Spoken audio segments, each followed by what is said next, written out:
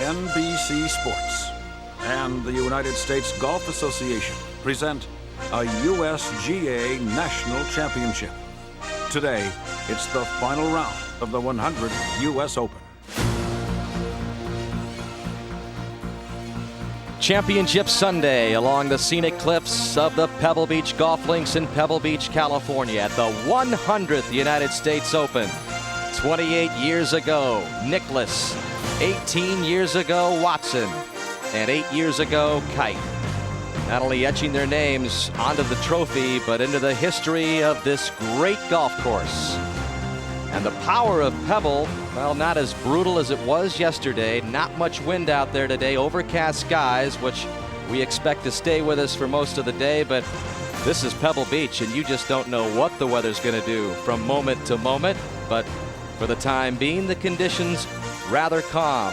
Winds 10 to 15 miles an hour as we check out the 100th U.S. Open leaderboard. And the man that sits atop it, 24-year-old Tiger Woods. 8 under par, a 10-shot lead, the biggest 54-hole lead in the history of this championship. He opened with a 65, followed it up with a 69, and then an even par round of 71 yesterday. The next best is Ernie Els, who shot a 68 to earn the right to play in the final group with Tiger Woods. Padraig Harrington at +3 along with Miguel Angel Jimenez. Phil Mickelson a shot back of that at +4.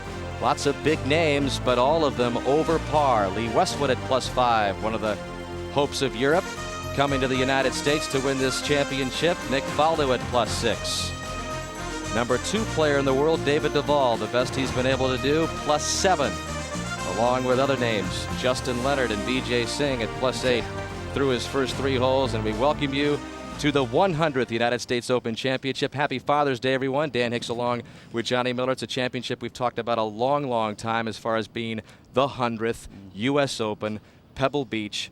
It has a very special ring to it, and here we are to decide the championship. Well, you know, obviously it's historic coming back here to Pebble with the 3 great champions that we showed earlier. But, you know, I'm looking at this championship, and it's so much Tigers. It's like all the other guns have had very poor showings. There's only 2 guys I see that have played great this week. It's Bobby Clampett and Tiger Woods. What about somebody coming back? Now, the largest comeback in U.S. Open history turned in by Arnold Palmer back in 1960, coming back from 7 shots behind. But this is Tiger Woods, and this is a lead that is 3 larger than that. Any type of scenario that you can paint here today that would prevent Tiger from being the next Open champion at Pebble? Well, you know, I'm not bragging, but I shot 63 when I won my Open. If Ernie Els were to shoot 63 today, you know, it's a possible, or 64, but he's got to come with one of the great rounds of his career. Yesterday might have been one with 68 and the heavy winds, but Ernie right out of the box has got to be like maybe 5 under after 6 or 7 holes, and Tiger maybe have a bad break or 2, but Tiger's stats are unbelievable right now. You look at these right now, fairways hit, he's 16th, but he's number 1 in driving distance at 300 yards off the tee, which is unbelievable. And then the greens and regulation, number 1. Birdies, number 1 with 17 birdies, and he's number 4 in putting. I mean, that's like, hey, those stats are incredible. Impressive. He's given us every shot in the bag, and if you've happened to have missed some of them, here's a quick look at what has happened in the first 3 rounds at Pebble Beach. Tiger Woods, a birdie at 7, a hole he's fallen in love with here, Johnny. He's birdied it every single round. It's just great. His putting has been really outstanding. And then also Thursday, his second at the par 4 13th. And maybe his nemesis the last couple years is the short irons. He takes a wedge here, punches it, watches one hop, stick. Made the birdie. And then maybe one of the more spectacular shots we've seen all week from the rough is third at the par 5 14th. He's trying to slip it under the tree without hitting it, hit it in the long grass, one hop it onto the green, roll it up there. He said, Danny, if he had 100 balls, he couldn't do it more than once, and that was it. Took the lead for the very first time in the championship. Lowest Open round ever at Pebble, a 65 after that first round. In the second round, we pick up maybe the second most impressive shot of the tour, maybe the best, a 7-iron from 200 yards up the hill at the par 5-6. And this is like one of those rumors that goes through all the professionals. Can you believe this guy from 200 yards hit it over that tree onto the green? Give me a break. Pull out the white flag. 2-putted there for a birdie, and then playing his last hole of the day, fog delayed this championship. This was the way he would sleep on his lead. Birdie at the 12th.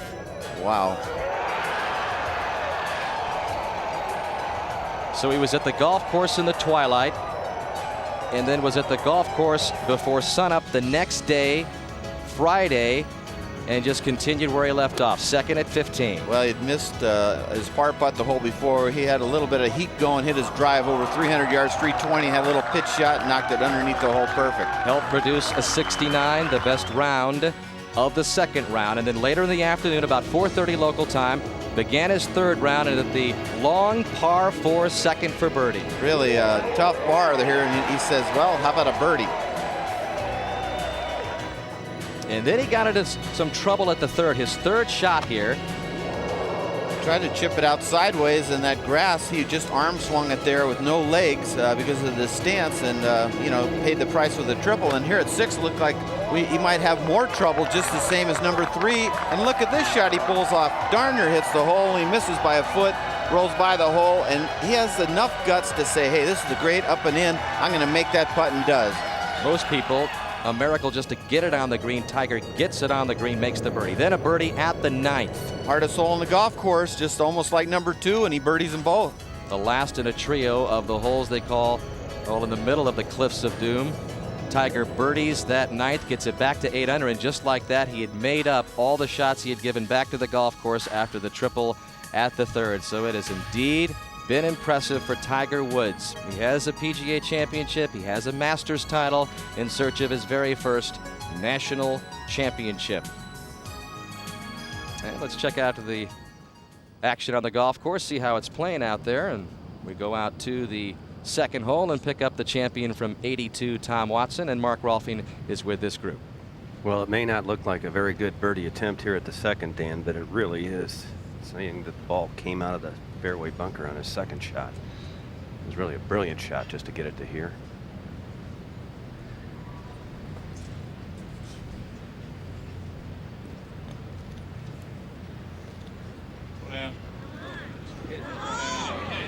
Well, that's a little bit too hard, but Johnny, these senior players have really bowed themselves very well this week. I'll say Dave Eichelberger making the cut, Kite, Watson, and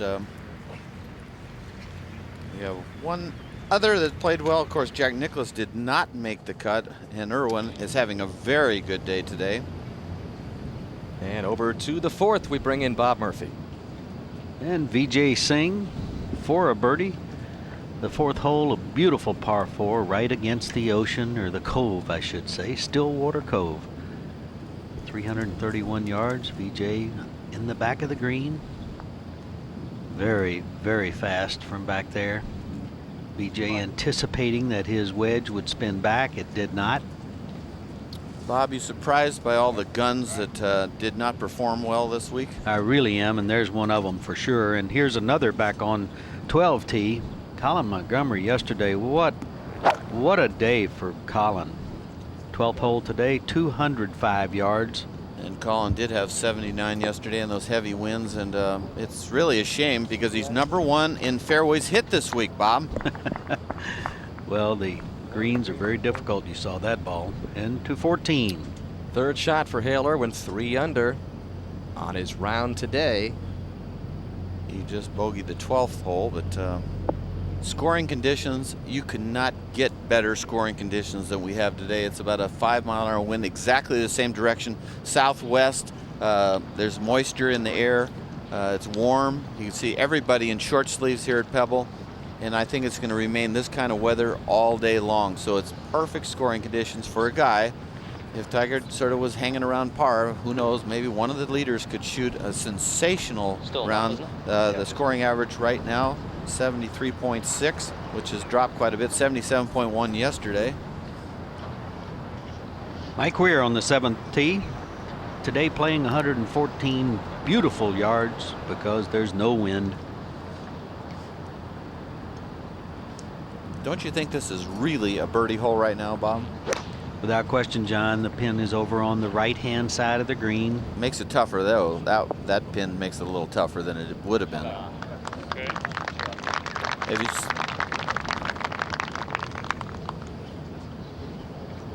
and you were saying Dave Eichelberger has played over 1,000 tournaments, huh, Bob? This is 1,002. Only 2 people in our game ever played more, Miller Barber and Gabe Brewer. Americans anyway. I don't know about guys like DiVincenzo or whatever. That's true. Ike, ever the player who works and works. That was an interesting little backswing. Trying to play a little bump left to right. Not bad. Ike said he thought he lasted because he just kept fighting. You know, he lost his game completely for a while. I mean, this man, he'd drive it 40 yards left, and the next tee he'd drive it 40 yards right. So pretty incredible to see the comeback that Dave Eichelberger made. He revamped his whole swing. He used to be real whippy at the top, a lot of down cock with his wrist, but now he's much simpler. Over at the second, Tom Watson trying to save his par. Pretty good stroke there. Watson, the champion from '82, pars the first 2 holes. Tiger Woods, a little less than 2 hours from now, 12:40 local time, tees it up in his bid to win an Open.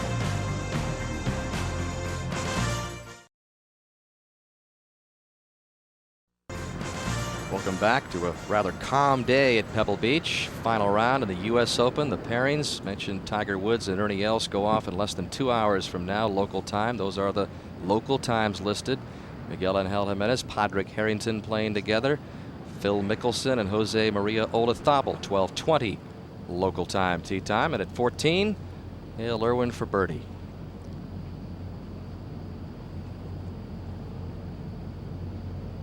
See how fast those greens are running. Got to be close to 12 now.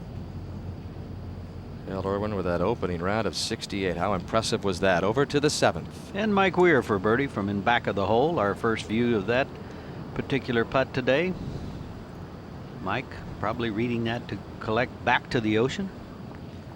And up at 12, this is Monty's par putt, so his troubles continue. He just hit it through the green and another lip out. And he's certainly a disappointed man. Really liked the setup here. Well, speaking of the setup, Murph, if you've ever had a chance to play a golf course set up for a U.S. Open championship, the fairway height 3/8 of an inch, and the intermediate rough, Johnny, and it gets a little thicker than that. And then the primary cut, which is what you guys have seen watching the championship this week, is at least 4. It's in spots even higher than that, almost up to 6.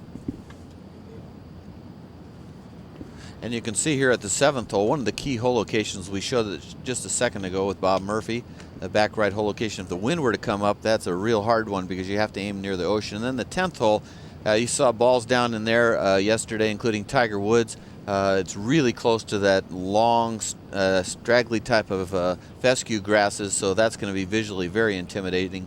And then 17, you can see how long of a carry from behind the road the players have here at 215-yard 17th hole, and it's just over the bunker, so that's a hard pin, especially with the green as hard as a rock. And then here at 18, a traditional hole location. Watson, of course, made birdie here to beat Jack by 2 in 82, and you can see that bunker really comes into play, and especially the pine tree. If you hit it down the right side or the right rough, you can't hardly get to that hole location. You only know how difficult it is if you've had a chance to play a course set up for a U.S. Open. Most of you probably haven't. Bob Murphy and Gary Koch have, and now provide us with some of their keen insight. Thanks, Dan. You viewers at home probably have played on some golf courses where you thought the greens were firm and fast, but this is the U.S. Open. Well, Murph, I'm sure they've probably played out of some rough they thought was pretty long and pretty tough. They've never seen anything quite like this. And the other problem is because the greens at Pebble are so small that when you land and the ball pitches as far as it does and then rolls, you're going to go through a lot of greens. Let me illustrate by just pitching this ball out of my hand onto the green and watch as it goes down the green. That's so firm, I heard it land. And that was just a toss. Let's talk about the rough. Yeah, Oh, how's my. that, huh? 4.5 inches of this super tough ryegrass, so strong, so gnarly, it has embarrassed some of the best players in the world as they've tried to play little shots around the greens. So, you know, it's not surprising with Tiger Woods being 8 under par and with these tough conditions that he's got such a large lead. Back to you, Dan. Okay, Gary, and the rest of our broadcast crew on the fairways: Roger Maltby, Mark Rolfing, Ed Sneed. A lot of local knowledge between our group. Jimmy Roberts conducting the interviews, providing us with the features as well, and Executive Director of the USGA, David Fay, has been with us all championship week. Tom Watson now. Mark Rolfing. Third shot at the par 4 third. And a good effort there.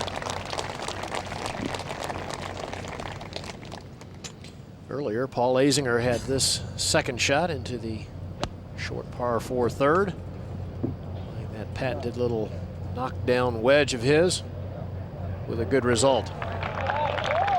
Johnny Miller said earlier the green's somewhat receptive early today. A little moisture in the air. We'll go over to 12. And Mark O'Meara set to play here, Ed Sneed. Quite a different hole today, Murph, from yesterday with that 25, 30 mile an hour wind blowing. 205 yards today. Flag stick right behind the bunker on the left. Mark going with no more than a 5-iron probably. Very strong iron player. Do you still have to hit it through the opening to stop it on the green? Well, it's kind of hard to, I think, well, there's your answer right there. Mark barely carried on the right side and bounced to the back. So I would imagine as the day goes on, you're just going to have to land short if you're going to stop it. You see the expression on his face. I mean, he knows he hit a shot as well as he can play it, and the golf ball is not on the green. Yeah, it hit that downslope, didn't it? Back to 3. And the birdie putt for Paul Azinger. Putt that should move ever so slightly right.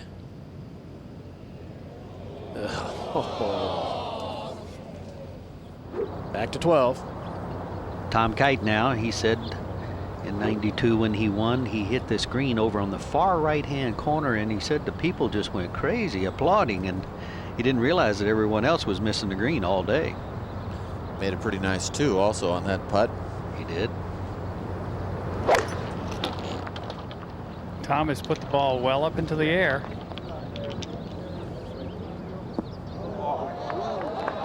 This one will stay on the green. He actually landed in the intermediate cut of the fringe rough there. That's probably the best shot you're going to see all day, Murph. Well, that was within 2 feet of where it needs to be. Over to 10. Well, here at the long par 4, this is the third shot of Hal Sutton. Drove it in the left fairway bunker, trying to play a little bump and run from about 20 yards short of the green. And that is pretty well executed. That's an area of Hal's game that has improved dramatically. Back at the third, Tom Watson putt for a par. And safely in. So we are early in our final round coverage of the 100th United States Open Championship here at Pebble Beach Golf Links.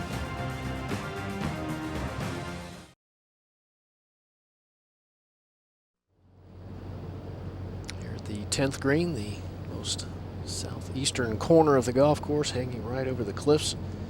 Hal Sutton with his putt for a par. 2 under for the day. What a difference a day makes. A good save yesterday. Sutton with an 83, 12 over par, his highest score ever in the U.S. Open. We go over to 12. And this just a moment ago, Mark O'Meara from the back intermediate cut of the rough. Nice low chip and run. Wow. Everything but down. And now live to Tom Kite for his birdie. Yesterday we didn't see a birdie until Lee Janzen holed it out of the bunker. And it was the only birdie all day yesterday. Oh. Have you seen anyone this close, Murph? No, absolutely not. That shot worked out absolutely just as he wished. To 15. Third shot for Hale Irwin. Drive in the right-hand rough. Second to here. Virtually an impossible shot. Landing it on the downslope. That ball will race a good 35 feet plus from the hole. Certain places here at Pebble you just cannot be. To 4. Tom Watson like the other champions here at Pebble Beach, loves this golf course. We talked about it a little bit yesterday when he was at Stanford. He used to get up early in the morning, once or twice a week, drive down to Pebble Beach. He'd be on the road by 5 o'clock, pick up some donuts, I could just see glass him, of milk see him on his saying, way to the golf course. psychology class or Pebble? Let me think. 15, Irwin's par putt up the hill, very slow putt. Almost impossible to hit it firmly enough. You guys, I mean, sure, Watson, it must have been the weekend when he came down here, don't you think? I mean, he got his degree in psychology at Stanford. They probably gave the professor a putting tip. So Hale Irwin makes a bogey 5 at 15. He'll drop back to 2 under for the day. We'll go over to 4. Well, without question, that degree in psychology would help you get around this golf course, Mark. Sure will. And both Tom Watson and Paul Azinger, Murph, hit drivers off this tee. Watson's got 79 yards to the hole, Azinger 70. Got a Now look USGA at this. We official or have somebody that's forgot that Tom's hitting. Where in the world is he going? Believe it's one of the marshals up there. But he's happy. He's got a real good view, I'll tell you that. Watson now from 79 yards. Parred the first 3 holes, actually saved a couple of good pars. Absolutely terrific with this club in this distance. I told it. Right distance, wrong direction. 1982, Pebble Beach, the U.S. Open. It featured one of the greatest finishes in major championship history and involved 2 of the game's all-time greats. Tom Watson arrived at the 17th tee in that final round, tied for the lead with Jack Nicklaus, who was in the clubhouse, hoping his round of 69 would be good enough to secure his record 5th Open title. I hit a 2-iron off the tee at 17, and I hooked it, and I didn't know where the ball was, and I ended up walking up to the green, really not thinking I was going to have a very good shot, and in fact I didn't have a very good shot. He was disgusted with that shot. We walked off the tee, and he kind of tossed me the club, and he said, "That's dead." Jack Whitaker was interviewing me on the 18th green and just congratulating me on my 5th Open Championship right after Watson hit his tee shot. Because it was quite obvious that there was no way in the world that anybody could get it up and down from where he was. So as we walked up on the green, as we walked around the corner of the bunker, I could see the ball. And I said, we can work with this. And it seemed like once he saw the ball as well, his spirits were raised slightly. That was a shot that I'd practiced all week in the practice rounds, that type of shot, because when Bruce put the bag down, he said, "Get it close." And I said, "Get it close, hell, I'm going to sink it."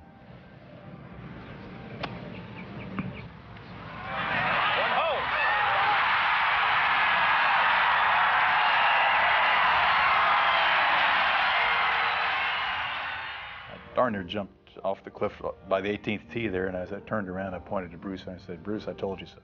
Probably about 2 feet from the hole, you could see it breaking right into the middle of the hole. And he cocked his head slightly, and he said, "I told you so." And it went in, and he ran across the green, and then turned around and pointed at me accusingly, like he had just caught me smoking in high school in the men's room. Is the way I always felt that moment was. And he said, "I told you so, I told you so." And I thought, let's just get out of here and par the last hole and win.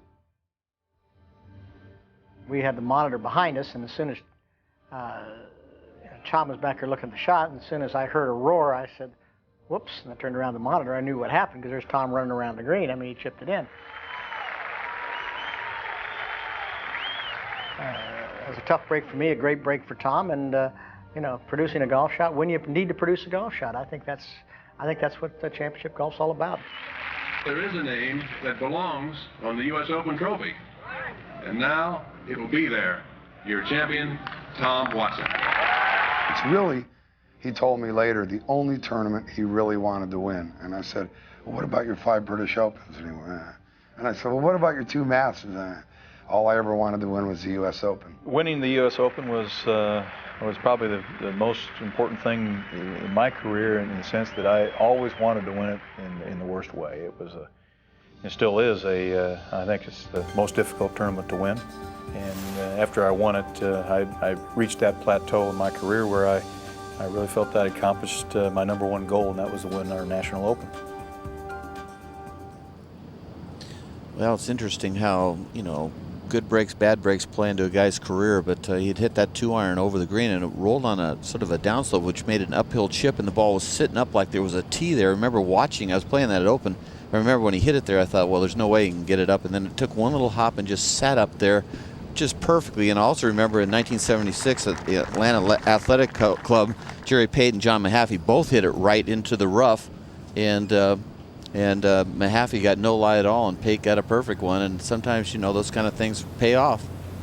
To 13. And Tom Kite from the fairway. Tom from just 133 yards. Firm 9-iron. And that's what we'll see a lot of today. You cannot land the ball short of this green and bounce on. You must land it on the green. It just will not pitch forward. To 14. Sergio Garcia, this tricky little third to the par 5.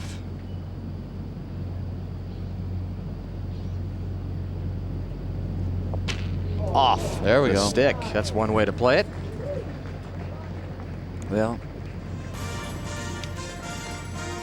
Well, how important winning the Open to Tom Watson. It had always been the tournament that his father wanted him to win, and on this Father's Day, it's most appropriate to point out that Tom's father could name every U.S. Open champion. He would often quiz Tom, say, do you know all the champions of the Open? And Tom would later say, I never got them all.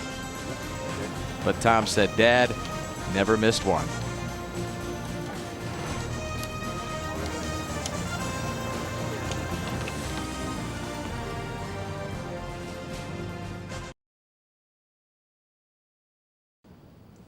Welcome back to Pebble Beach as we pan over from Stillwater Cove to the tee at the par 3 5th.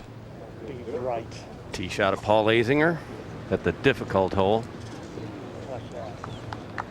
Just had a conversation with Paul on the tee, Johnny, about Payne Stewart. It has been a very tough week for him. Obviously, the memory of his great friend probably weighing on his mind more than any other player in the field.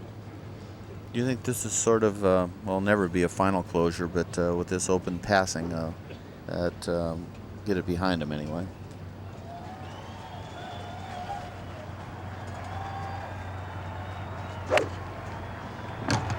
Watson now with his tee shot, and boy, is this hole playing differently than it did yesterday. Just picked it off that tee, but he blocked it right, and that's down that hill. We saw a couple guys try to hit it from there. Colin Montgomery was one. Colin Montgomery. And that's not where he wanted it, obviously. And back to Tom Kite at 13 for his par.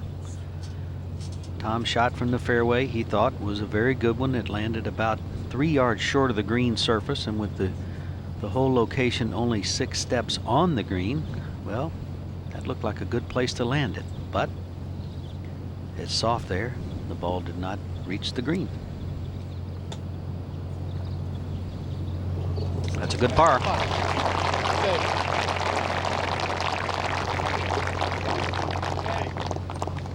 And to 18. Second shot for Brandel Chambly to this par 5. You see he has had a difficult week at Pebble. Sort of playing a high cut shot. That must have started out right over the ocean, working a right around that bunker. You got to be kidding me. That is a gutsy shot. Well, getting on in 2 at Pebble's par 5 18th is a pretty good way of taking some of the sting out of all those shots you've been giving it all week.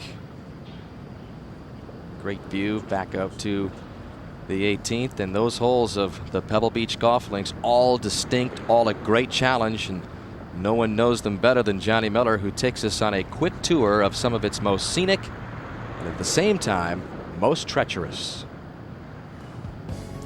The second hole is a par 4, 484 yards, the 4th longest par 4 in U.S. Open history. It's always played as a 5 par before. You need to hit it straight off the tee. You can see the 3 bunkers on the right. They're really in play. If you can hit it in the shaded area, you don't have to worry about this cross bunker. If you hit it in the rough, watch out. This cross bunker is deep and long rough around it.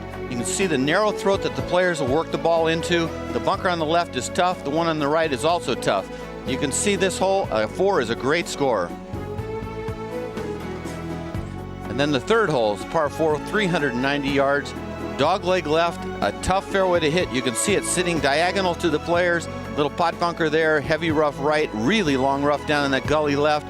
A lot of players will hit an iron just short of that shaded area. If you hit a 3-wood and you get it down there and go into this green with a wedge, you can make birdie, but it's a very small target again. Deep bunkers left and right. In 1977, Lanny Watkins in the PGA Championship makes this great putt to beat Gene Littler and get his only major championship victory.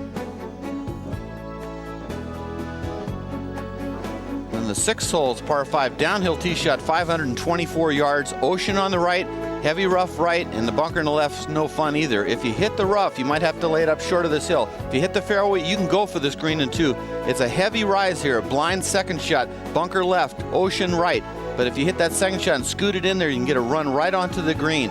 That bunker on the right and the left aren't too much trouble. This is a birdie hole with a chance for eagle if you play 2 great shots. Gil Morgan in his second shot at 6 during the final round of the 1992 U.S. Open. He was leader for the first 3 rounds. He would hit the shot to the right, make double bogey, 7, and lose the championship. And then the 7th hole, the world famous short par 3. Can play 100 yards or just over 100 yards, a downhill shot. You can see the cliffs on the right, ocean on the right and long. Hole location today is the toughest, back right. All these bunkers are in play. If you're smart, you just get it on the green. In 1992, Tom Kite, in heavy wind, bailed left, worrying about the ocean maybe, and came up with a good lie, hit a perfect pitch shot. He's saying, hit it. It hits it, Tom. That was the pivotal shot that won him his only major championship.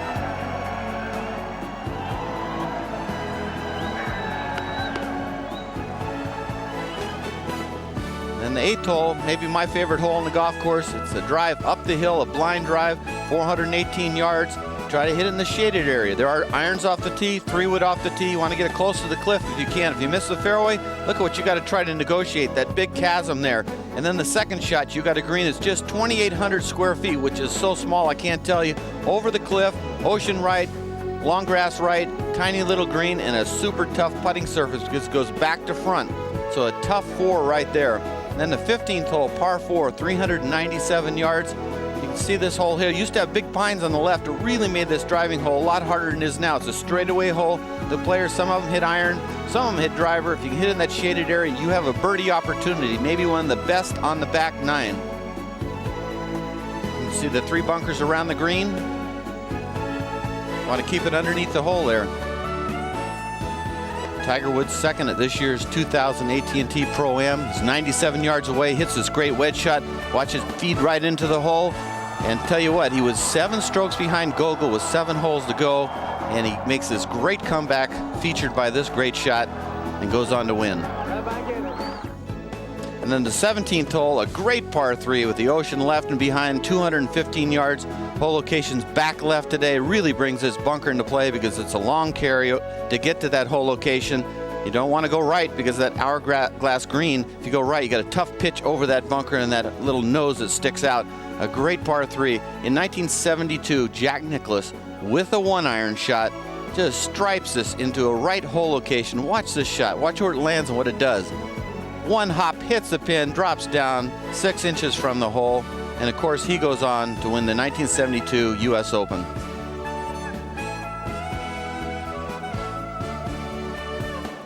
And then in 1982, Tom Watson hits a 2-iron left, walks onto the green. It's sitting up perfectly. He tells Bruce Edwards, I'm going to knock it in the hole. And he does. For his greatest victory, by his own words, to win the national championship, beating Jack Nicklaus by 2 shots.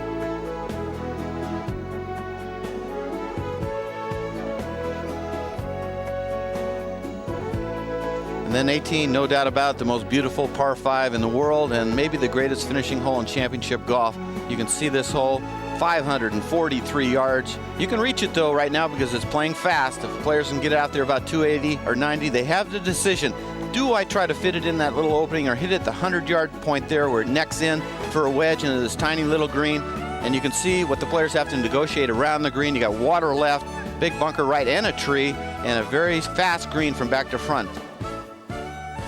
Hale Irwin in the 1984 Bing Crosby Pro-Am. He duck hooks this drive right into the rocks. He needs a birdie to tie Jim Nelford to get in the playoff. It ricochets off the rocks. He lays it up, hits the pin with his third shot, makes the birdie putt, and goes on to win the Bing Crosby.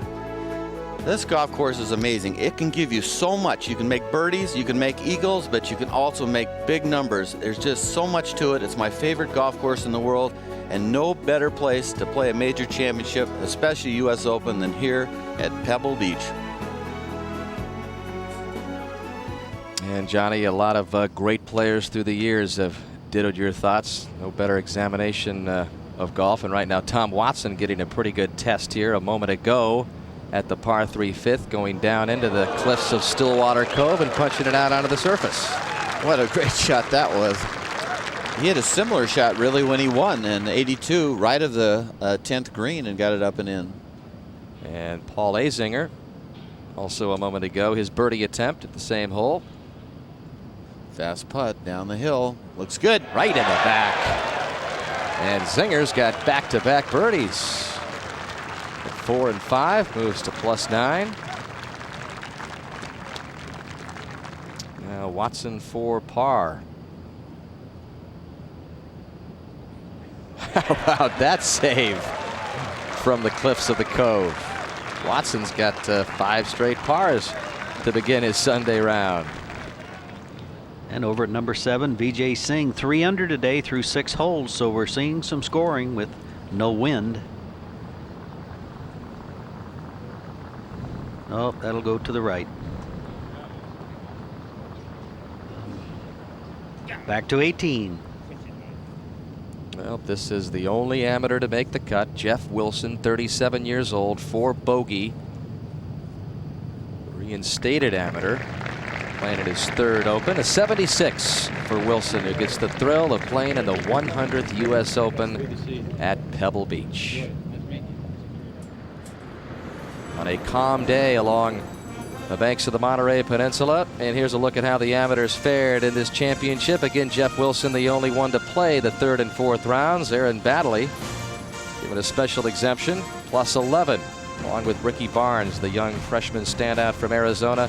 They all missed the cut, but they all had that once-in-a-lifetime experience, including the reigning U.S. Amateur champion David Gossett, who wrapped up his championship here last year at Pebble Beach, got to play it again in an Open.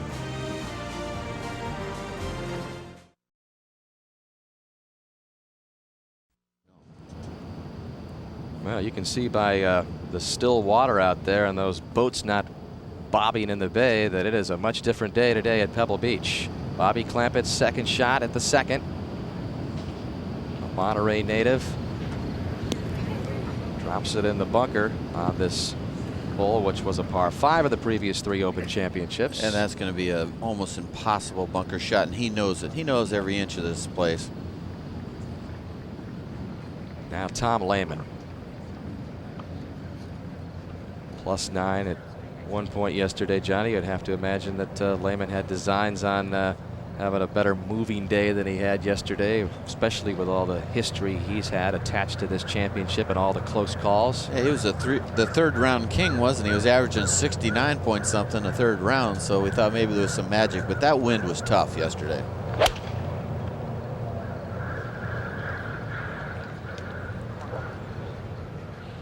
That's a good one. That'll feed off that hill there and keep it right underneath the hole. Give him a chance for a rare 3. Which would have been an eagle with the par 5. They played it that way in the 3 previous times here.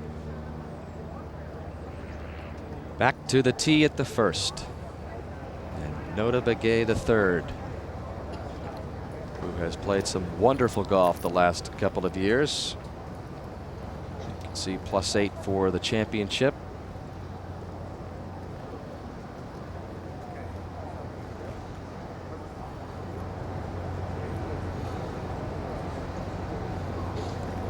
A lot of chase move in his swing. A little unorthodox backswing, but a beautiful downswing. The only full-blooded Native American playing the PGA Tour. Stanford boy, Tiger Woods' teammate. Smart guy. I was there in Reno, Johnny, when he won for the very first time. He's won twice on the PGA Tour, and it's appropriate to bring up at this time that the USGA's charitable arm, the USGA Foundation, awards millions of dollars each year in an effort designed to grow the game of golf, particularly among the minorities, the economically disadvantaged, and the disabled. And one area the foundation is focusing on is developing the game in Native American communities.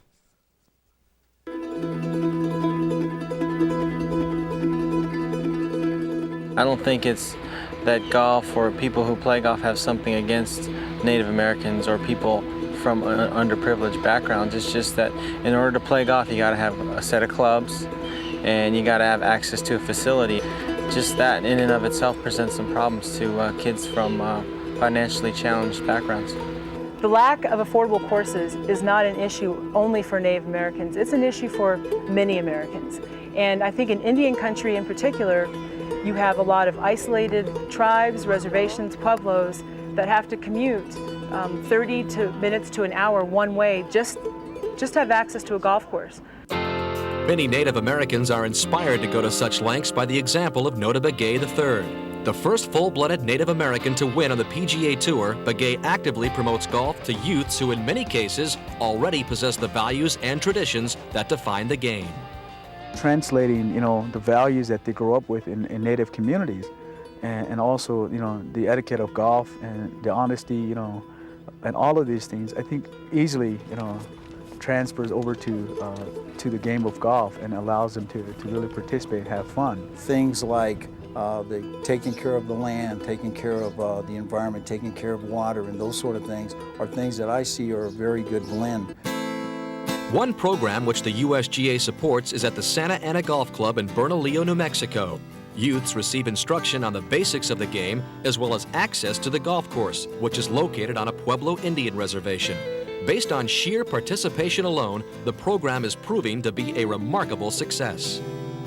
When Santa Ana first opened its doors to the public in 1991, we had one tribal member that played golf. Today there are approximately 650 tribal members, of which over 400 have played golf.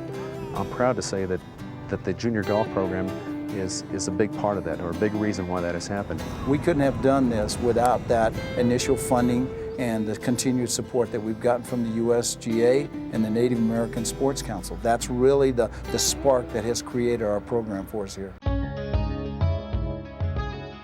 Just the discipline in reference to the game, I think, helps a lot of these kids in relation to when they get a job or when they have to go off the reservation to do other activities. I think that's a benefit as far as what golf has given back to the children. When they get out there and try it for the first time and they get it airborne, this is something they have never experienced before. They're completely blown away by it, but they're also captured. You've planted the seed. It's just a matter of watering it. The USGA brings a certain sense of credibility and a great reputation. For us to have that backing and that confidence going into this endeavor, I think ensures a certain amount of success for us.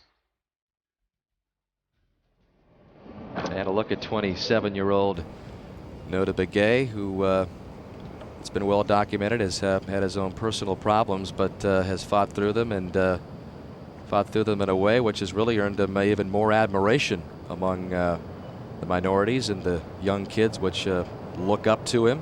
Now playing his second shot at the par 4 first. Three-time All-American and a member of Stanford's '94 NCAA championship team, and Tiger joined the team the following year. Plays golf almost in a spiritual way. He shot 59 before 62 in an NCAA tournament. When he gets it going, he almost believes it's sort of getting in harmony with nature and with the whole day, and it's a very interesting attitude he has, and a real interesting person, actually, Notah. Won twice last year, Notah Begay did. Followed up the win in Reno with a win at Kings Mill. And we're happy to have with us the 56th president of the United States Golf Association, Mr. Trey Holland, elected to his first of 2 one-year terms in January. I know you're a physician by trade, and you have talked about this post as being more of a hobby, but pretty nice hobby to have here at Pebble Beach in your first Open as the president. Congratulations, first of all. Thank you, Dan. It's a pleasure to be here. Well, you know, you got a voice like my anchor. I don't know if you know it. You got a future in this job, but it's pretty nice being here at Pebble, isn't it? As your first during your president reign.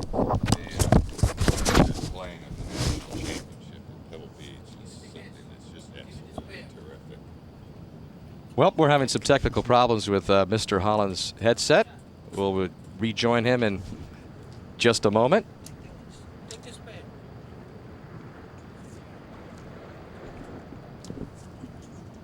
And we resume now the conversation with Trey Holland. Nothing like joining us in the 18th tower for the first time and having some technical difficulties, huh?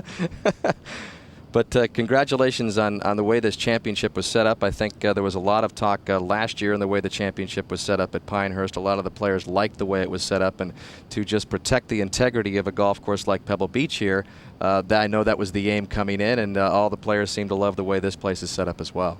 I think that's exactly right. They have the opportunity now to be very creative with their shot making. Hitting the ball into the rough is not simply just to hack it out and carry on, and I think that they appreciate that. It gives them a little bit better examination, Dan. Let's talk a little bit more about the foundation that we just saw. I know that is very close to you. You were had a large part in creating it.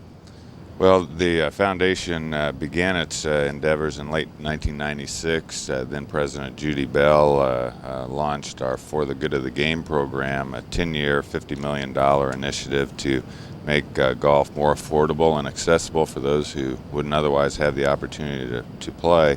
And the program has just exploded, and it's become much more successful than we could have really ever imagined when we began it 3.5 years ago. And as you look to the future in golf beyond this millennium, what are the most important goals? What are the most important things you have to keep in mind as the president of the USGA? What do you want to see most happen in your tenure, perhaps? Well, I think that we would love to see this philanthropic endeavor go forward, because we've come to realize that apart from providing affordable access to those who wouldn't otherwise be able to play the game, we really feel that we can use golf as a vehicle to change individuals' lives and society in general.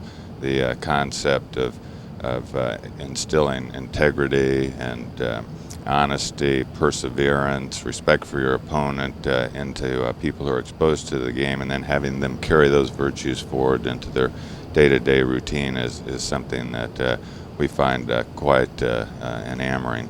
I think also we would hope that the access to the game will be something that we'll be able to continue on a long-term basis for those individuals as well. Well, thanks for coming up, Trey, and I know a couple of gentlemen who will be instrumental in providing more access to minorities. Tiger Woods, who leads this championship by 10 shots, as well as the man we're watching again right now, Notah Begay III, for birdie at the first. Trey, thanks again for coming up.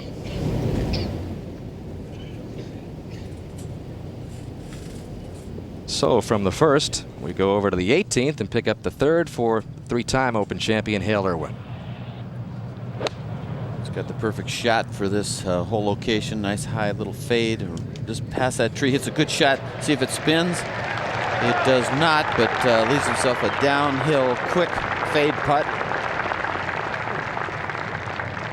And over to the second.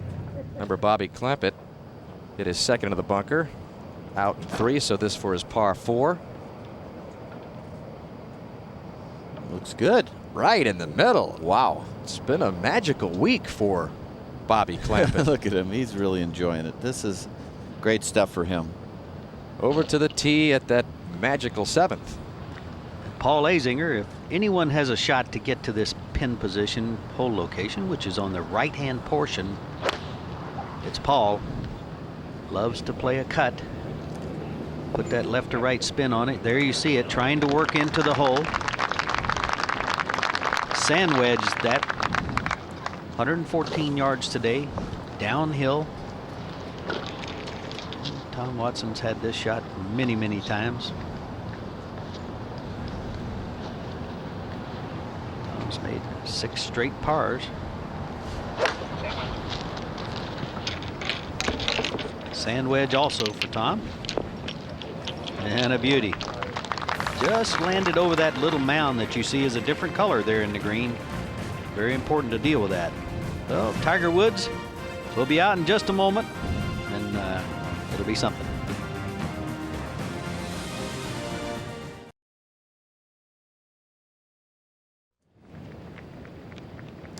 Welcome back to Pebble Beach in the wondrous 7th hole. What a par 3. Down the hill, Paul Azinger just missed his birdie putt.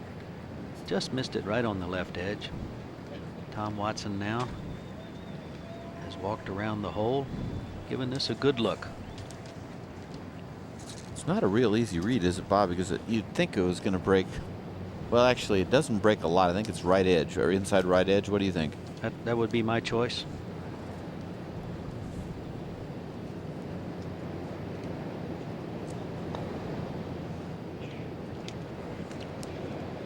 And it appeared that Tom did in fact start it inside the right.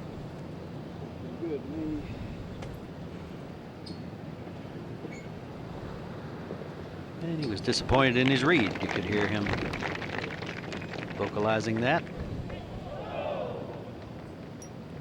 And we'll go forward to 18. And Hale Irwin, this is a birdie attempt. This is almost identical to the putt that Tom Watson made in '82. And it's very fast, and probably Hale watched the replays and knew it and just babied it down there, but pretty good round, huh? 10 years ago at age 45, became the oldest champion ever at Medina. And look at that score in the final round, a 69, and that first round 68 was so impressive as well. He can play. These senior guys can flat play. There's no doubt about it. A lot of people think, oh, it's a front tees, easy pin placements. These guys can play golf. To the tee at 8. Par 4, 418-yard scenic hole. There's that rock that the players aim over.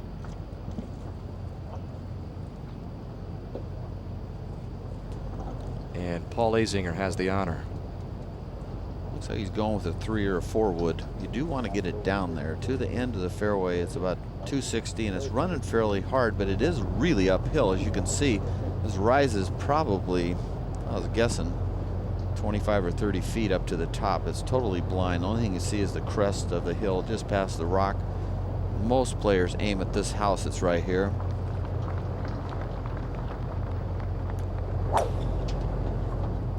Main thing is to get it in the fairway, huh, Dan? Because if you miss the fairway, then you got a really quite a amazing decision whether you just lay it up 20 yards or try to get over that deep chasm. I mean, there's so many decisions on this golf course, Johnny, but that may turn out to be, in most people's rounds, the most important decision if you do miss the fairway at this hole.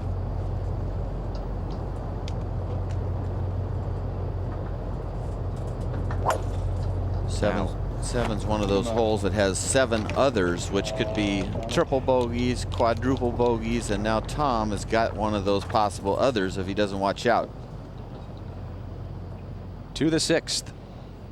And here at the par 5, Craig Perry playing his 3rd shot a moment ago from out of the rough. Boom! That's one way to get it to stop on these firm greens. Perry would have a nice effort for a birdie to get to 1 under for the round. Okay, well done. So we're seeing some players make some birdies early. Pebble at the 3rd, Bobby Clampett. Another lengthy par putt. Johnny drove it in the rough, 2nd short of the green. Pitch shot caught this false front, tried to trickle back.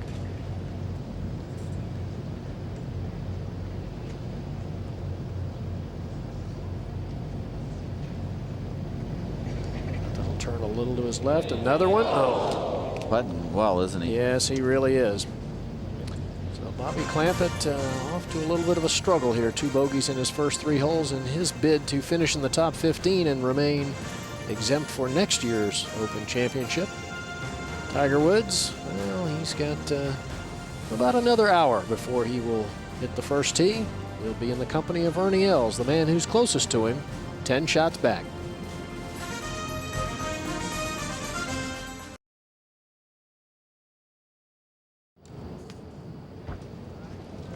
Well, the man has arrived on the grounds. Tiger Woods with a 10-shot lead, the only player under par in this championship. And just about exactly an hour away from his tee time, Tiger will be playing, of course, with Ernie Els, two-time U.S. Open champion, who will be hoping that Tiger gives some back to the golf course today, and that Ernie Els, in these calm conditions, Johnny, can shoot a low number. Well, Ernie would have to shoot 64 about to have a chance, and that put Tiger, what, 74 or something, so it's not impossible. On the tee at the first, Fred Couples, who has fired a couple of 75s after opening up with a 1-under round of 70. 75, not a bad score at all during yesterday's brutal conditions. +7 for the championship. To 16. And the second shot for Tom Kite at the 403-yard par4. Players hit down to the green on the second shot. Hole today cut in the back left portion of the green. And there's a firm surface. That will leave a very fast putt. Back to 9. Second shot, ball below his feet on the first cut for Vijay Singh. A very long tee shot, just a short iron on this hole. It's one of the longest drives I've seen, and it gives him a chance to knock it close. Even hitting the downslope had so much spin on it that it shot it forward and still broke and put it right underneath the hole for a straight in putt. And back over to 16. Mark O'Meara, second shot. Ideal hole location for his natural ball flight, which is right to left.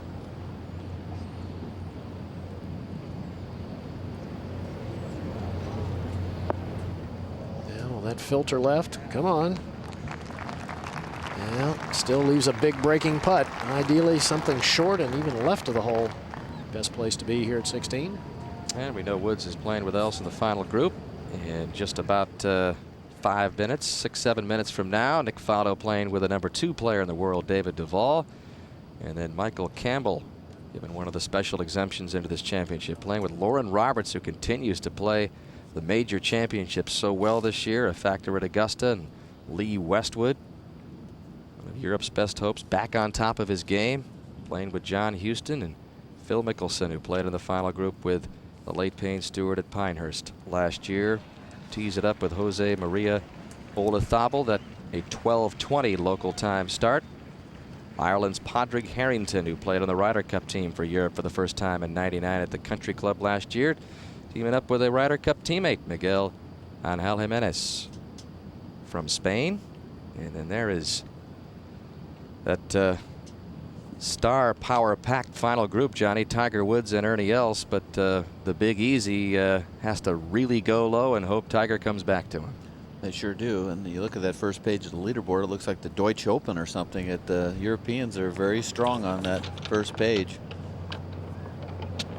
Back up to the cliffs of the 8th, and Tom Watson with that huge grandstand ringing around the green, his second. Wow. Ooh. Tom's making an adventure out of it. At 5th hole, he was down the bank by the beach, makes an unbelievable par, and then here he goes with that little fairway wood of his and gets it over the cliff anyway, but long rough. You've talked about it, Johnny. Yesterday, there are so many nightmarish places to put the golf ball at Pebble. It is a course that gives you a lot of birdies, but it also gives you a lot of others if you don't watch out. And this course is Paul Azinger going into this great second shot, just 2,800 square foot green, and see what he's got. He acted like he didn't like it. Wow. Nothing not to like about that.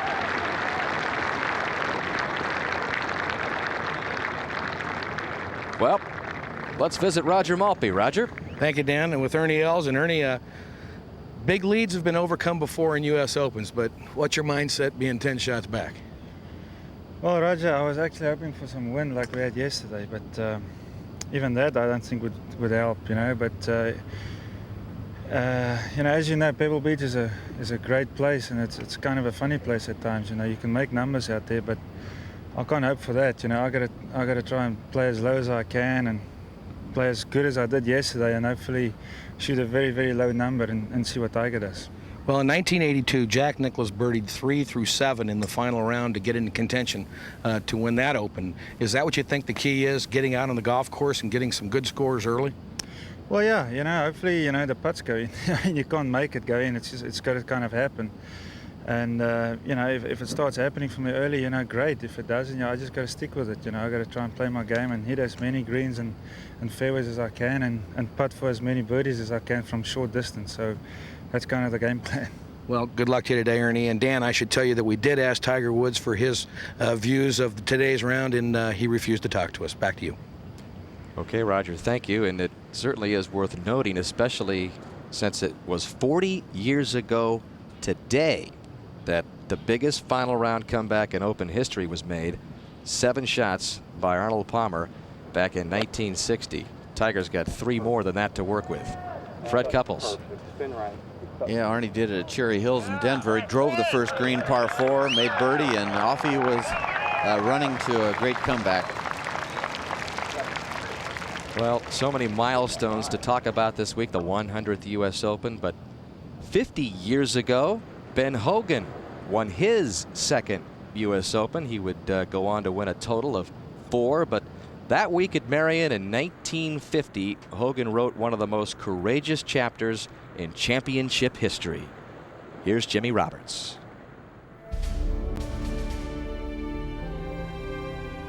To have their names here, some men will work a golfing lifetime, but no mere inscription could possibly tell all that need be said about the 1950 U.S. Open. The story really begins the year before. Ben Hogan was just coming into his own, having seemingly gotten control of his once uncontrollable hook. He won his 3rd major in '48 and started 1949 by taking 2 of the first 4 events. But on February 1st, at 8:30 in the evening on Highway 80 just outside of Van Horn, Texas, whatever was good and promising about this new year for Hogan instantly turned otherwise. His car collided head-on with a Greyhound bus and left the defending U.S. Open champion near dead. He had dived in front of his wife at impact, hoping to save her life. Valerie Hogan was fine. Ben was not. Broken collarbone, snapped left ankle, mangled left leg, broken pelvis, fractured rib, not to mention the various internal injuries. He spent 2 months in a hospital bed. A pulmonary embolism nearly took his life. Yet 11 months later, he entered competition again, losing to Sam Snead in a dramatic playoff at the LA Open. And just a year and a half after almost dying on a foggy stretch of Texas road, Ben Hogan was back in contention as the U.S. Open was staged at Merion.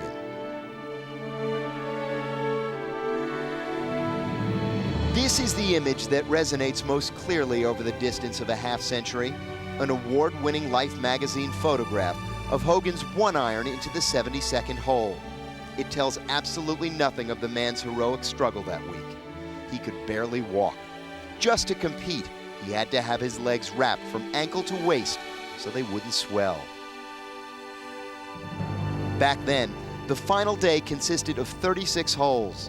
After only 13, he almost quit in pain.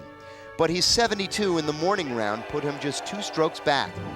By the afternoon's final 9, he could no longer bend down to retrieve his own golf ball from the hole.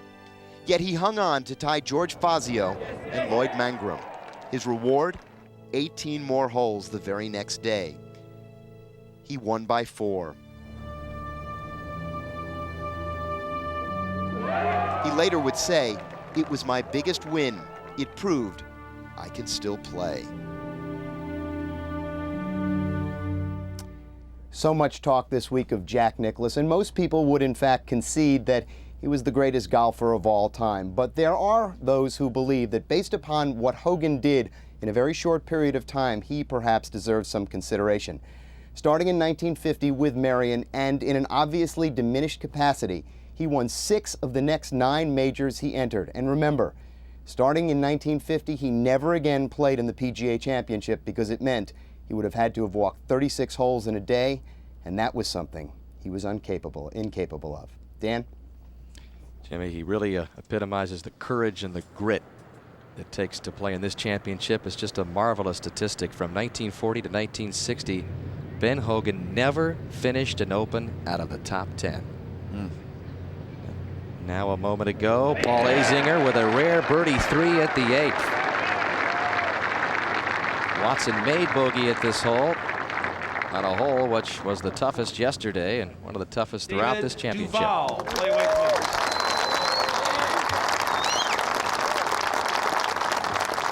Well, the quest for a major championship continues for this talented man. David Duval begins his day at +7. Rounds of 75, 71, 74.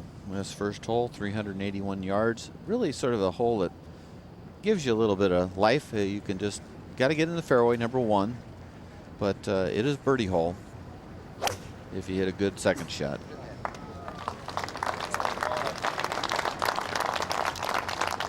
Tie for 7th the last 2 years in the U.S. Open.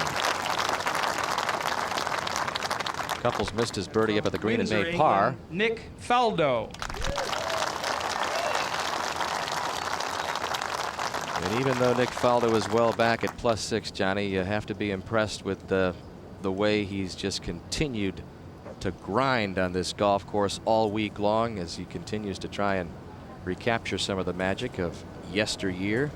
Pretty amazing stat. He came into the week 160th in putts per round on the tour, and through 3 rounds in this championship, he's number 1 with an average of 24.67 putts a round. So he is just, I don't know what's happened. How do you explain that? Yeah, on tough greens. Well, maybe he's turned a corner. Well, Pebble makes strange things happen at times. At 18, Sergio Garcia for eagle. We've already seen 1 eagle in this championship. He got a huge round of applause for that second shot. He's very popular. At 18, the only eagle coming from Lee Westwood, and the only eagle ever produced at 18 in a U.S. Open. Even though Jack Nicklaus made us think about it even more when he got it on 2 on Friday in his final U.S. Open round. Probably his final U.S. Open round. Well, if you look at the Open rotation, there's almost no 5 pars on an 18th hole besides Pebble. Yeah. Baltusrol, we're coming to, and possibly down the rotation line, but that one had it. Nicklaus made a great 4 there when he won. Well, perhaps there'll be another day for the young 20-year-old Spaniard, Sergio Garcia, in a U.S. Open. He's just completed his first round of 72 plus 15. 100th edition of the United States Open Championship from Pebble Beach. Lots of rounds way over par, only 1 under, and he's 8 under.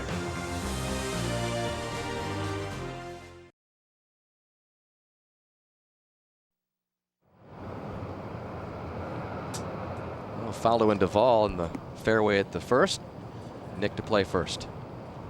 2 great birdie opportunities after terrific tee shots. Full location back right. 163 yards. Okay. Keep it a little left, let it feed in there. The only thing is you think you want to go left, but that makes for a large breaking putt from left to right. Ahead to the 15th. Hal Sutton has a putt for birdie 3. Up the hill, moving right, slow putt. Sutton, a nice round going though. 2 birdies, no bogeys. Back to the first. And Duval, I mentioned earlier, still in search of his first major championship, but even more surprising, in search of his first win since April of last year. 162 left. See if he takes dead aim. You think you want to go left because you don't want to miss it right. But this is a birdie opportunity, and if you're way behind, you got to go at the hole. That's all there is to it.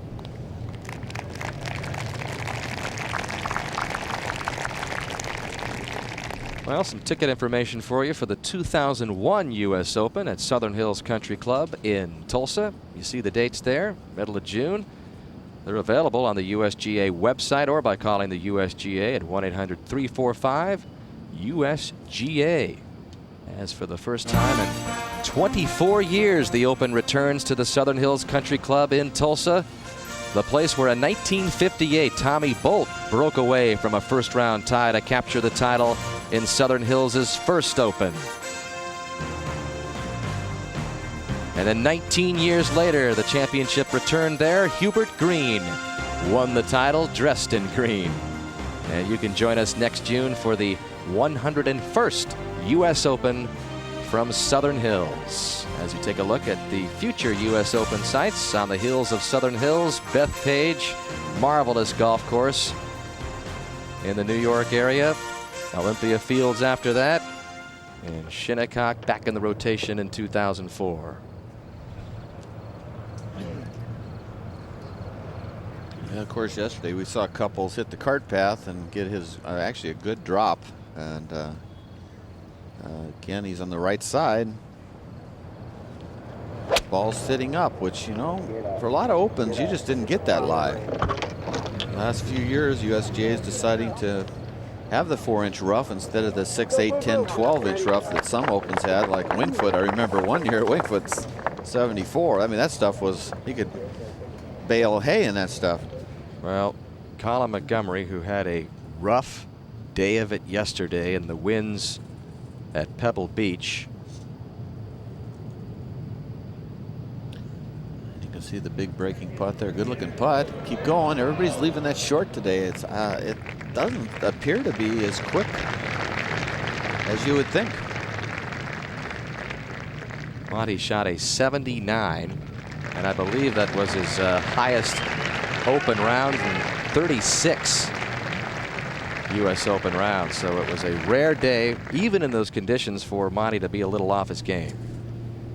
Back over to the first. You can see that brow, the way the green's cut. It sticks out, it pokes out into the green, and of course it has an influence right where his ball is, so it'll shoot the ball right farther than you might feel. So it's got quite a break from left to right. It was a very safe second shot. I think you just want to get your feet on the ground. Some guys, you know, even though this is a birdie hole, might just keep it left and two putt and get going. See, it's starting to go right now. Would have been right of the hole if he hit it, but that's not the putt. You want to leave yourself as a 3 or 4 footer with a slice break. 3 British Open titles, the 3 Masters jackets. His closest he came to winning this championship back in '88 when he lost in that playoff to Curtis Strange. Also tied for 3rd in that Open at Medina when Hale Irwin high-fived his way around to get into a playoff with Mike Donald. And he tied for 4th back here in '92 at Pebble Beach. So Mick Follow has had his close Open finishes, but not quite there. And David Duval continues to search for his first major championship of any kind. Johnny, you know, you talk about trying to leave the ball below the hole. There's not much room on this hole today to leave yourself an uphill putt. So far on the right side there. This moves right all the way. This one should move right all the way. He's putting more downhill than Nick, so he has to be a little more careful with this putt.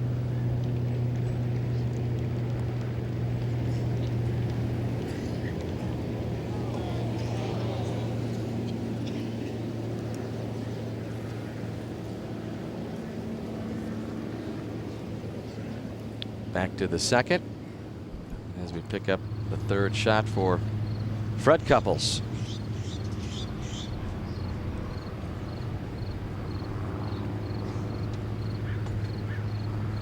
You can see came up short of the green from the right rough. And again, there's a little influence off this nose of the green that sticks out here from that cut.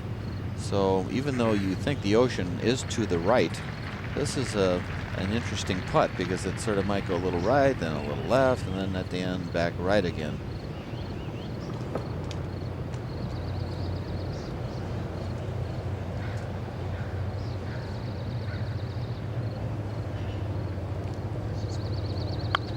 There's a little right, now a little left.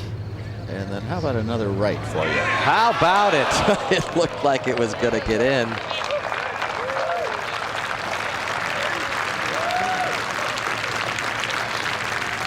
Faldo tapped in for his par at the first. And we'll go to the 18th as Tom Kite is giving it a go in 2 here. Oh. I whiffed it. Said I whiffed it. Get hard. Get hard. That's a pretty good whiff, Tom. There's a lot of people out there like to whiff it like that. That's what talking to it can do. He got it over there. And now Tiger Woods getting some last-second fine-tuning from his coach, Butch Harmon. Just about 40 minutes left until Tiger takes to the tee with Ernie Els.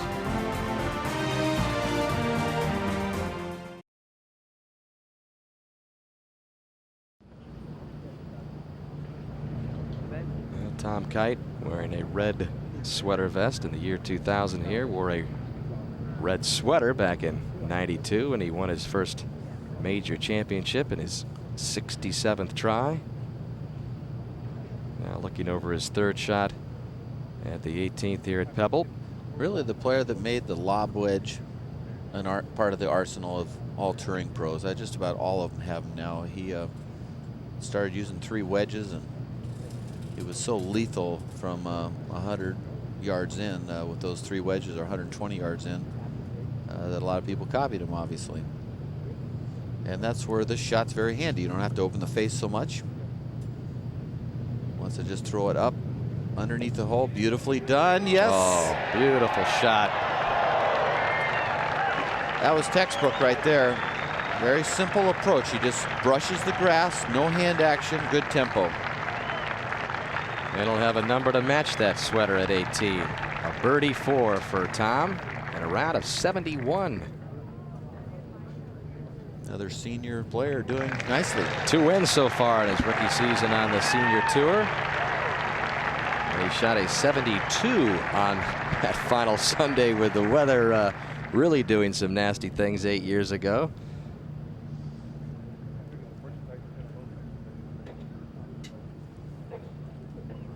And there is Mark O'Meara in that bunker. This will be the 4th shot for him. This is not an easy bunker shot. He'd have to land it in the intermediate cut. And I'm not sure what he did there. That just came out low.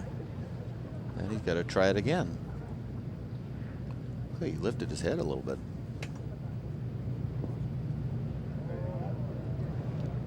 It's not a way you want to finish a championship. I don't care how many over you are. Well, our coverage of the NBA Finals continues. And can the Indiana Pacers continue to push the Lakers? Tomorrow night, 9 Eastern time, 6 out here on the West Coast. Shaquille O'Neal and Reggie Miller will meet at least one more time in pivotal Game 6. The Lakers, of course, have the 3-2 advantage, trying to close it out at home. NBA Finals tomorrow night, 9 o'clock Eastern time, again 6 Pacific. And Mark O'Meara still with some work left at 18. Yeah, a very makeable little pitch shot with a sand wedge, and he sort of dumped it, but it's very fast, as you can see. So those 3 shots in a row won't be put on the O'Meara highlight film package. He's got that left for bogey. Over to 16. Long par putt for Hal Sutton. Drove it 4 yards off the fairway, had to chip out. 3rd shot to here. Johnny, you were talking about how Pebble Beach gives and takes away. This man was 6 under par midway through the 1st round. And in yesterday's front 9, he shot 9 over par, 44. So, and he's grinding all the way. It wasn't like was. He, was whistling or something. So Sutton will make his first bogey of the day. He'll drop back to 1 under par in this final round. We'll go to 2. And Nick Faldo ready to go at the 2nd. Ed? Nick has driven the ball down the left side, probably not quite as long as he would like, but in the fairway. He's 217 to the hole with a 3-iron.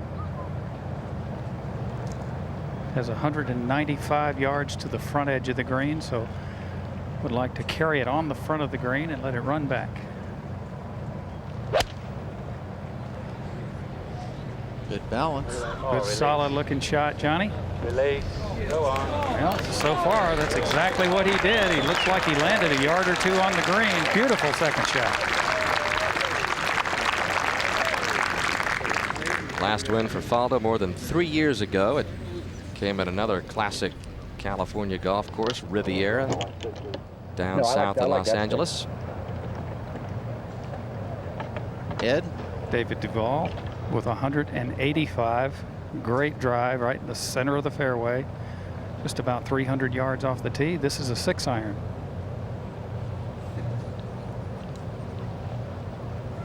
Well, I think David backed away because he feels some breeze that has just come up. It's coming from the right. Not a lot, but enough to make him think twice about the shot.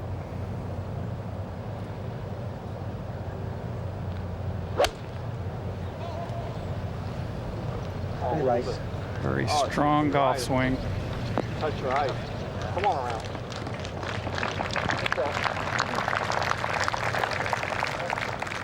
To number 10. Here at the 446-yard par 4, Lee Janzen putting for a birdie from just off the front edge of the green. There have not been many on this hole. Oh, but there's one. All right, Lee Janzen, just the 7th birdie of the day. And that moves him to 1 over par in his final round. 2-time champion in this event. Tiger Woods getting ever closer to his perhaps date with destiny here at the 100th United States Open Championship. We'll be right back with more final round coverage in just a moment.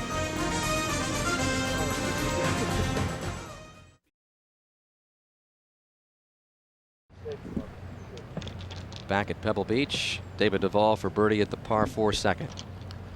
Moves pretty good to the right off that hill. A little quick, but not bad. Good drive, good second. Looks like a par. Hard to believe Duval is on an 0 for 26 drought after just electrifying the golf world with that run of 11 wins in 34 events. He just needs to gain about 15 pounds to be right on the money. Got real svelte looking and lost all that weight. And I'm not saying that's not a good thing to do, but I sort of liked his old build. I agree with you, Johnny. At the very least, it changes the way you feel when you swing the club. So I'm not, like you, I'm not saying it isn't healthy. It's probably, he's probably very healthy, but I think a little extra weight would help him. Yeah, he's very healthy. He's just about the strongest guy on the PGA Tour. Yeah, but you don't have to be real strong to put 3 on your scorecard.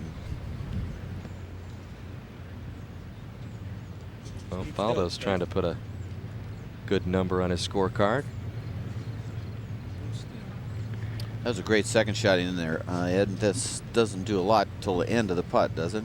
Moves just a little right. Should move to the right, John, just as you said, right at the end. And he did hit a beautiful looking second shot. Beautifully struck. Great flight on the ball. He was really grinding on the putting green, working on his putts before we teed off. Well, 24 putt average going on here. This should be a gimme for him. Right in the heart. Rare birdie at the second. Faldo moves to +5. Well, this has been an emotion-filled week. Pebble Beach, a U.S. Open, played without its defending champion. A year ago on Father's Day, Payne Stewart summoned the rarest of courage to win this championship for the 2nd time. Few doubted that had it not been for that tragic plane crash, he would have been here again on this Sunday in one of the final groups, working that chewing gum, anxious to defend the title he cherished. His wife, Tracy, recently sat down with Hannah Storm and talked about the complete man who really was Payne Stewart.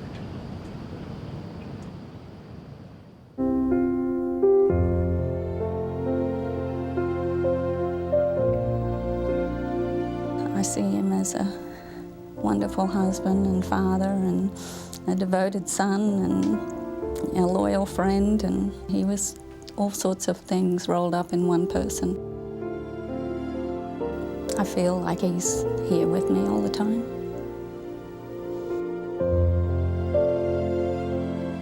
You first saw Payne at a Pro-Am party in Kuala Lumpur. What was your first impression of him? Oh, he was just the most gorgeous thing I'd ever seen. He had this bright pink shirt on and this blonde hair, and he was tall and just so handsome. I just couldn't believe it. He was, you know, everything I'd ever dreamt of.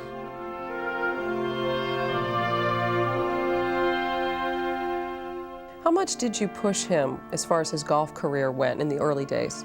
I was a pretty strong influence on him. You know, he wasn't one to really enjoy practicing and stuff like that, and I would encourage him to get out there. You know, I wanted Payne to be the best that he could be, and so we worked together to get to that goal. I remember one time after the TPC, he had another top 10 finish, and he got in the car and we were driving home, and he said, well, that's another top 10, and I looked at him and said, you know, you're just so pleased with yourself that you're finishing in the top 10 every week, and you can do better. You're out here to win.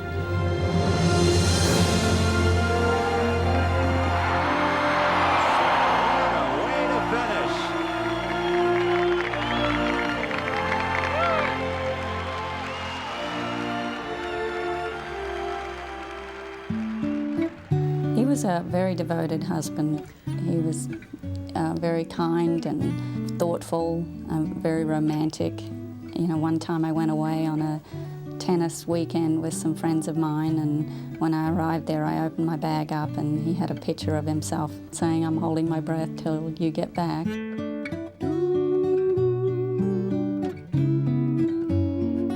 He just loved being a father. He loved his children so much. He always had time for them. You know, he was a very patient father.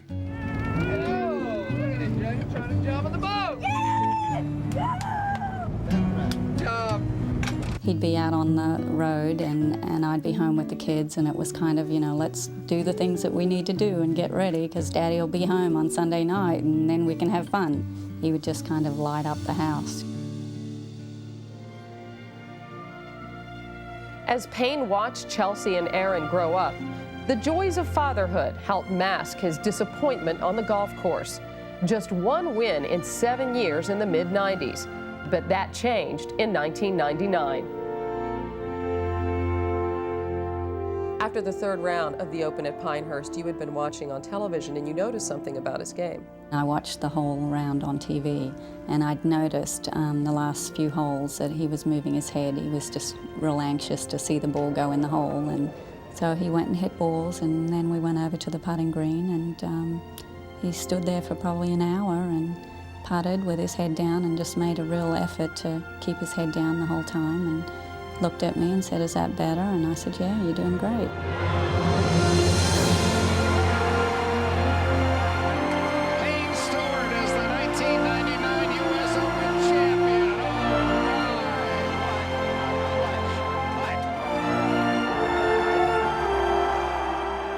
I grabbed him and he turned around and he hugged me, and he just said, I kept my head down. I did it. I kept my head down, and I said, I'm just so proud of you. I know you did. It was just a real emotional moment.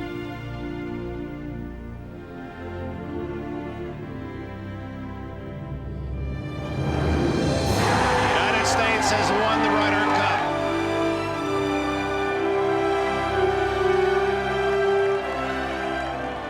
What did he say that night after all the celebration was over and just the two of you were together?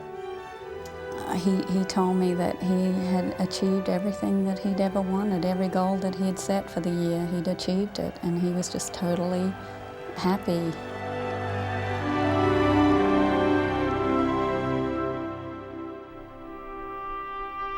There's an out-of-control Learjet over the nation right now. It took off from Orlando earlier this morning. I had come back to the house. I'd been gone, and my secretary was in the office, and as I walked into the office, she was on the telephone, and she had this strange look on her face. And I said, what's wrong? And she said, oh, I just got the strangest phone call. And I said, what about? And she said something about F-16s following Payne's plane. And I said, well, that can't be right, because Payne would have been in Dallas an hour ago.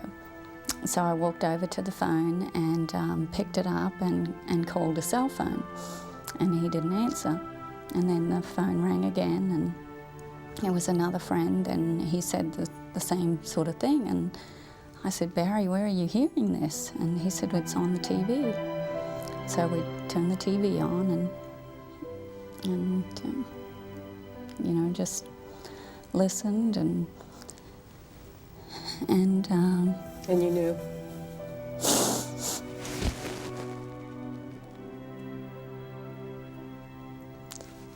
We shared laughter, tears, victories and defeats. You will always be my soulmate and my best friend. And what about you? What helps you get through? Oh, I have to be here for my children, and I think faith helps you a lot. I really believe that he's in heaven, you know, Robert and him and Van and the others on the plane. You know, I know that they were all Christians and that, you know, they took off and they just kept going up and they went all the way to heaven. And I know that I'm going to see him again. I think he will always be remembered as a great golfer, but I think the most important thing is that he was a good human being. My biggest hope is that they don't forget him.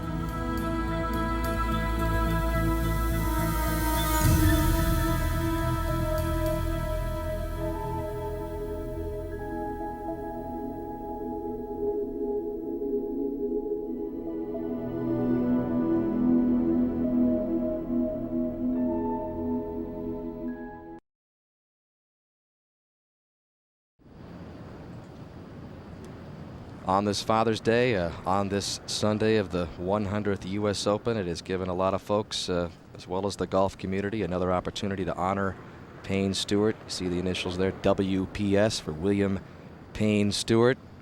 His wife Tracy came to Pebble Beach this week, joined in a number of ceremonies celebrating Payne's achievement in this, what is his beloved national championship.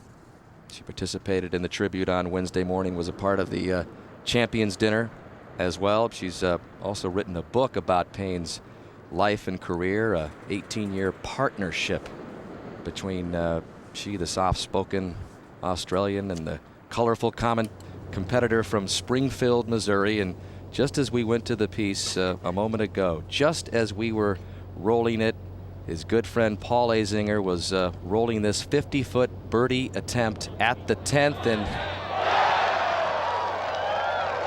magically it went in. Azinger was also a part of those ceremonies in front of the 18th green on Wednesday. Spoke about his very good friend Payne Stewart and talked about how it just hasn't gotten any easier to deal with his tragic death. And Paul Azinger has made 4 birdies in the last 7 holes. And you'd have to believe, as much as Payne Stewart enjoyed playing here, and he never played badly at Pebble Beach, that he might have been the guy that could have given Tiger a run for his money this championship. So we miss him dearly. Back to 18, Hal Sutton. 3rd shot. 1 under par for the day. Going to this right hole location. Looks pretty good. See if it spins back. Does not. How brutal was Pebble yesterday? A man of Hal Sutton's stature in the game, an 83. Now at the first, second shot for Phil Mickelson. Aiming out to the left, see if he's going to bring it back. And it actually overhooked it, and that's a little uphill pitch shot, depending on the lie. Mickelson, last year's runner-up, had big hopes of contending at this Open Championship at Pebble, 100th edition. See that point right there we're looking right at? That's the grandstand behind the 6th green, which has a lot of eagle birdie opportunities, and then the 7th hole is just to the right of it down there. You can see the stair-step effect. A great piece of property right here, and that's where really all the seals and sea lions seem to hang out. In fact, you can see them on those rocks, those little white dots. They are always there, so whenever I hit my tee shot at 7, I always go check them out and bark a few times, and they check me out. Let's go back over to the first, pick up the third shot for Jose Maria Olazabal. Mark Rolfing's there. Like Phil Mickelson, he missed the green short. Drove the ball into the left-hand rough. Fairly easy pitch here, though.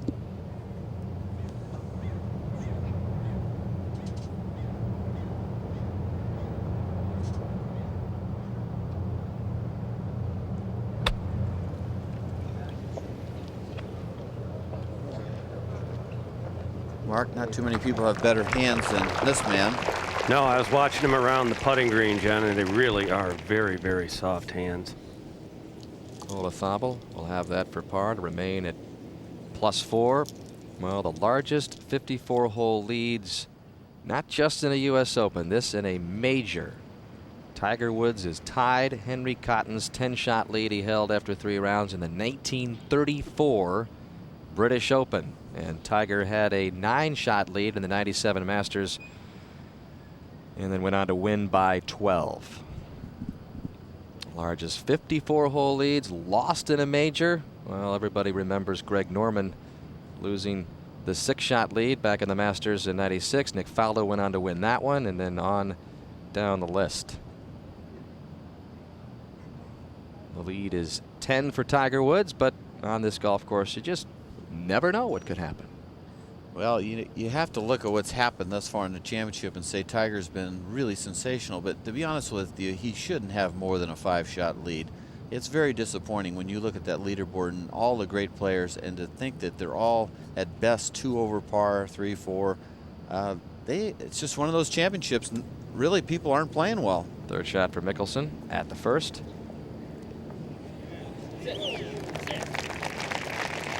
So he and Olazabal will have a couple of par putts about the same distance. Over at 18 is Sutton for birdie. Well, we've seen this putt a few times, Dan, and everybody leaves it short. It's supposed to be super fast, and I guess they know it.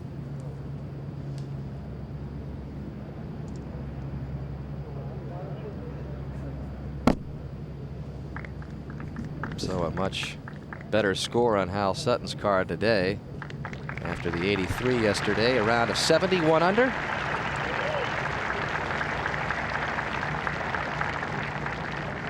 Back to the tee at the first.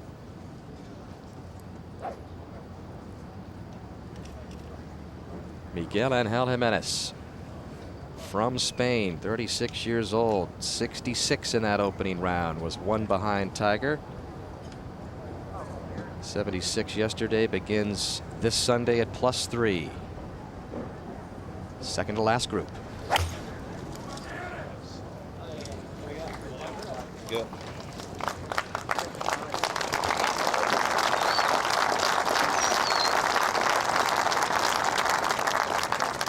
From Dublin, Ireland, Padraig Harrington. 28 years old from Ireland. Coming off the best year of his career. 7th on the European Order of Merit. 3 consistent rounds, 73, 71, 72.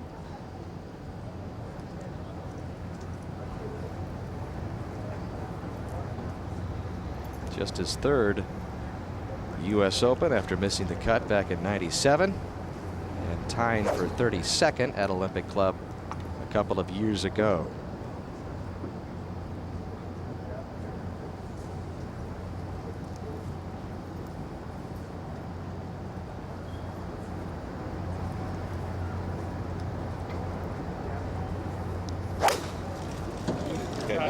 Thank you.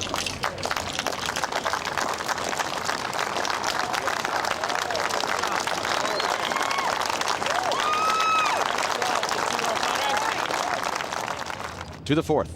And David Duval from the fairway. Oh, no spin. Bit of a fooler there. He expected that. Back to 1. And Mickelson for par. Olazabal has already made his par. And Mickelson matches it. He and Olazabal remain at +4. 12 behind the leader, Tiger Woods.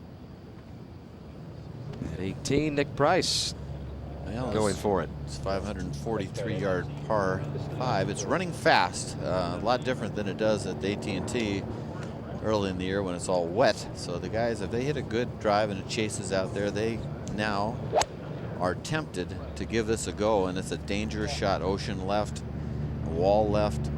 A lot of people, whoa, what a shot that was. Beautiful, carried onto the middle front of the green. That's a big hit there, Nick. 2 big hits. Price birdied 4 straight holes from 3 through 6, and then got out there near the ocean and bogeyed the 7th and doubled the 8th. To the tee at the 2nd. Gives us a chance to look at our shot tracker, Involving Phil.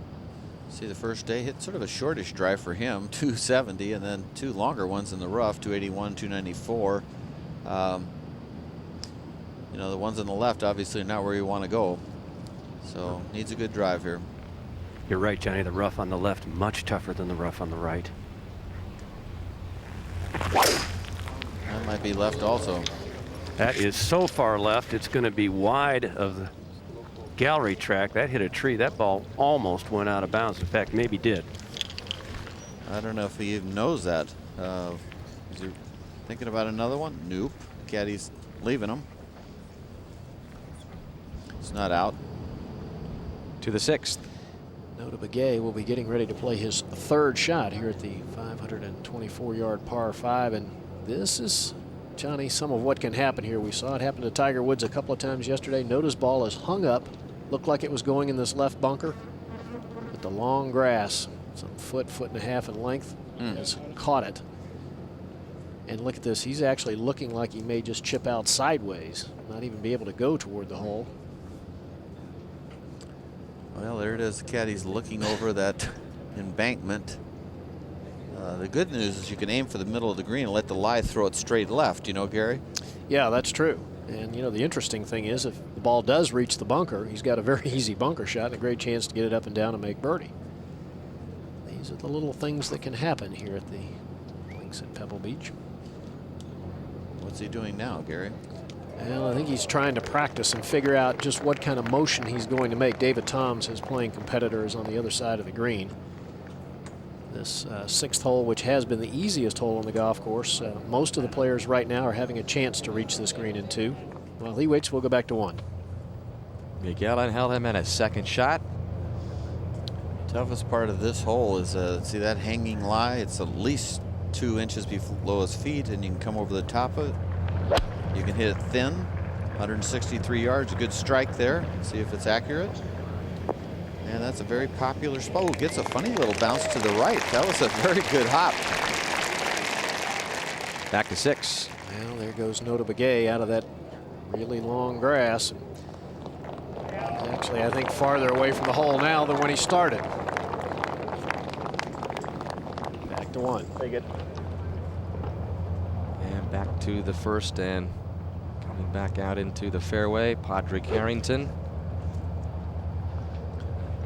Good looking swing, Dan. It's very simple. You can see why he's a good player. He's hit a long iron off the tee, just leaves him 145 yards. So hit that iron about 240 or more with the pin back.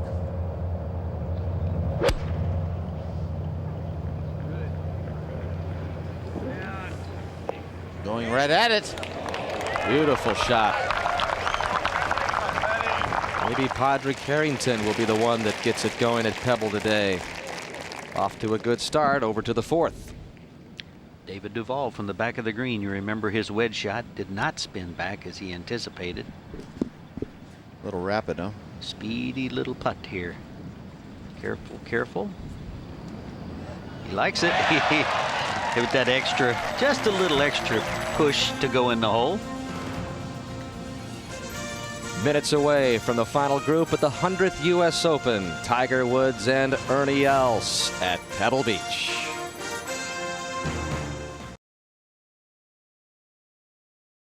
Well, it has indeed been an awesome display of golf at this golf course, and as we sit between this treasure trophy, which Tiger Woods is trying to get his name etched on to the very first time, you look at the names Rollins, Palmer, Nicklaus, Sarazen. Johnny, you had a chance to get your name on that back in 1973, but not only to get your name on this trophy, but the significance of doing it here at Pebble Beach in the 100th U.S. Open. Yeah, we talked about it, you know, that Tiger, with his unbelievable career thus far, is he didn't want too many more Opens to go by before he didn't get a national championship. So if he does get this one, I think it could set him loose, so to speak, and I'm sure he'll love to have his name next to all these people on this trophy. Let's go to the first tee. Gentlemen, good luck. Ladies and gentlemen, this is the final pairing of the 100th United States Open Championship. From Fencourt, South Africa, the 1994 and 1997 United States Open champion, Ernie Els.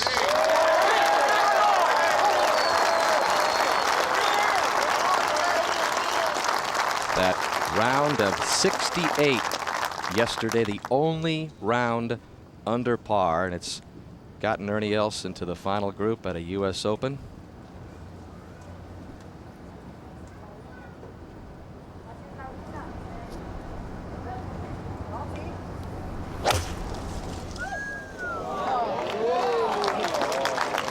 Syrupy swing by the Big Easy, right down the middle, in good shape.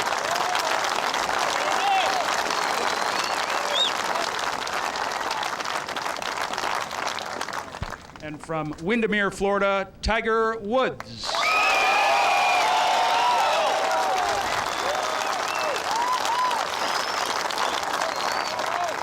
'65, lowest U.S. Open round ever here at Pebble Beach, followed by the '69, then the '71. The lead is 10, largest ever at this point in an Open.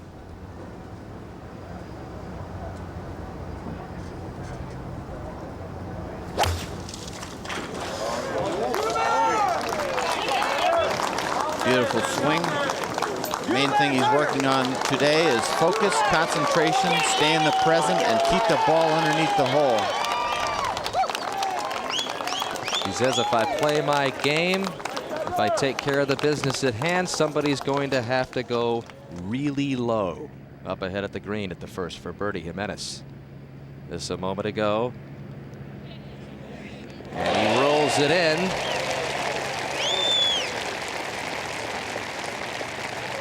Moves to +2, and Harrington also had this birdie attempt. So a statement has been made just ahead of Tiger Woods at the first green. Harrington and Jimenez both moved to +2 along the shores of Pebble. More history in the making today over at the third. 27-year-old Englishman Lee Westwood for birdie. Much right straight up the hill, and Westwood off to a good start. That moves him to 4 over par for the championship.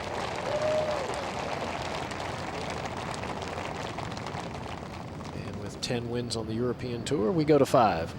And Nick Faldo at this scenic par 5 for birdie. Very hard green to read here. You'd think it would go to the right, but actually I think it's going to wiggle left. Green goes to the back here, the slope. He reads it, and he's thrown it out to the right. Came back, but he threw it out about 7 inches. I think it was just more 2 or 3. That was a bid for his third birdie in the first 5 holes. Nick 2 under on his round today. He's at +4. 2 under for the day.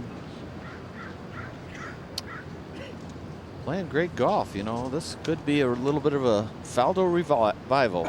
You never know. You know, that kind of putting. He's actually played some good tee to green golf in the last 7 years. You know, of course, he had the Masters win, but the putting has killed him. Johnny, I would imagine that a lot of other players, even players of his stature with as many wins and major championships as he's had, might not have kept going with going through all the problems that Faldo has gone through. But he continues to persevere. Who knows if he'll make his way back. We'll go back to the second a moment ago. Olazábal's third.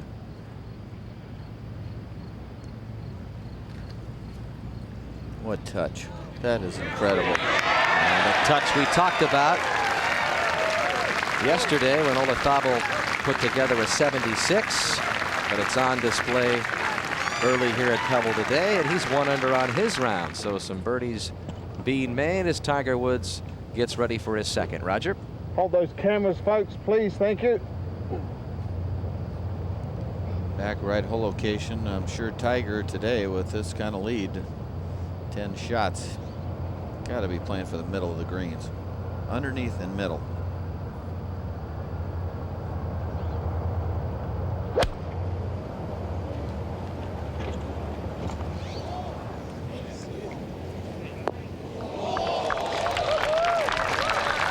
Solid as ever.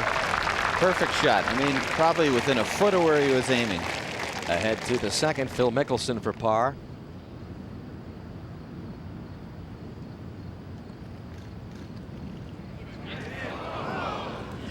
Continues to struggle on the front nine, where he's now +8 this week. Phil, one of the few to play the back nine much better. He's 3 under. And back to the first, and Ernie Els is second. 153 left for Ernie. Yeah, for him, it's just either a chip 8 or a full 9. I'm probably going with the 9.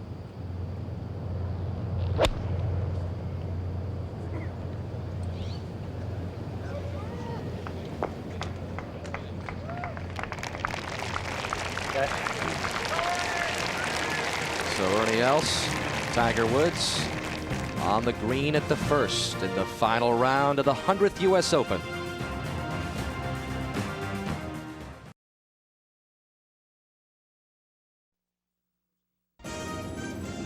Ernie Els for birdie at the first. He knows all about Tiger comebacks. It was at the '98 Johnny Walker Classic when Tiger came from 8 shots back in the final round to catch Ernie Els and then beat him in a playoff. And now Els hoping to do the same thing to Tiger today. He's got a birdie attempt here at the first. Roger? Well, this putt of Ernie's will swing from left to right, is uphill. Has the more break of the 2 putts, the further you can get the ball right onto this green, certainly with that back right hole location, the easier the putt and less the break. Roger, most of the guys are missing this to the right. Under reading it. The ocean's right, the hill's left.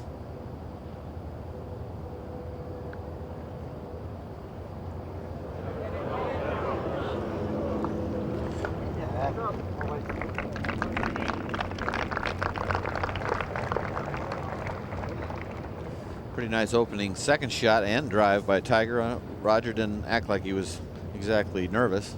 No, I would not say he was nervous at all. No, 2 perfect shots, beautifully placed, beautifully controlled. If you were guessing, do you think he's figuring if I just keep my head on straight, I'm going to win? I don't have to worry about that. Now do I want to, you know, go after these records, or is this basically like a surgeon? He's just clinically going to take this course apart safely. Well, Johnny, I think one of Tiger's great strengths, maybe greatest strength, is that he stays in the present and stays focused so well. He does not dwell on what's happened in the past, and he doesn't seem to let his thoughts drift to what's ahead. So I think he will absolutely not change the way he's going to play this golf course today or any other day. I think he'll take the chances when they present themselves, and otherwise I think you're going to see a lot of this in the center of the green underneath the hole. What's he, just 3 or 4 inches outside left here? Yes, not as much break here, but it is a slow putt. He's been making almost every one of these this week.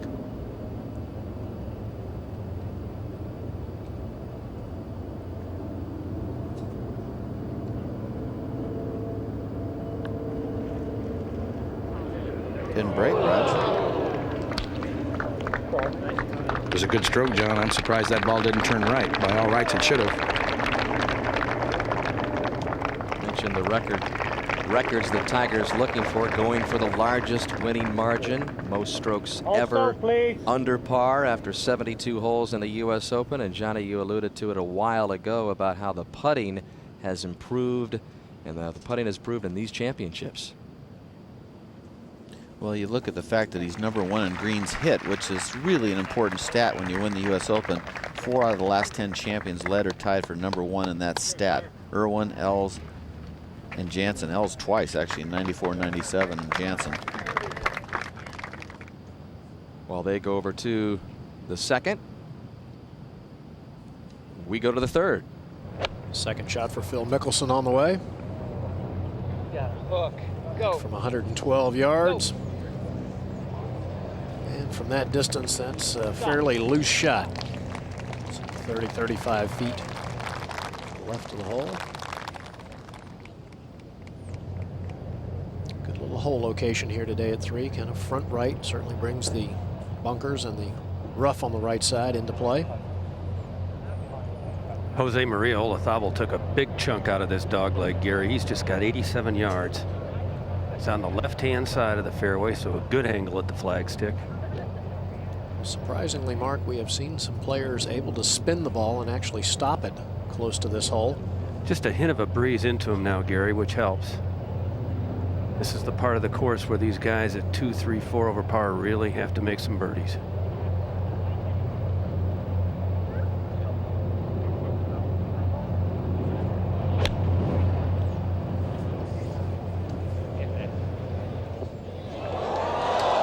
May spin too unlucky much there.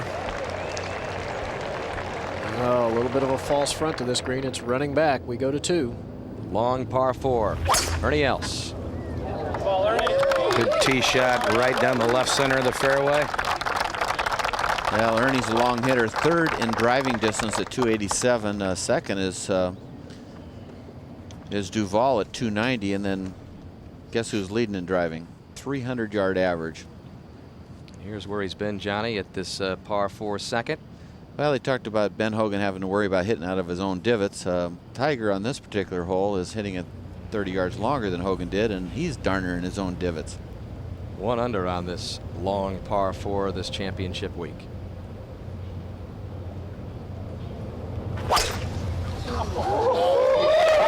This going right down the center of the fairway and long. Flying the ball of Ernie Els by a significant margin. Number 2, the 4th toughest hole this week as a par 4. Tiger Woods has made it look easy, and also a lot of other holes here at Pebble Beach. His lead remains intact by 10 after he and Els exchanged a couple of pars at the opening hole.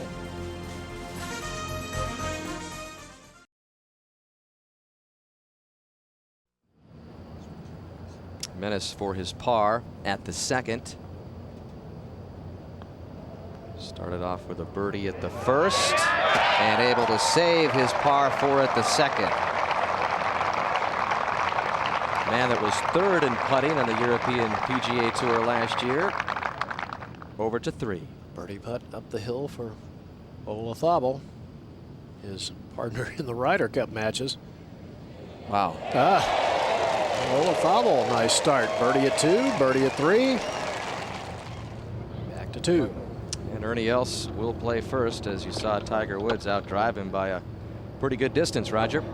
Yeah, got him by 9 yards. Ernie has 199 yards to the hole.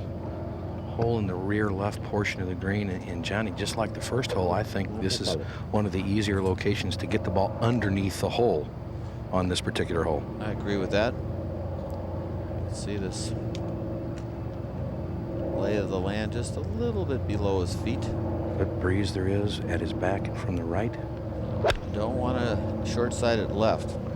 This is a 5-iron going at the left side of the green.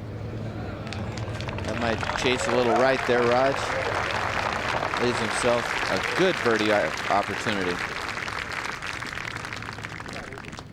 Well, this hole really has changed since you can see these trees on the right side of your screen, left to the player's shot. Got pitch canker, those Monterey pines. There was 3 or 4 of them, and they're gone. They put one little one there, but it's not even an issue. And so that was one of the reasons, main reasons, the USGA decided to push this up to a 4 par.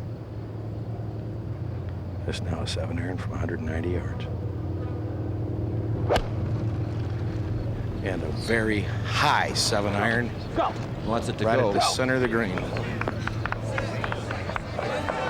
Pretty good shot there, John. It is. I don't know why he wanted it to go. It landed pin high, but he must be pumped. Guess he wouldn't be normal if he wasn't. Let's go to the tee at 7. Freddie Couples is pulling up his sleeve and getting his final instructions from his caddy and coming off a birdie at 6. It just all makes for a good shot. The whole location far back right.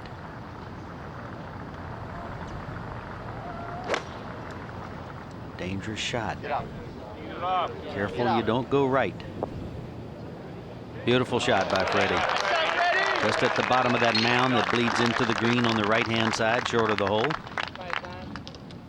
And back to 5. John Houston, moment ago, second shot of this par 3.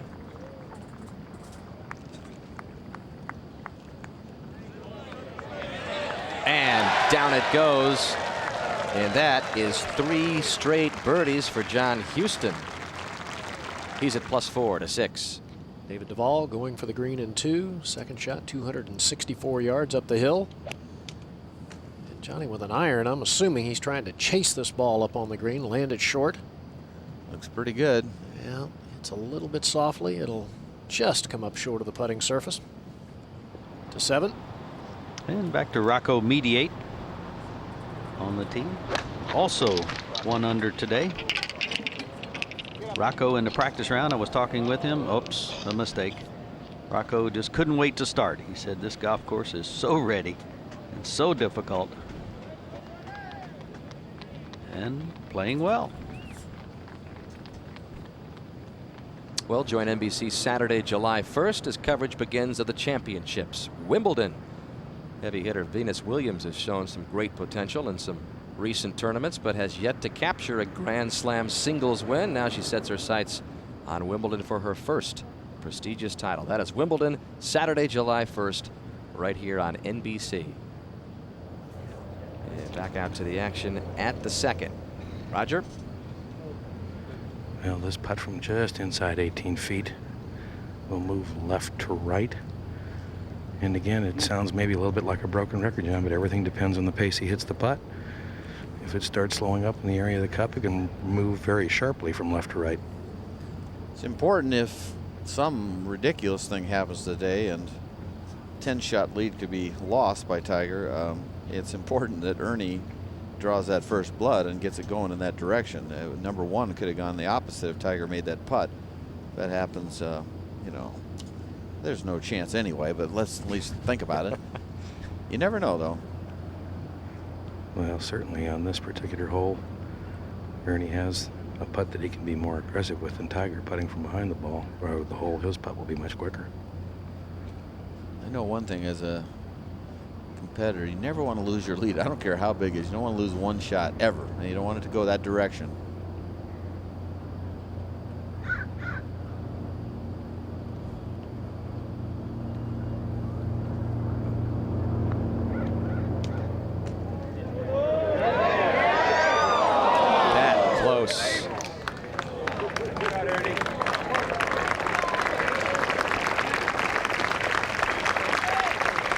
Two putts in a row that Ernie's left short, 1 and 2.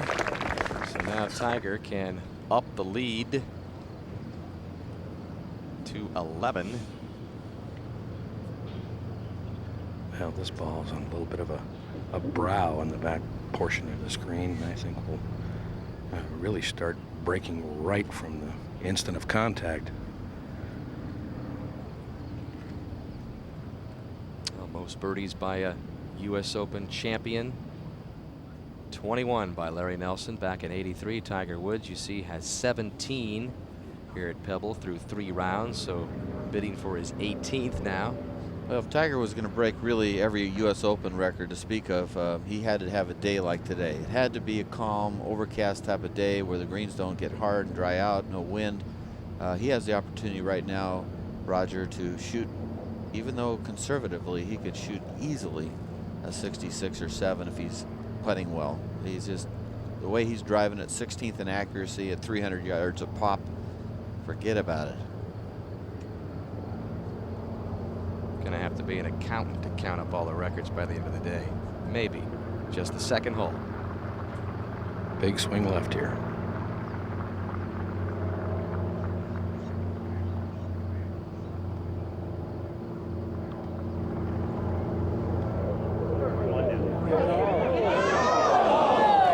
How good was that putt, John? Yeah, it looked great. At halfway, it looked like a typical right in the middle Tiger putt. Good start. Tiger hasn't been able to increase the lead, but more importantly, Ernie Els hasn't been able to cut into it. The lead remains 10. Well, we've had some interesting calls, and there have been some interesting viewers who were paying attention to the action yesterday, particularly at the par 5 18th, and it involved Tiger Woods in the way he marked his ball at the 18th. And for an explanation of this, as Tiger, you see, hitting his 3rd shot here, we bring in David Fay. Well, Dan, as you said, some viewers called in last night questioning whether Tiger returned his ball to the proper place after it was marked and clean. Now, this was the camera angle that we all saw. This camera angle, the viewers did not see. You can see that's where the ball came to rest. After he marked it and replaced it, that was the location of the ball. No issue at all. But I must say one thing. Note today, viewers, when players are replacing the ball on the putting green, how precise they are, how careful they are. They have a great respect for the rules. They want to get that ball back to the correct spot. And it's a lesson that I think all of us should learn.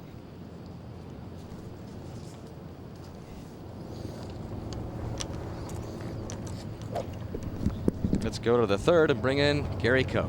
Dan, here the 3rd hole, we see a diagram. It is a dogleg left, pretty severe dogleg left. Short hole, just 390 yards. Ideally, you want to take the ball from right to left.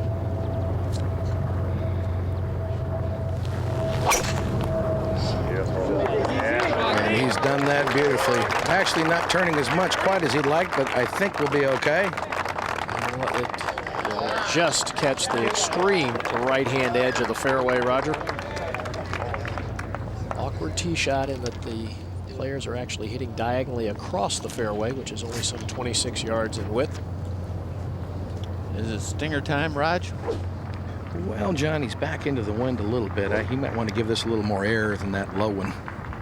Got to carry that Barranca. About a 220 to 25 yard carry over that. This is the hole that Tiger made a 7 on, a triple bogey yesterday.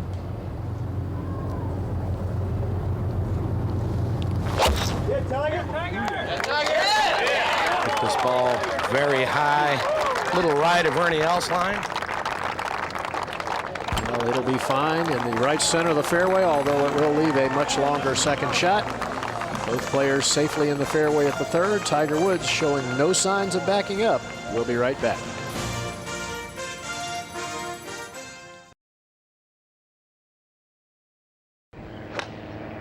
David Duval's shot in the air. He just birdied 6. This shot with a sand wedge. Bit of a pull, but you really don't want to mess with that right side. And back to 3. Tiger Woods getting ready for his second shot. Roger, the yardage? That's from 122, wind back into his face just slightly. But enough wind, I think this will be a reasonably full pitching wedge.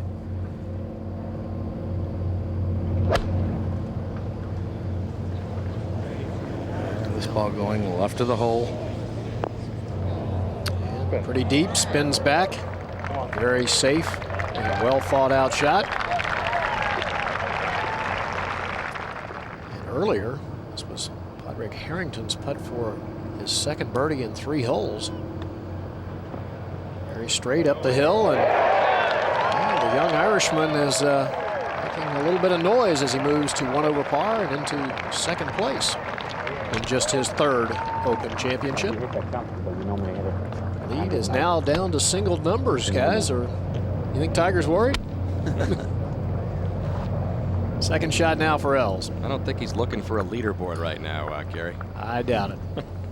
98 yards. This is sand iron, but I think from the right side of this fairy ball above his feet, kind of an awkward shot. Tendency will be to pull it a little left. Needs to be careful with how much it spins. That's a good shot.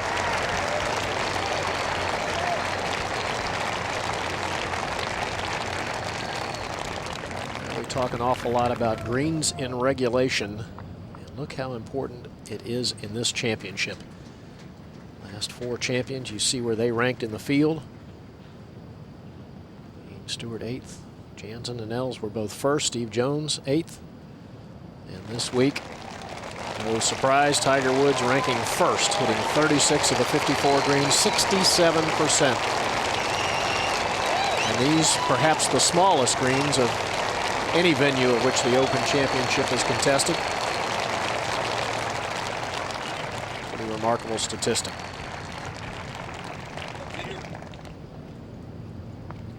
Beautiful look down from above at the third green. First time the players really have a full view of the Pacific.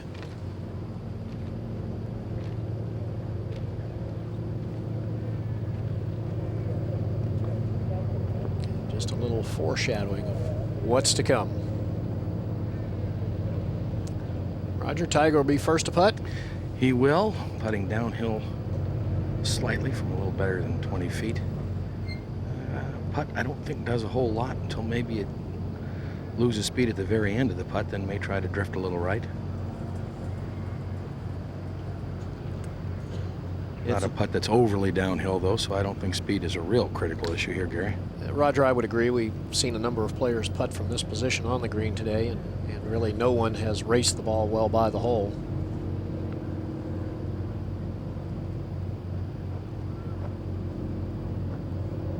Johnny, you talk so much about the local knowledge here, and I think obviously how you play the holes very important, but reading these greens can really be interesting. There's about 4 or 5 greens out there that you just literally cannot make a putt on. This is one of them unless you know it. Even the putt at number 1 when you're on the right side, it actually goes towards the mountain. Tiger's putt was way straighter than all of us even thought. This green also, if you're putting across the green, it's darn near flat. So this putt here, that's why nobody's hit it by, because you think it's downhill, and it's actually maybe only an inch downhill at the most, maybe a ½ an inch. So you have a tendency to leave it short, if anything. Takes a long time to learn the greens, unless you got a local caddy on your bag.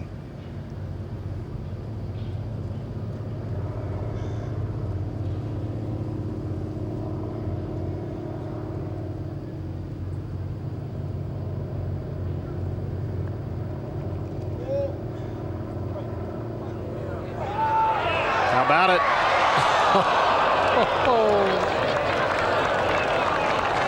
Yeah, that was that inch we were talking about.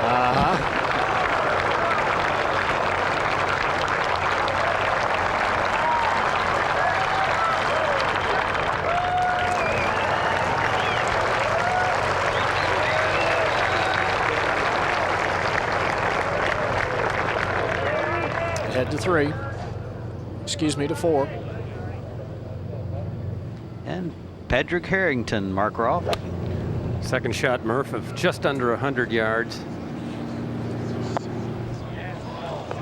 Leave himself a good chance for his third birdie of the round.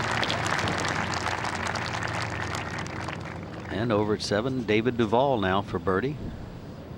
It would appear we're seeing some guys a little bit more relaxed here at Snead today. They're so far behind. That's right, Murph. I think when you get that far behind, you don't feel like there's that much to be gained. It takes the pressure off. And back to 3.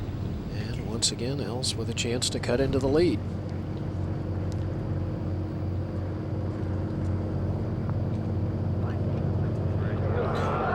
That's a tough putt to read there, guys. That one almost goes left, and I don't think he knew that.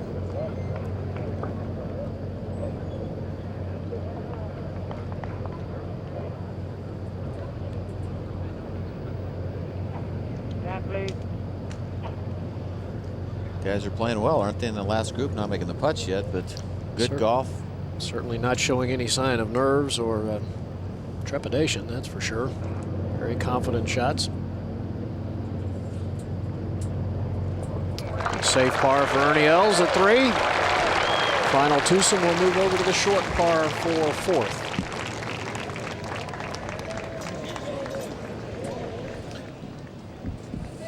When you got this big of a lead, 9-shot lead, you just keep making pars and the holes run out. On the tee at 8, David Duval. 3 birdies. With a long iron here. Johnny, you know, I think if guys have misplayed this hole at all this week, it's what you alluded to earlier. They're not driving it far enough, and they are leaving a very long shot. Well, you're so worried about the cliff, but what they don't realize, you laid back 30 yards from the cliff, and you're going to make possibly 5, 6s, and 7s. If you hit it over the cliff, you just drop it right there, and you got 7 iron. You're probably going to make a 5. Saw that stretch of 3 birdies and 4 holes for Duval. And at the 15th, Tom Watson, birdie putt. What has been the easiest par 4 on the back 9. Big swing to the left with a lot of speed. Oh, there's a man who knows the greens. Putt for the 82 champion. Go to the 4th. Jimenez for a birdie. Got about Slightly 22 feet, Murph, up the hill. Just a little break to the right, maybe. Normally a fabulous putter. He needs some of your help reading these greens, Mark Rolfing, all the rounds you played here. Well, we've heard Johnny say a couple of times this week, you just have to have the experience here because they are so tough to see. And back on the tee at 4. Tiger, who said earlier in the week, I may just wing a driver at this golf hole. It's 331 yards. If the hole location is back right, it is today, but with a big lead, this is a play. 225 to 240 right in the center of the fairway. That appears to be left. This ball is headed left, Murph. Gets a very favorable bounce, though, back into the intermediate rough. Wonderful bounce. And on the green, Patrick Harrington. Also a slight misread.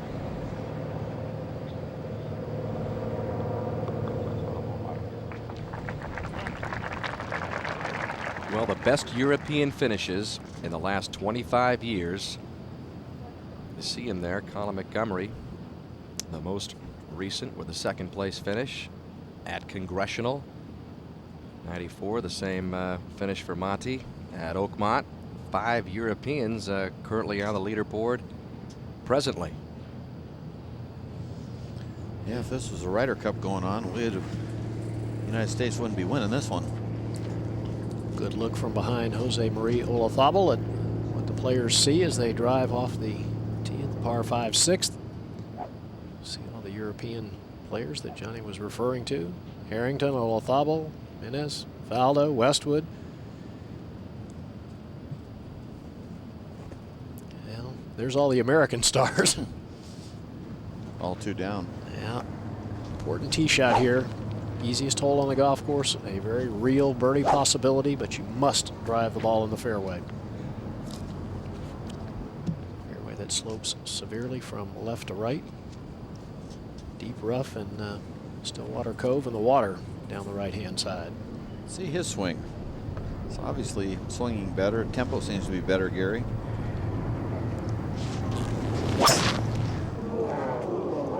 Well, he yanked that one, and that has been his downfall or his nemesis the last couple of years. Well, watch this, though. Driving it could turn out just fine. There's a curb there that will stop it and keep it rolling down for a long way. Oh, look at this.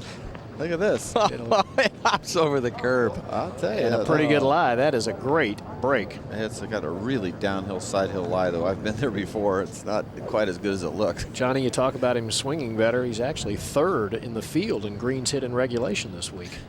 He has a tendency to get quick at the top, loaded at the top too much, which he did there. Back to 4. And Ernie Els in the fairway taking a look at his yardage. Roger? 113 yards to the hole. Being toward the right center of the fairway, not the best angle. Tiger certainly has a better angle from just in the intermediate cut on the left-hand side. Ernie appears to be very relaxed, as does Tiger today. I would imagine that Ernie may go at a few pins that ordinarily on Sunday of an Open he may not. Well, certainly this is one of those occasions, I think, as far behind as he is, you have to go at this one. You have to try to get the ball close here.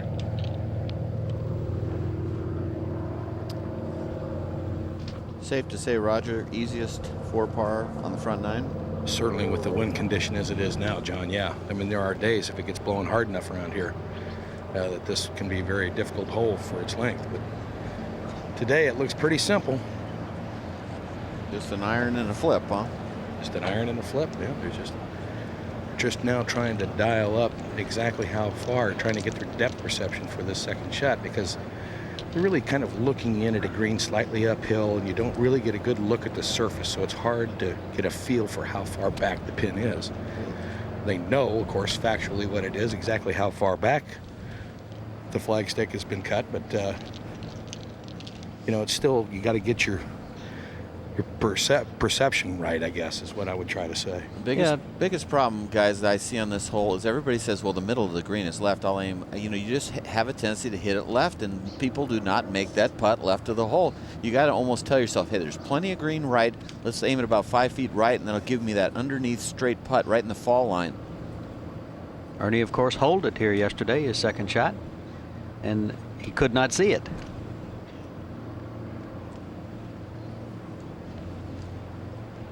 If you want to be brave, you can go to the right of the hole and have it kick right in, but you don't want to be long or right.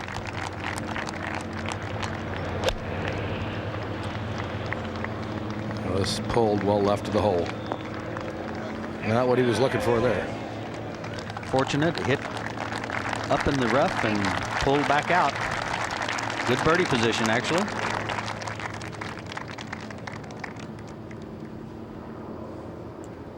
This now send iron from 100 yards. Perfect angle.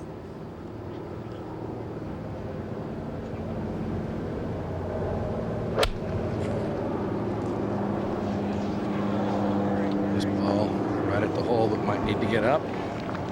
Yeah, but still, John, safely underneath the hole.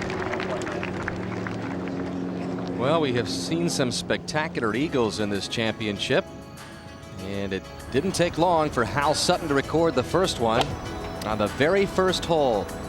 His second shot to the par 4 8-iron, 136 yards, takes a few hop spins right, and falls in for the eagles. Sutton got off to a great start, birdied the next hole, but as we've talked about, faded in this championship, and on the same hole that Ernie Els is playing right now. This was his second yesterday. 99 yards with a sand wedge. 2 hops in for the eagle. Yes, it went in, Ernie. And not only the big name stars getting into the act, but a qualifier, Todd Fisher, playing that scenic par 3-7.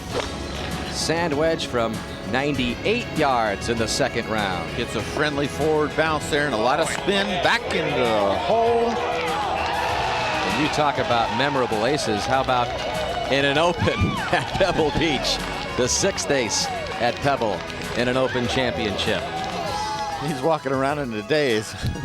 Back to the big name stars. Phil Mickelson, his second at the 15th. This with a lob wedge from 94 yards. And you want to see some spin from his old college wedge? Watch this.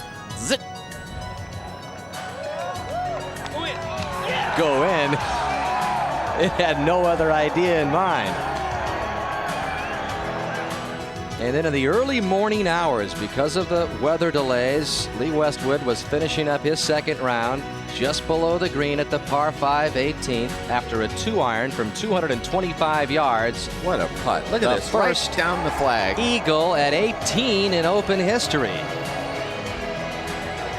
Nice handful of eagles we've just shown you there as we get back to the action at the 6th for Eagle Westwood. Could it be a replay? Wow. It's almost the same break, guys. Yeah, should be moving a little bit to his left as it comes over this ridge. Starts moving right now. Is it hard enough? Look at this. Okay, it'll be an easy birdie, though, for Westwood. Saw Westwood the other night at the local tap room. He said, maybe I should get a plaque made over there in front of the 18th green. Then I could use it to bounce it on. There you go. Back to 4. And Tiger Woods has had a good look now. Ready to go, Roger. Yeah, this is one of the few putts at Pebble Beach, Murph, that will break away from the ocean. It was influenced by a slope off the bunker on the right-hand side. Not a lot of break. It will go left a little. Very slow.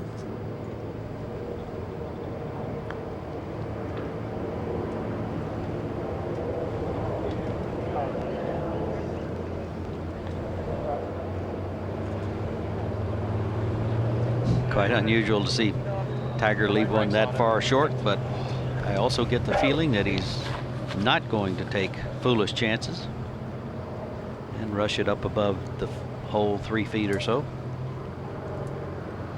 I remember when he won at Bay Hill this year, he didn't do anything to beat himself. He just chugged along. Davis Love had to come get him, not him go back to Davis Love. Well, certainly at this point, Murphy's played a very low-stress round. Really has not given himself any cause for alarm on any hole. This putt now from about 18 feet will move to the right, but in the area of the cup, I don't think moves as hard right as many of the players will think.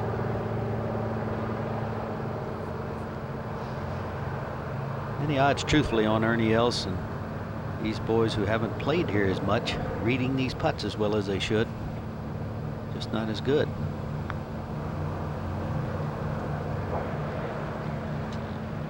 He'll take that quizzical look like, why didn't it keep breaking? But it just that slope coming off the bunker in the right really gives a funny perception. Back to 5. Padraig Harrington for par. Mark? After a beautiful bunker shot. Jimenez has made a deuce ahead of Harrington, so he has gone back to 1 over. And we're going to get a look at that right now, Mark. Tough putt to read here. It goes left. He's going to have to throw it out right of the hole. Not many players will read this correctly. Watch, it's out to the right, coming back. Tell you, this guy just will not go away. Several par-saving putts this week, and now he's got it going. A birdie at 1, birdie at the 5th. He's at +1. We go to 6. Second shot for Jose Maria Olazabal, and look at this live ball, a couple of feet below his feet at least. Well, that's well done. Got it up on top. Got a nice little pitch left. Smart club selection, going with a lofted club. Wow.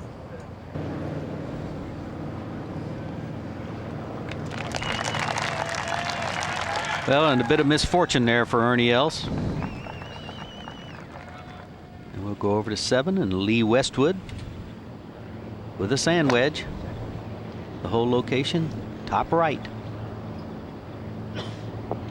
No wind to speak of today. A little wisp of a breeze in Pebble Beach terms. Back to 6. Jose Maria Olazabal preparing to play his 3rd shot now from just under 60 yards. And Johnny, I've always been impressed with his play with these clubs and from this distance. Just he's one of those guys that, you know, you almost have to look above when you see a guy putt like he does and chip and pitch and wedge play. Great feel. Look at those fingers feeling the club. See those fingers moving? See it's moving? Trying to get a feel.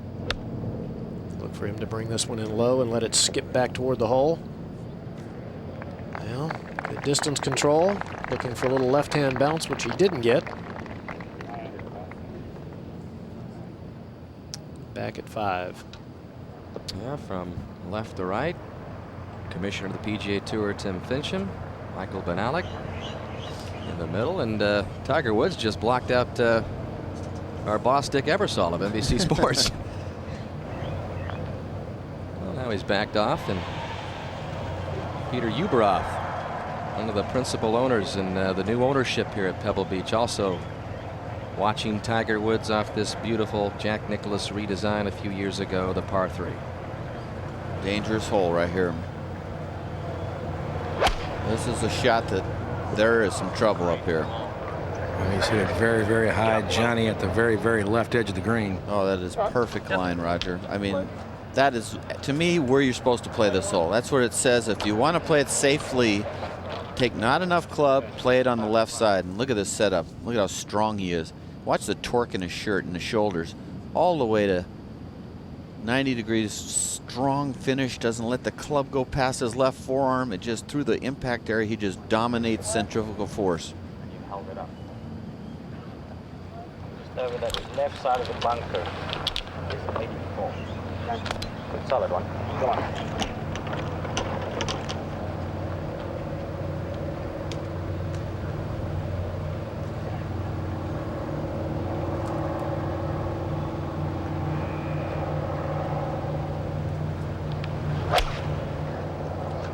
Different follow through, Roger. Well, this one starts well left. He was trying to saw it right, but it's not coming.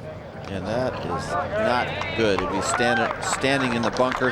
Take a look at this. I don't know if he's fully committed to the shot, but watch when he comes down. Good setup there. Ball pretty far forward, maybe too far forward. Makes a good turn. Head is nice and still. Drives up into it, and then turns that left hip out of the way, I think, too soon. Made him come right over the top. His left hip pulled dead left, and then his shoulders followed over the top with it. Ahead to 6. Phil Mickelson's 4th shot from the back fringe. Poor tee shot. Second shot was in the fairway bunker. Third to there, and now Mickelson.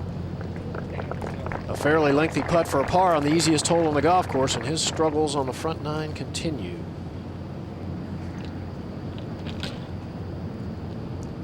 Mickelson had an interesting way of preparing for this championship, guys. He actually played over at Cypress Point Monday and Wednesday.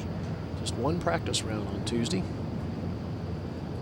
That's the value of privacy, right? Yeah, I think that was exactly what he told me on the practice tee on Wednesday, was that I wanted to get away, not be interrupted, do what I needed to do. Go to 17. Well, great history by Tom Watson 18 years ago in the 82 U.S. Open. Well, the whole location is pretty darn close to where he pitched it in. Tied with Jack Nicklaus as he came to this hole, and look he's where he's put it. And he's got a good lie like he did 18 years ago. The only difference was he hit another 3 feet, and he was on the upslope slightly, and now he's on the downslope, so it's way different. And he said, and hey, Bruce Tom, is like, are we going to do this again 18 years later? That was the same club, by the way, a 2-iron that he hit in 82 as well. Well, I wonder if he'll tell Bruce Edwards he'll chip that one in. But that's a tougher stance than he was in 82. He had rolled over that bank a little and had a nice little upslope. Paul Azinger now, who's got a fine round going, 3 under. 3-iron, and that's a long carry over there. I'm not saying there wasn't enough club. If he kept it to the right, there's a runway there that'll run it right down the green to the left, and that's really the best shot, is to keep it about 15 feet right of the hole, maybe with a draw, and just hit just on that this little area right here, and then it'll funnel right down in by the hole. Best round going to the day for Paul Azinger at 3 under. We've seen some 69 so far today, but look at this hole, this hourglass green, Johnny. Yeah, it's a great design. It really is, because you get 2 different looks on one hole. If the pin is on the right, totally different hole. Hole on the left, it's a forced carry, and look at that huge bunker in the front there. This one right here it gets a lot of action. Surrounded by 7 bunkers. Over at the 5th stance for Ernie Els. Roger? Well, it's not a very good lie, and certainly a very awkward stance. And when he gets this ball to the green, it is straight downhill to the ocean. Not many good things can happen from here, Roger. No. Boy, but he little unlucky there, John. Stuck on him, huh? Little unlucky. That ball hopped straight up in the air with a little decent hop. That ball, I think, could have got pretty close to the hole. Well, the new hole designed by Jack Nicklaus and opening in November of '98, Johnny. The original hole was a 166-yard shot uphill. It was really a duffer's nightmare, because you had Branken trees left, OB right, and actually was not too bad for the players. I had a lot more success on this hole when it was to the left. Over to the right, you need to hit that high fade or have enough willpower to say, hey, put it on the front left, just where Tiger hit it, and then take your chances on getting it up and in. Well, just take a look. This is the new hole. You can see it runs, and then the green sets this way. The old hole is right up the draw here, so it's totally different. It's a lot longer walk. You can see from the green all the way up to the next tee, it's a much longer walk, one of the only long walks on the golf course from green to tee. It was built inland because Pebbles founder Sam Moore sold 5 of those precious acres on that bluff overlooking Stillwater Cove. And it took all this time to finally get the rights to that real estate back, because when they asked to sell it originally back to Morse, the man, Mr. Beatty, refused. So in '95, Pebble Beach finally reacquired the land, and the price had gotten a little higher, $8 million. But it's just a marvelous hole, and it's just fits into the Pebble Beach scene here perfectly. The trademark pulling up the sleeve, see the left sleeve, and all the kids have copied that. I go to all these college tournaments and they all pull the sleeve, you know, the shoulder up so it has a fold. You know, they just, everything he does, they're copying now. They all taking a flail at it, just like Tiger. He's got that magical hold on the game across the world.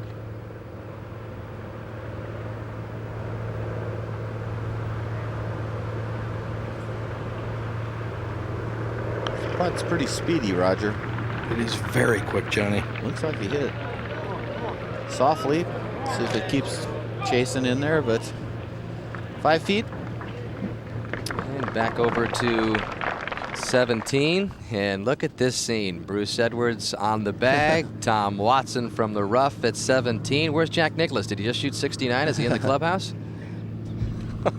Well, this is eerie. I know he's thinking about it, but this is a tough little shot. Not this time. And you see where that ball ran to?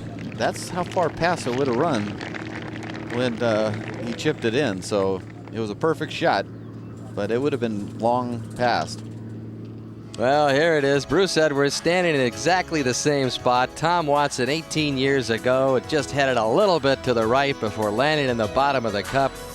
And it helped nail down the victory for Tom Watson. He also birdied the 18th hole, the last U.S. Open champion to birdie 17 and 18. And that was Bill Rogers looking on, a great player and sort of out of the game at the moment. Back over to the 5th, big par putt for Ernie Els.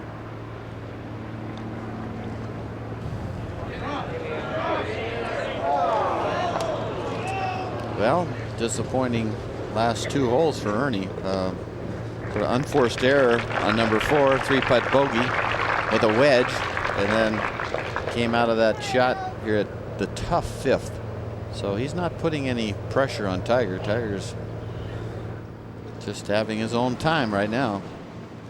Singer for par at the 17th after lasting out to that point, and now Tiger Woods at the 5th, one of just 2 holes that he has played over par this week. Just +1, but the other is the 3rd, which he of course tripled yesterday, and he now has this for par to remain at 8 under. Roger?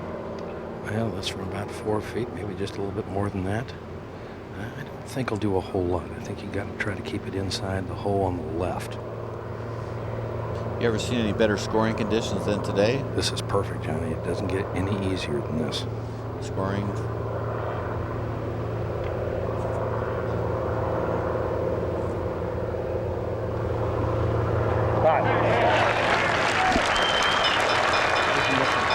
Somebody's ringing a bell out there in the bay as yet another par putt finds the bottom of the hole for Tiger Woods, and he's improved his play at these Open Championships. You see the finishes the last 3 years, finished higher and higher. On the course, the numbers have looked much better. He's led the field in birdies 2 of the last 3 years, but just as important, he's giving back fewer shots in the Opens. Less bogeys are being made. Fewer doubles have been recorded by Tiger Woods as well, but perhaps the most important part of these improving trends, the pars have taken big swings for the better, and there's no doubt about it. Tiger Woods has learned to appreciate the value of a U.S. Open par. There comes a point in time in a round when you need to make that big par putt to keep the momentum going or build on something you've already had. You don't want to lose anything. And I've been able to make those big par putts this week. And it's hard to explain why. It's a simple fact. I've concentrated just like I normally do, and just the putts are going in. But those putts generally keep the momentum going or build on what you already have. And for some reason, you make a big par putt in a major championship from about 8 or 10 feet, you feel even better than you do making a birdie. And it's the weirdest feeling, but you really do. And I've had that feeling, well, fortunately and unfortunately, a lot this week. Well, most times he has been able to come through. Well, it's a sort of a clinic he's putting on this week of how to play a U.S. Open. You young people out there, young guns that are trying to be pro golfers someday or great amateur players. The concentration, notice. The demeanor, notice. Even made a little hiccup really on the 18th hole where he wasn't real proud of what happened there. But all in all, this is an Open to remember. And you notice the card there, 5 straight pars as he heads over to the tee at 6. Gary? And we head up to the green, and Padraig Harrington with this eagle effort from just off the front of the putting surface. Got 100 feet up the hill, Gary, on the same line as Jimenez putt. Hit it just a little too firm, but a good effort.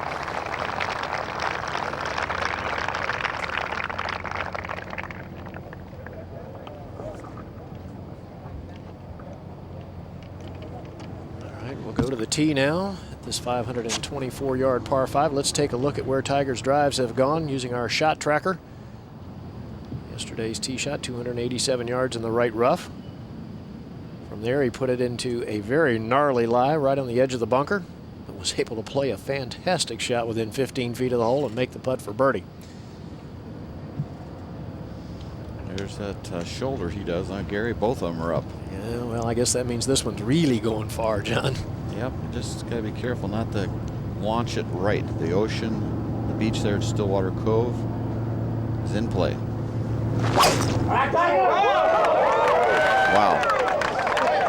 This one isn't going right, John. Never driven it better, has he, guys? Wow, that is really deep. And against the slight wind, I might add, from the right. Well, according to our marks, it's 300 yards to the end of that bunker. Let's watch it one more time, and let's listen to the sound created.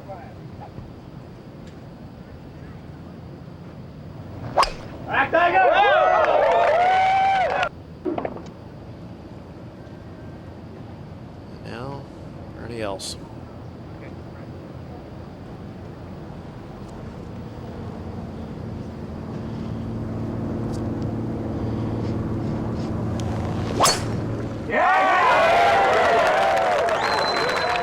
This is another good one.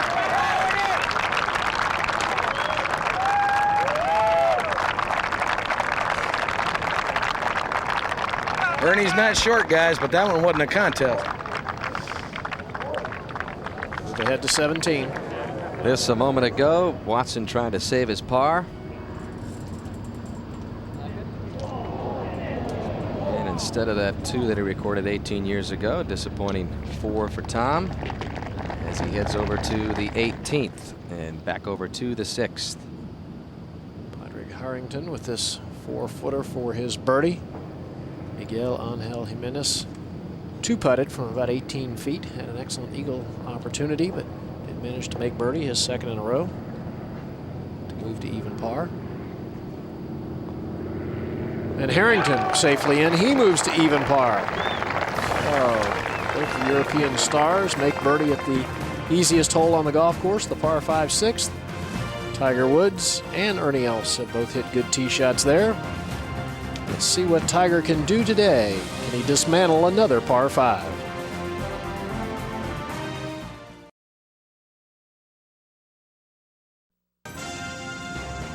Aerial shots provided by the MetLife Blimp all week, just giving us breathtaking views of the Pebble Beach golf links.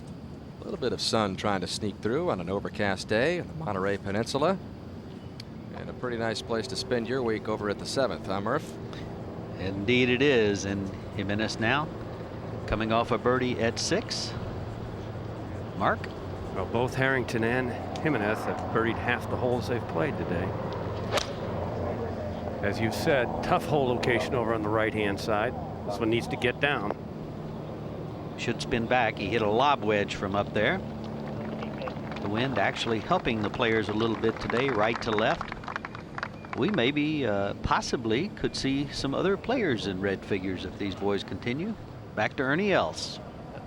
Second shot here at the par 5, Roger Maltby. 239 to the hole, 218 front edge. This is a utility fairway wood, kind of like a 5 wood. Totally blind shot. Players have to just pick out a tree behind the green, and this is left, and this is not good. Up to 7. And Padraig Harrington also fresh off a birdie. And also freshening is the wind just a little bit now, and this one is short and buried in the front bunker. Oh, And that is not good. And back to 6. Tiger Woods, second shot. Roger? 211 to the hole, only 190 to the front edge. Tough line, Roger. Got to hit it right over the edge of the cliff right here. It's a blind shot. This is a 5-iron. 5-iron. This ball is hanging out to the right just a little bit, trying to turn back. Well, bounces right. I don't know if that stayed in the grass or got in the bunker. I think it stayed in the grass, Roger. This is going to be another one of those very awkward lies. He's had some tough lies on this 6th hole. Take a look back. This was in the second round, his second shot from the right rough. 202 yards with a 7-iron. You talk about brute strength. Watch this. Lands it short, chases it on. He would 2-putt and make a birdie. Only man in the field capable of hitting that shot. Yesterday, his second shot wound up by the fairway bunker in some of this really long grass. Chops it out of there. Rolls it up within 12 feet of the hole, and you guessed it, he'd make that one too. And I think he's going to have another one of those very nasty lies here for his 3rd shot. We go up to 7. Padraig Harrington trying to figure out the angle at which he wishes to attack this ball. Needs to play it right of the hole. This won't have much spin. And I would call that only a fair effort, Murph. It really wasn't that hard a shot. Yeah, he popped it awfully hard for the fact that the greens are as firm as they are. Mark, did he hit that shot fat or something? That is way short. You know, I think Johnny, he just misjudged the wind. As I mentioned, right before he hit it, came up a little bit, and the ball just ballooned on him. He is looking at his yardage book here. I think he's still a little confused about what happened there. Back to 18. Well, Murph, a beautiful scene here at the 18th. So much emotion on Friday when Jack Nicklaus played perhaps his final U.S. Open round. And much like Jack, Tom Watson in that same situation here. He did get a special exemption this year for the 3rd time. He, of course, will not finish in the top 15, so he's not expected to be exempt for next year's U.S. Open. That unlikely, so this could be the last walk-up for Tom Watson in the U.S. Open. Certainly the last at a golf course he's been in love with for many, many years, Pebble Beach. And unless he wins the U.S. Senior Open, that could be his only ticket back to the national championship. So Tom Watson finishing up at 18. Which lies have you seen, Roger? Well, as lies go, Ernie Els has drawn a pretty reasonable lie, but he still doesn't have much pitching from this angle across the bunker. It is back into the wind, which I guess would help some, but I just got to believe Johnny's got to be looking right of the hole and give himself more green to work with and just try to get it on the right side of the green. Roger going directly at the hole. He's only got, what, 10, 12 feet of green? That's about it, Gary, and I just don't see him being able to make a big enough swing to get this thing high enough to land soft enough to really keep it near the hole. He may get it if he hits a real good shot 15 feet by the hole, but I just don't see him doing much better. Safest shot again is to the right.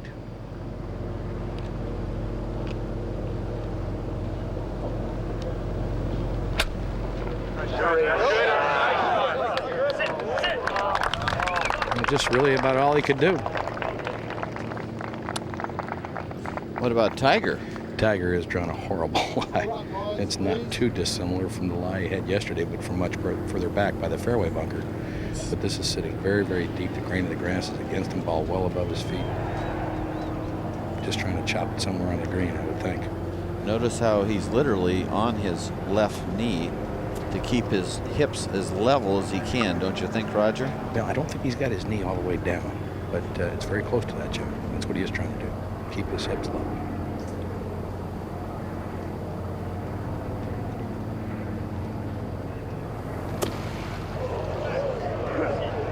Wow, that came out very quickly, much quicker than he anticipated, and he's really got some work left. Certainly much quicker than I thought it could come out of a lie that deep. Well, his 8-shot lead that was once 10 could go down to who knows 6. Another look. Short swing, pop. And I think just surprised the ball came out as quickly as it did, and it looked as though it really settled down, Roger. Well, Gary, I'm on the other side of the green. I haven't been able to get over and get a good look at this, but the grass over there is very, very dense. Very delicate shot. Only about 12 feet of green to work with. And correct me if I'm wrong, but it is running away from him too, right, Roger? Yes, it is. Shot this short, but wind there is not going to be much of a factor, although it is into his face. He's been able to control these beautifully all week.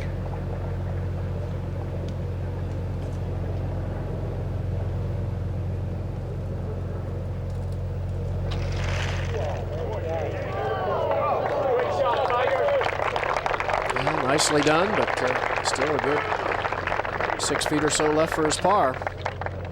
Up to 7. To Jimenez for birdie, a chance to go into red figures, would you believe? Harrington made bogey just earlier. That has to hurry. And we'll go to 18. Tom Watson perhaps playing the final hole in his U.S. Open career for birdie at 18. Same putt he made when he won the Open. Drops. Round of 73. We mentioned it could be his final Open. Tom loves this championship so much, and he's just 50 years old. I mean, he could go out there and try to qualify to get back in this U.S. Open, which would not surprise anybody. So you want to make sure that you leave that opportunity as well for Watson to play in another national championship. Back to 6. Birdie putt for Ernie Els. And this back uphill and should move to Ernie's left. Most of the players have left this putt short.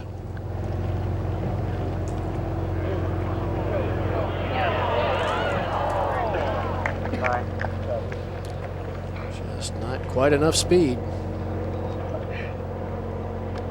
Disappointing par at the 6th for Ernie Els. The hole has been the easiest on the golf course. In fact, today playing to a stroke average of 4.59.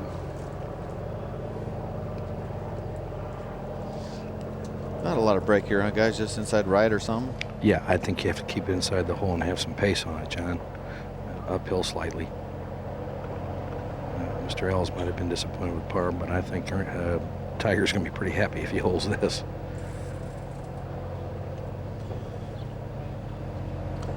Like I said, if Jimenez would have made that birdie putt and he missed this one, could have dropped that lead down to 6. We talked earlier about the importance of pars in the U.S. Open Championship. We heard Tiger comment about it. Obviously, some are better than others, but this would be a very good one for him. Hold it, Eldrick.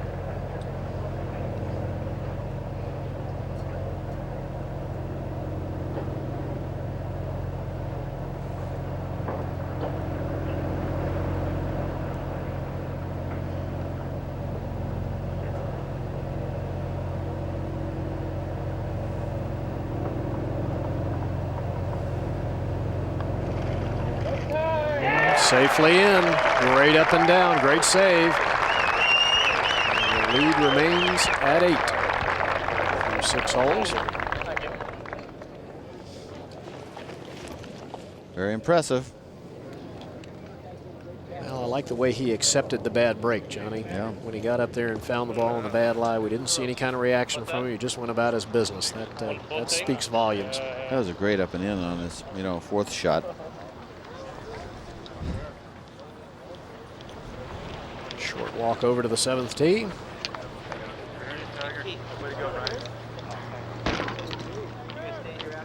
I think importantly that Tiger did not rush that par putt either, Johnny. I think that's very important. And well, let's take a look at this hole and all the the hill and the way the elevation changed and how the topography runs. You can see it drops down big time into this green. They got a cliff on the right and behind and even left, 37 feet below the teeing ground. The green lies, and then you can just see that all the trouble around it, bunkers everywhere. You got Small target, but with the wind not blowing, the only thing that makes this hole pretty tough really is that right hole location, which you have today. And I'd be very surprised if Tiger even thinks a lot about that hole location. He'll just end up hitting it about 12 feet left of the target. Well, Tiger's had his day on this hole already. He birdied it every day. So, choice of club here, Roger? Sand iron. Wind from the right and hurting some. Feels back up here on the hill. Flagstick's not showing that. This one's pulled at the left side of the green. Nothing wrong with that, guys. Safety first. Over to 8. And the second shot for Jimenez. Even par. He's well back from the cliff, has 201 yards. This is the most dangerous shot of the day so far. Oh boy, a little unlucky there, Johnny. Could have pitched forward, but stopped right in its tracks. It was heading right for the hole. And back to 7. And Ernie Els. Ernie should, in my opinion, start making a little go at some of these pins. Oh, this one pulled well left too. This one might need to come down. Roger, that's an awful lot of iron shots left so far. Sure is. He's pulled a lot of balls, John. Yep. Almost every shot's been left.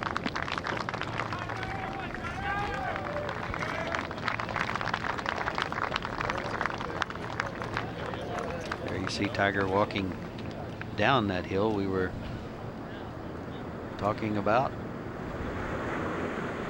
And let's go up to Jimmy Roberts. Well, Murph, thanks very much. And it doesn't seem like it's been 18 years, but in fact it has been. Yeah, it's been 18 years, Jimmy. It says so on the watch right there. Joining the 18th tower by Tom Watson right now. Lots to talk about with you. The first thing that we have got to talk about is that shot on 17. I mean, it must have occurred to you that it was eerily similar to what you had in 17. Well, I hit a 2-iron again this year, and like I did 18 years ago. I actually hit a better shot this year. And the ball ended up at the left of the green. Bruce, my caddy, said, "Oh, I can't believe this." He said, "Not again." Did he say get it close? And you said, "I'm going to make it"? No, he didn't say it. Actually, it was on the back of the green on the first day. He said, "Get it close."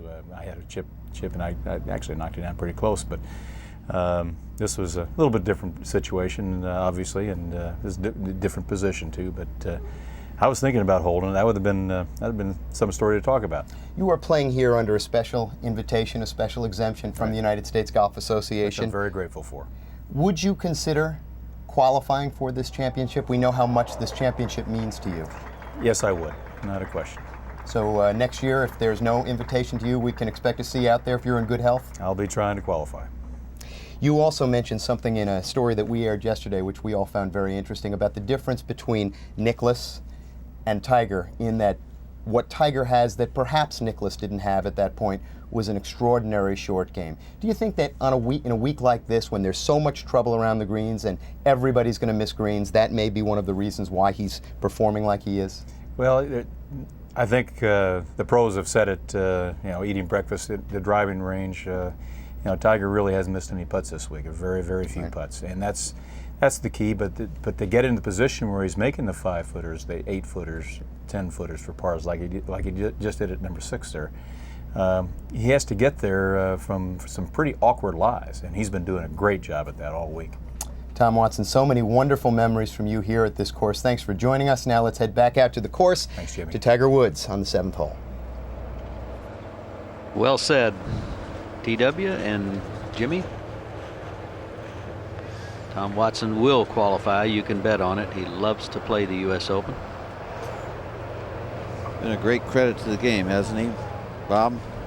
Yeah, I think there's a lot to be said for handling yourself in the demeanor that Tom has. Works a lot with junior players, as we all do and all try to do. Tiger's having a good long look at this one, Roger. As well he should, Bob. This putt will move from left to right, and in the area of the hole, it gets pretty slick. This is one that could easily get by 4 more feet if you weren't careful. Last 4 or 5 feet it will definitely go to the player's right.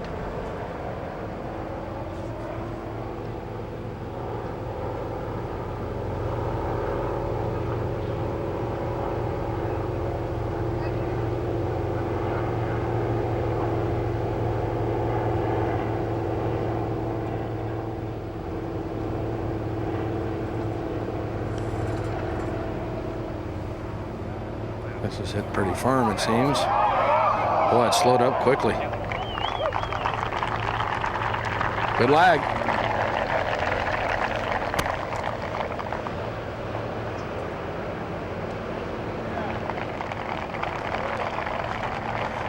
And another solid par in our way of thinking. That's what we would be trying to do. We have no idea of knowing what Tiger's thinking about.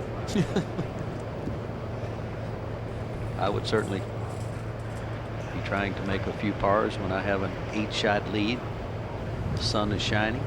Well, he's checking out the wind for the next hole already. Gives you an idea. He's gone right on from par at 7 to the tee at 8. And we'll go forward to Jimenez on number 8. Just short of the green here, Murph.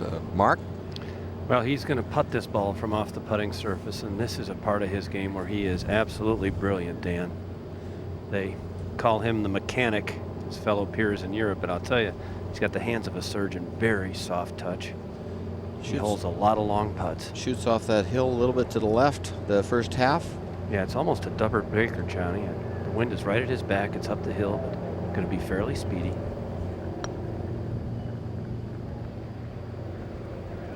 Well, all week long, Mark, that putt looks like it's not as slow as it is. And I'll tell you what, Dan, we've seen everybody short on that putt. They just can't seem to get it up there to 7. And Ernie Els to save his par. Okay, that'll help our feelings.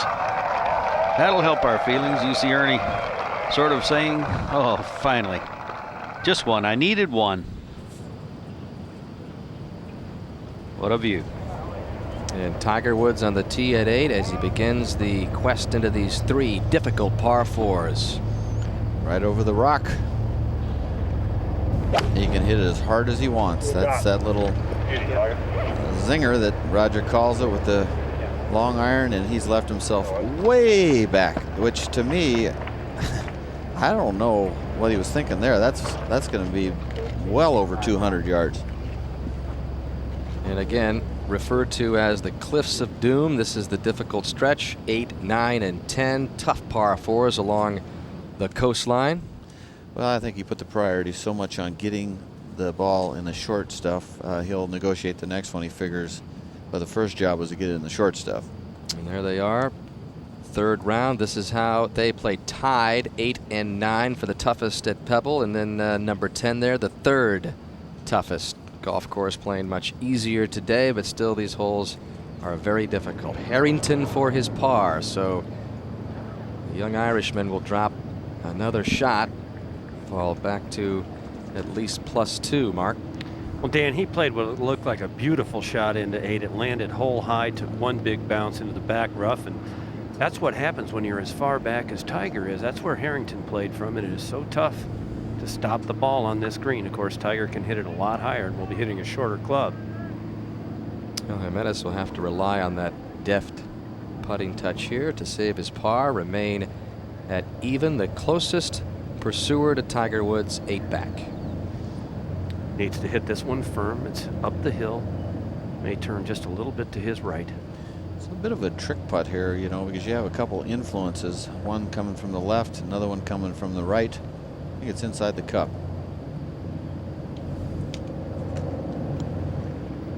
Solid. And the member of the 99 European Ryder Cup team stays 8 back of Tiger.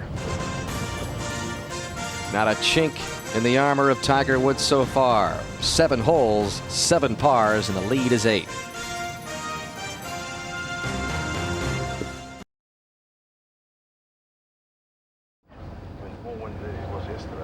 Well, Tiger Woods well back, getting ready for his second shot at the 8th. Roger, you got the yardage? 225 to the hole, and far enough back that really his view of the green is almost obscured by the cliffs in front. Very surprised he left the ball this far back.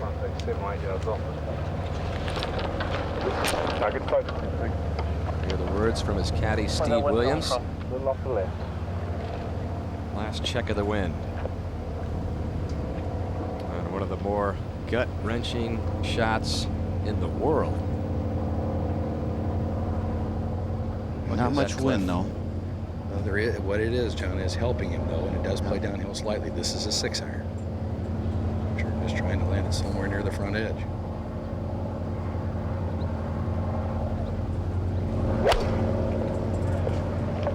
Be the right club, baby. Come Ball on, be it. started at the Be left right side. club. It's cutting into the center of the green. This looks really good. And almost unlucky there, John. It is the right club.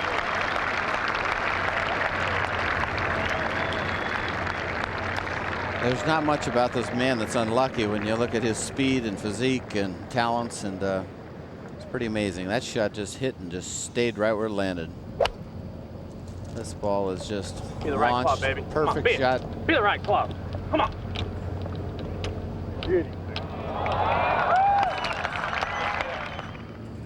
Every time he does something that you don't think is particularly Tiger-esque, like leaving the tee shot a little bit back, comes right back and says, don't forget, this is Tiger Woods you're dealing with here.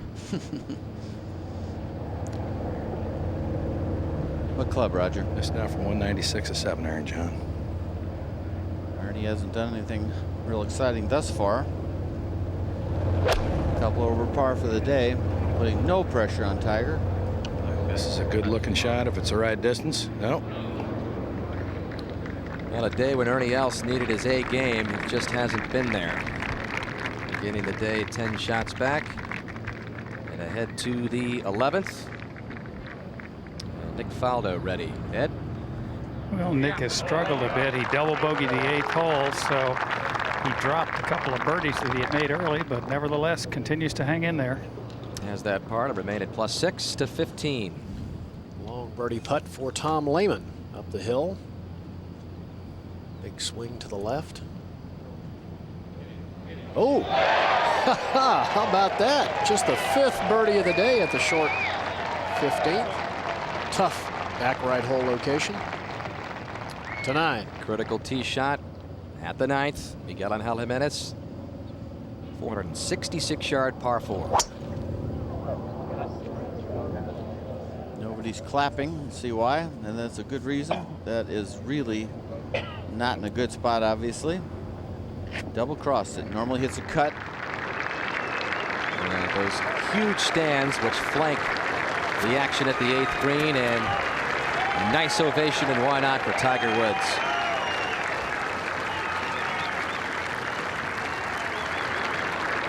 On land and sea, he's got his fans. He makes that putt and he stands up. Go Tiger. They're going to be swimming.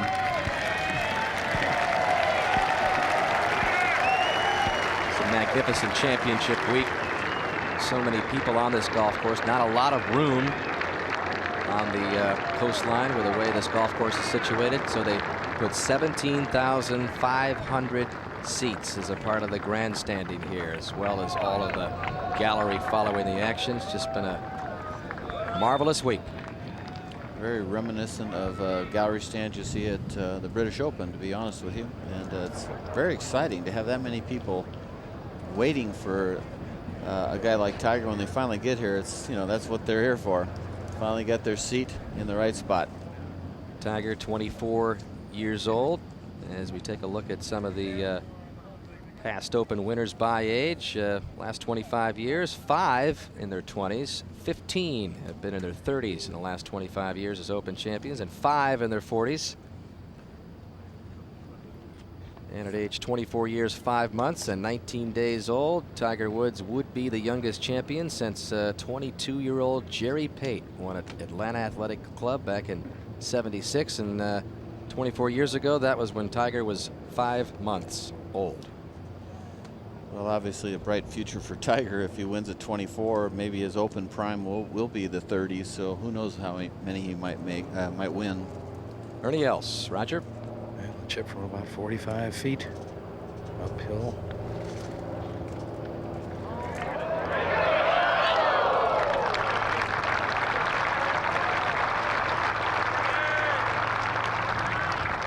Ahead to the 9th from that deep rough near that bunker. Second for Jimenez.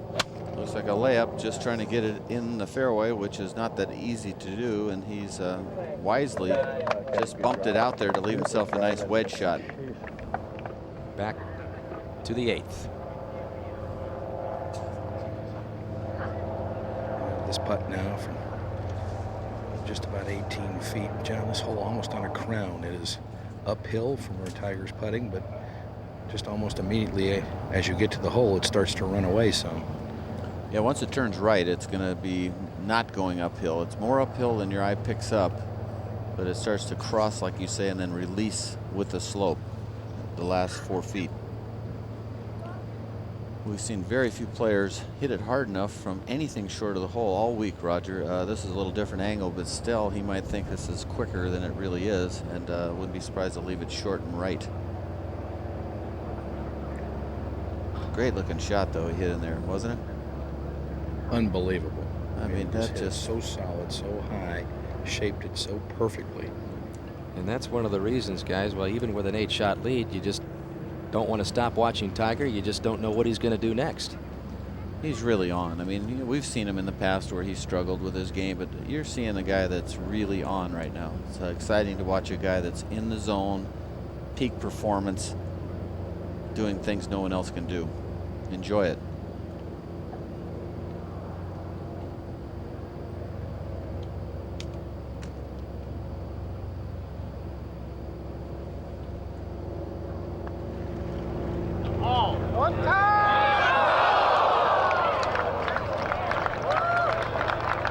Hit a lot of good putts today, Roger. He really hasn't made much.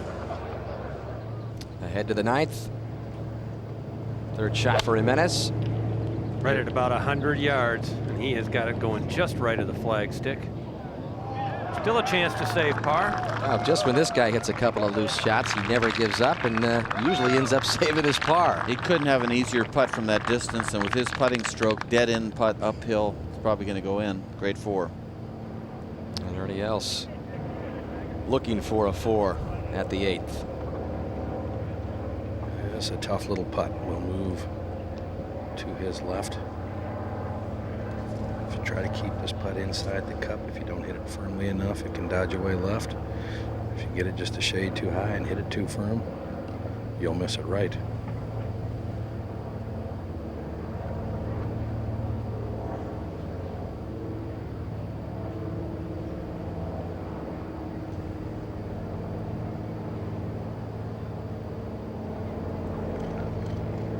Beautiful.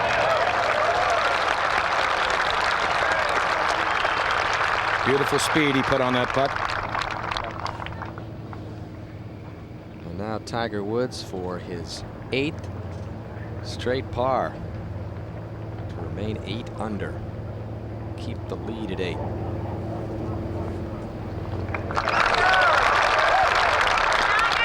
fact, that is the 12th straight par recorded by Tiger Woods. Picking up from the action of yesterday.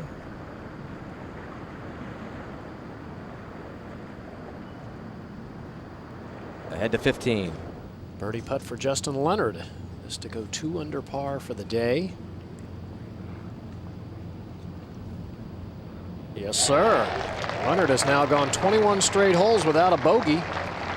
Moves to 6 over for the championship.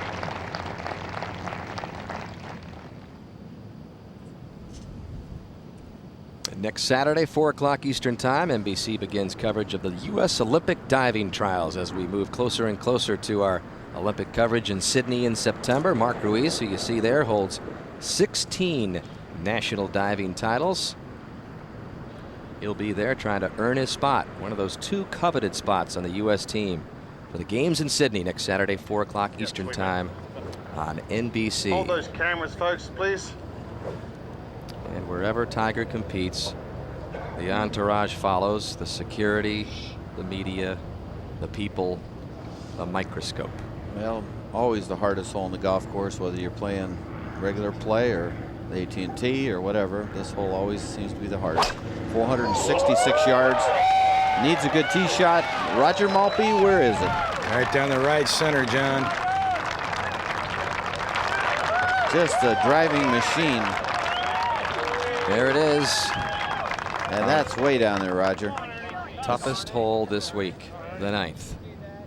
Well, let's take a look at number 9, the toughest hole out here. You drive, most people drive it to the top of the hill, which is like 260 to the very end, and then it crowns and goes over and slants dead left to right. In fact, Tiger to put it in the fairway there is very hard. Usually it rolls over in the semi-rough, and then now you got a downhill side hill lie if you're down the hill, and you got to negotiate that bunker and the ocean right and behind. Well, live at the 9th now. See if Jimenez can save yet another par. Keep within 8 of Tiger's lead. Padraig Harrington has just holed it for a birdie 3 right ahead of him. This is about 6 feet. May turn a little left.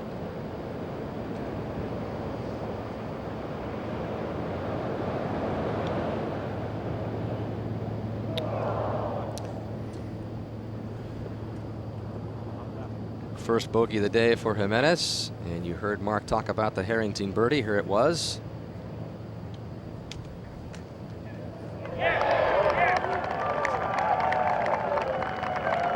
First birdie of the day at the 9th, as it had been the only hole without a birdie made on it before Harrington dropped it in. 16. This a moment ago, the third shot for Bobby Clampett. Oh! Good way to save par, but unfortunately the Cinderella story is not going to have a real happy ending. He's 6 over par today. And we move ahead to the 17th with Mr. Clampett. It really has been all gravy, just first of all getting into this championship, and then Clampett stunned a lot of people.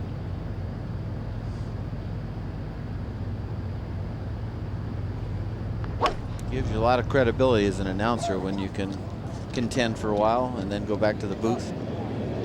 Well, he did it back in '94 out here at Pebble Beach. Great shot, 5-wood by Bobby Clampett, and I'm sure he's going to go home with a lot of good memories and a lot of local fans. He used to have huge galleries when he was an amateur. He was he was the top amateur in the country, and he was like the golden boy of Monterey. I mean, he was, big things were expected out of him. He only won 1 PGA Tour event, but the action at 10. That's a birdie putt for Phil Mickelson. And you see the speed from up above the hole at 10. Catches a piece and still goes 5 feet by. To 13.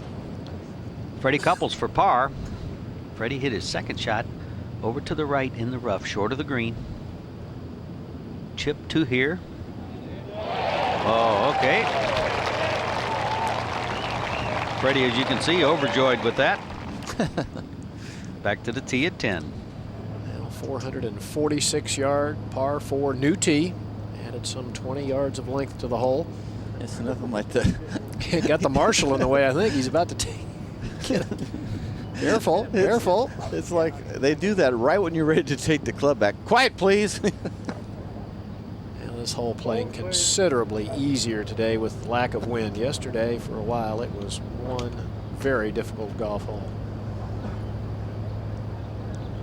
Really good looking young player here, Harrington, Gary, don't you think? Oh, I agree, Mark. Nice swing. Seems to be in control. I think we're going to see him on a lot of Ryder Cup teams in the next decade. Good shot there. Nicely placed. Fairway slopes severely from left to right toward the water. Widest fairway on the golf course, or one of the widest, about 35 yards in width. To play will be Jimenez. What's it blowing out there? Just under 5 miles an hour? I'd call it about 3. Coming from the right here at 10 right now. Actually sort of helps to hold the ball in the fairway on a sloped fairway like this. Drove it left off the last tee, but not this one. Right down the pipe. Pretty long drive, so both players safely in the fairway at 10. We go back to 9. 131. Ernie Els. This now from 140 yards. Very steep downhill slope. And a look at the shots. Second shots at the 9th. Don't want to hit it left. 13 guys have hit it there. Keep it out to the right, Ernie. Let it come back. He's trying to hold it. Last time he did that, he hit it left, but this one's better. How about that, Raj? Beautifully played right there. Really on a downhill slope, Johnny. He really made great contact. Maybe that'll be the spark that gets Else going. 211. And the second shot of John Houston. 1 under par today, 4 over for the championship, so good day for him. Made some comments that he didn't love these kind of greens. He's won every time on Bermuda, so that's probably where it's coming from. Shot a 67 in the opening round.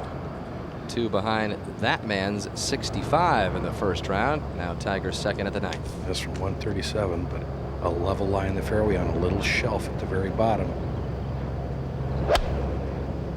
Much better lie than that of Ernie Els.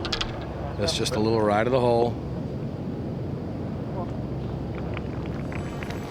Tiger Woods began the day with the largest 54-hole lead in U.S. Open history. It was at 10. Right now it is at 9 over a couple of international players, Jimenez and Harrington. Back to the shores of Pebble Beach in the 100th Open in a moment.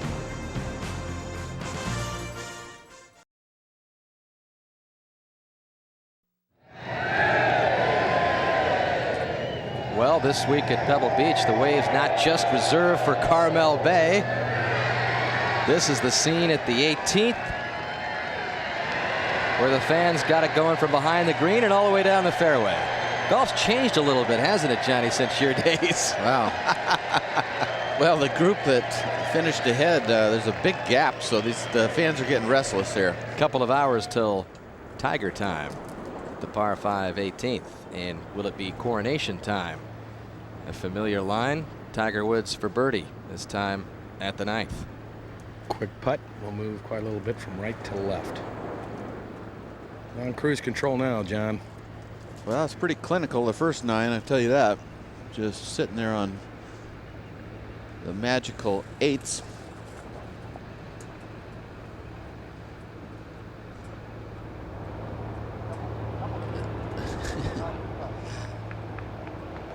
Did that crashing wave bother him behind? Let's go to 17 a moment ago. Pick up the birdie attempt for Clampett.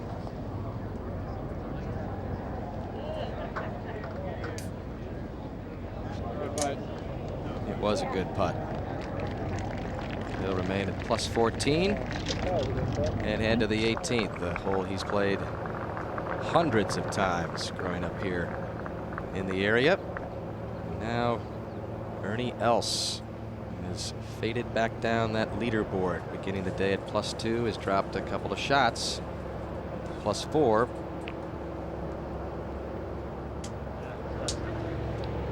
This putt should have a little bit of movement to his right, and is rather quick putting in that direction. So I would think he'd try to get this off the hole on the left and just kind of drip it down there.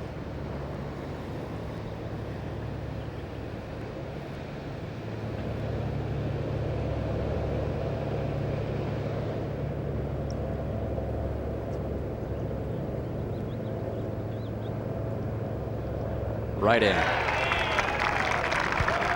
First birdie of the day for Els, who came out knowing he would need a lot of them, but it doesn't come until the 9th. And it moves into plus 3. Out in 36 for the easygoing South African. In the meantime, if Tiger Woods pars 9, it'll be 17 consecutive holes without a bogey. John Houston at 11 for birdie. His 4th of the day, and he moves to plus 3. And that is a tie for 4th, along with Olazabal and Westwood. Gorgeous shots from the water surrounding this golf course. Well, the cloud cover is just lifted. Morning sort of patchy fog. I didn't think it would clear today, but it's possible that the wind could kick up a little before Tiger gets done. Never know what Pebble Beach will serve up. No, it's a potpourri of weather. Toughest job in the country as far as weather forecasters goes has to be right here in this area, doesn't it? It's one reason why I like Shinnecock Hills so much, is it seems like it gives you a lot of different weather looks, and it could be hot and balmy, it can be cold and cloudy, and It just got a lot of different looks, which I think is really neat in a championship to have to deal with all that. 8s are wild for Tiger Woods. Yeah, you know, it's sort of like putting a potato in a hot rod. You know, he's sort of having to do that today. You know, he's got such a big lead. He's sort of babying it around, and part of him hates it. You know, you can see he just doesn't like, why am I hitting it over there and leaving it short and not getting it in? You know, part of him wants to just turn it loose, you know. I remember before this championship began, he made this statement. He said, you know, 72 great pars is looking pretty good right now. Yeah, it is, but it's tough for him to think that way. Yeah.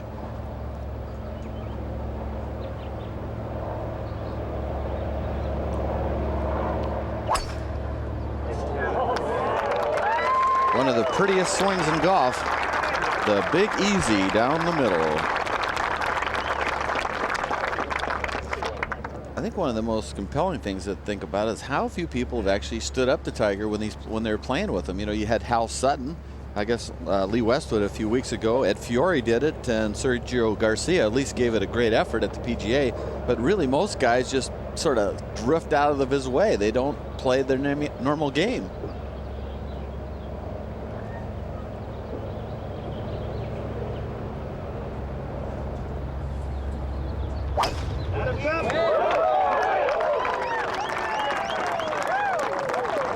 This is a great driving exhibition, John.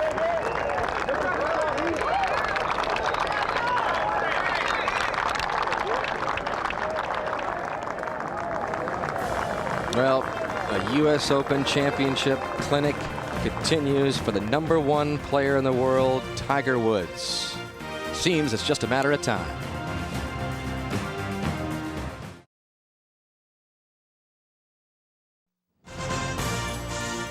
Sun is out in full force along the Monterey Peninsula now. Why wouldn't it be Sunday in the 100th U.S. Open, where the spotlight expected to be on Tiger Woods in a couple of hours from now to the 10th. Par putt for Padraig Harrington. A lengthy birdie putt from up above the hole, left it well short, and that will be a bogey 5 to 13. Nick Faldo for a birdie on 13. We have not seen many of these. Nick on the last hole missed a putt and banged his head with his putter and then made like he had knocked himself out. He's trying to have some fun. And back to 12, Lee Westwood for birdie. I should mention we've only seen one birdie all day. And back to 10. Second shot, Ernie Els.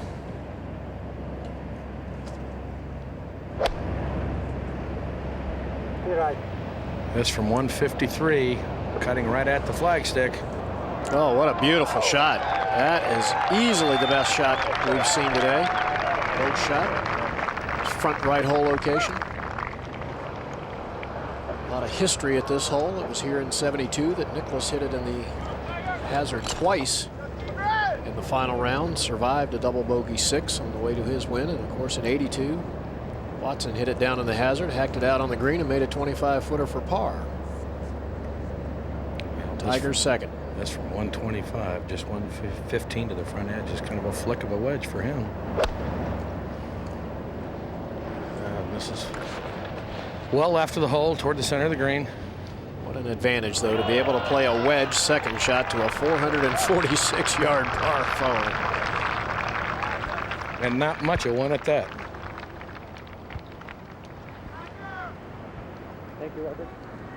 Well, we talked about the history here at the 10th that has certainly played a large part in determining the champions in 72 and 82. Tom Kite survived the hole with a par in his final round in 92, and back then in that fateful day it was the most difficult hole on the golf course. The stroke average was 4.89.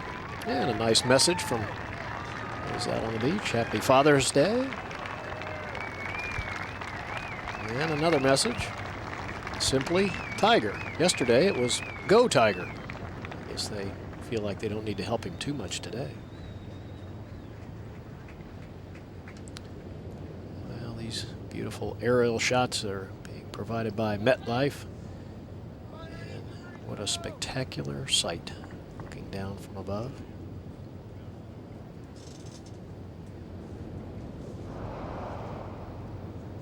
And let's take a look at all the scores in the field. Pick out your favorite player and see how he's doing. Scoring much better today. Conditions rather benign. And ahead to the 12th. Olafable. Today the 12th hole, playing 205 yards. The wind left to right into the players slightly. Hole location on the left center of the green.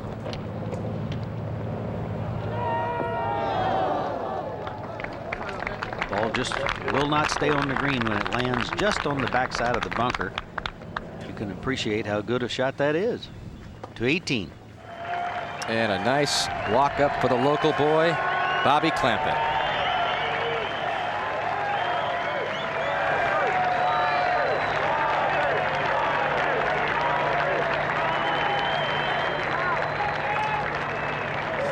Played with tears in his eyes in that opening round when he shot that 68. Yeah, it's been a long time since people were screaming, Bobby, Bobby. But they must have had some problems out there because they're half an hour behind the group ahead of them. Back out to the 10th. Tiger Woods taking a look at this putt for birdie. Roger, tell us about it. Well, downhill from about 18 feet, maybe a quick putt. May try to move a little right. I don't think there's a lot of break in this putt from this angle. Pretty much down the fall line of the green.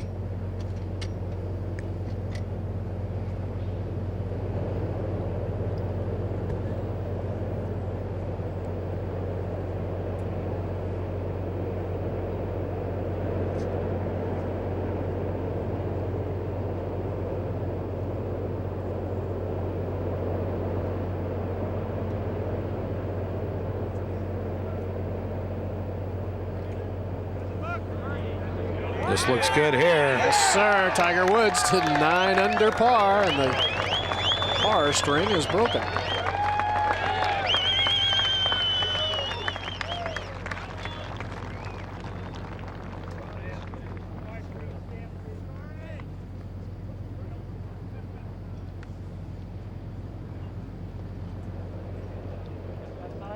Well, he's now at 9 under as we look at the lowest winning scores to par in a U.S. Open. No one's been lower. In fact, only Gil Morgan has reached double digits under par, and it came in the 92 championship staged here at Pebble Beach. He got it to high as 12 under before fading in that championship. So will Tiger Woods become just the second man in an Open to reach double digits under par? Else now with his putt for a birdie. Yeah, this putt can move quickly to the left, if not hit firmly enough.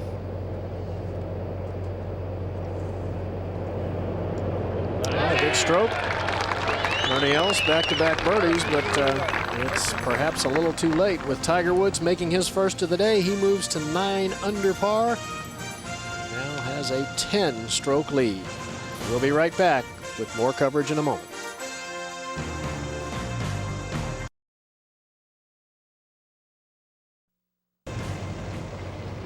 Just sounds so strange to say it in a U.S. Open, but a 10-shot lead for the leader as he stares down the fairway at the par 4 11th. And there's no let up. I tell you, he's acting like he's level with Ernie Els. I mean, you never know the difference. There's that little stinger shot where he hits that rifle shot punch.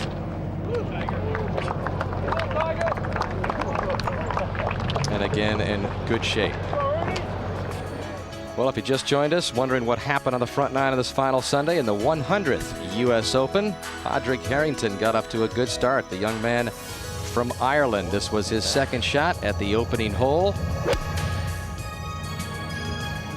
Beautiful iron shot. You can see here Going right at it.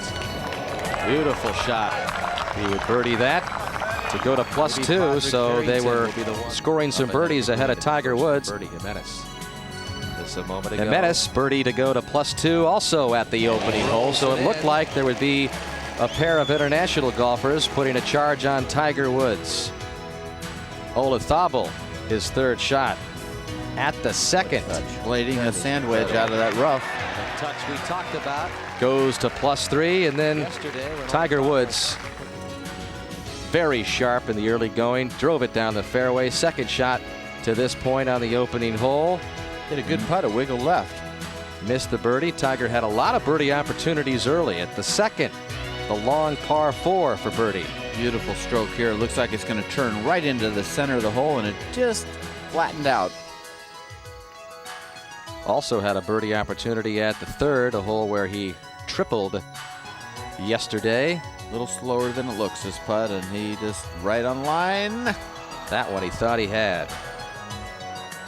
Then at the par 5 6th, we've seen just a variety of different shots played by Tiger Woods this week. After a nuclear drive, watch what happens here. Carefully watch this ball. He's pushed it to the right. Watch by the bunker, and now it's in stuff that's 12 inches deep. Which prompted him to see if he could do something Tiger-esque. His fourth shot, though, now. Calmly got it there. He would make par, so 5 was a very good score with the condition that Tiger was in at the 6th. Then he laid it back in the fairway at the par 4/8, a little bit farther back there from the cliffs that he would have liked. And this second shot, Johnny, was 225 yards. It's a 6-iron downhill. He just kills it. It's going right at the pin, and it takes a very soft top that looked like it was going to be stiff. But he 2-putts that for a par. He pars 9, and then here on 10, he hits a good wedge in there, left of the hole safely, and makes that putt for birdie, finally to break the par string and get to 9 under. And it's not premature at all to start the coronation for Tiger Woods with his huge lead, Johnny, on the back 9. If he wins today, of course, he will need only the British Open victory to complete a career Grand Slam. Jack Nicklaus was 26 years old when he accomplished that feat, but at just 24 years old, Tiger Woods has continued to go into uncharted territory. By the time this Open's finished, you're going to see a lot of records, and we're going to compile them for you. But it's just amazing stuff. There's winning the 4 majors, Jack, at age 22, and when he won the Open, and then he won his second at age 23, the third also the same age, in the same year, the PGA, and then when he amassed the Grand Slam was 26 years old, and there is the comparative list for Tiger Woods, and it's no secret that as a youngster, Tiger Woods would put things in his room, clippings and numbers that Jack Nicklaus had achieved. And when he talked about it as a young teenager, a lot of people thought he was crazy. Yeah, well, and now he's out there proving it. Yeah, well, it shows what you can do if you really work at it and you got the ability. But in St. Andrews, to be honest with you, might be the easiest course for his game of them all. And so he could very well get all 4 legs of the Grand Slam by 24. Okay, back out to the 11th and the second shot. Roger.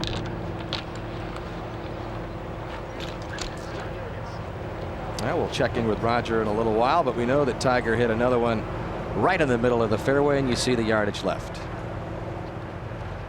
He's got a good position here. You want to keep the ball probably underneath the hole to the left, just slightly. Hole location is just 10 on and 5 from the right, so left is definitely good. Don't want to be hitting it right and burying that lip. Took a real gougy divot on that one. Got another good hop off that bunker, which he did in the first round. So a perfect leave underneath the hole. Ho hum. Well, let's go to the 18th. And Bobby Clampett. This is a birdie attempt. Very popular putting spot. Down the hill, breaking right, going towards the hole. Oh, top lip doesn't go. A lot of history here for Clampett. And he wanted that one. He wanted to make that birdie, make everybody hoot and holler, all the hometown fans. And I think he's probably going to mark this. Well, no, he isn't. 2-time California State Amateur champion here at Pebble. Tied for 3rd back in that 82 Open. Of course, the limelight all on the duel with Tom and Jack. Second shot at 11 for Ernie Els from 133. I'll tell you got to hand it to him. He really played poorly through 6 holes, and then, geez, 7, 8, and 9 he played 100 and birdie 10, and now got another, well, remote chance for another birdie. So it's a good comeback for Els. He's back to level for the day, which is 2 over for the championship. But it's going to be too little, too late. It is, but you know, like we said going in, they almost had to have 2 trophies. You have Tiger's trophy. We already engraved that one, and then the rest of the guys are battling it out. They have a pretty good championship competitively without Mr. Woods sitting out there with a 10-shot lead. Well, it's been a more competitive NBA Finals, that's for sure. Game 6 coming your way as this series continues to get more interesting by the game. Pacers and the Lakers. Lakers trying to close it out, win their first NBA title since 1988. To the tee at 12. Where Padraig Harrington preparing to play. Club selection, a 4-iron. This one needs to get up, Murph. That wind is sneaking back into them. Seen a lot of balls in that front bunker. There you see it. The lie appears to be pretty good, on the upslope, which helps you for that bunker shot. Over to 18. Third shot for Justin Leonard. Just right at the bend there, just close to the 100-yard marker. It's his 4th shot. He's had problems. He's hitting a good one there. See if it spins. It does not. Leaves himself that downhill slider. So struggling a little bit here at 18. A long time since Justin Leonard has won as well, but he seems to be showing some signs of climbing out of that slump he's been in. It's been over 2 years since that 98 Players Championship win. I tell you, it doesn't take much of a hiccup in your game, whether putting or whatever. Any little slip up and you're not going to be winning out there. There's only a few players in modern day golf that could actually play, as Tiger Woods said, with his B game or C game and win. That shows that when you're really, really a gun, that you don't have to have everything bouncing off the bunkers and making every putt inside of 15 feet to win. Well, I'm going to assume, Johnny, he's going to consider this his A game. If it's not, that's really scary. This putt now from about 25 feet uphill. Very slow putt, and will move a little bit to the right.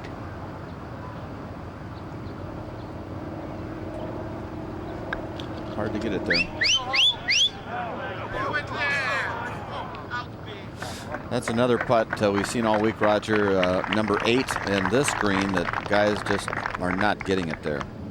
You just can't hit it hard enough on the way up, and you can't hit it easy enough on the way down. Yep. Well, is this a makeable birdie, Roger? Because he would become only the 2nd man in the history of the Open Championship to reach double digits under par. Well, I think he's going to make it down. Very much on the same line as Ernie Els. He saw the putt. I mean, there's no guesswork here. He knows how it breaks. But how long is this putt, Roger? I mean, you really feel he's going to make it. I mean, you've been feeling the powers of Tiger all week, haven't you? Absolutely, and I truly believe he's going to hold this putt. It's about 12-footer, a little over 12 feet. A putt he can be aggressive with. Look at how much he is into this putt, Roger. I think now I've got to believe. You said it was present tense, but I think right now he's trying to show that I'm going to blow every record out of the books. Thinking record book now. Maybe, John. Because obviously the other part is a done deal. Well, all the great ones look for that edge. I mean, we saw it from Michael Jordan. I mean, it's not just enough to win, but to take on a challenge and to conquer it and to turn it into something that no one else has done.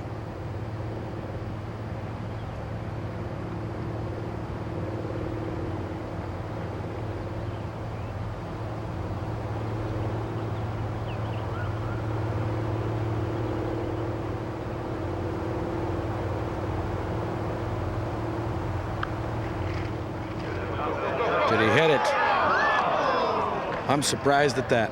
I really am. As slow as that putt is, John, I'm surprised he left it short. Well, shows he does just what everybody else does sometimes. Sometimes. Over to the 12th. where we have Jimenez preparing for this birdie putt. Mark Rolfing. Not an easy putt to judge the pace, Murph. It's about 40 feet across this 12th green. This is a double breaker, Mark? It's going to go a little bit right at first and then turn back left at the hole.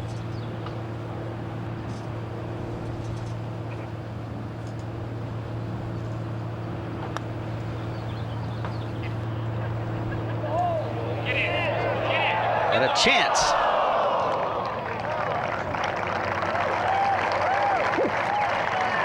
That was a wonderful putt. This 12th hole, only one birdie yesterday and again today. One birdie. Harrington earlier from the bunker left it short, and I'm sure he was very surprised that his bunker shot stopped short. Over to 18. And finish up with Justin Leonard. This for his par. Dan, we haven't seen anybody make this putt yet from any distance, whether it's 10 feet, 15 feet, 20 feet. Most of them have been short. Bobby Clampett hit a good putt. He's the only one that kept it high.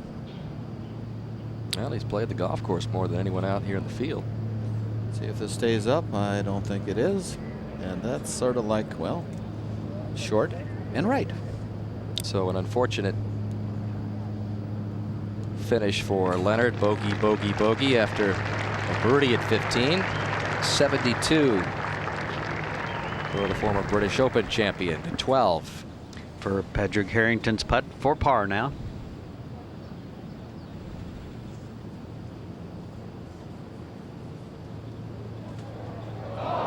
Oh my. Murph, you'll be interested to know there is a large Irish contingent out here following Harrington, and they have been highly vocal. I just can't understand why. It's a good day for the Irish. Well, that bunker shot, I know, surprised him because he landed, in fact, on the slight downslope just over the bunker, and that, you would guess, would pitch right to the hole based on the shots the poor guys have been hitting in there and bouncing over the green every time. Minutes now for par.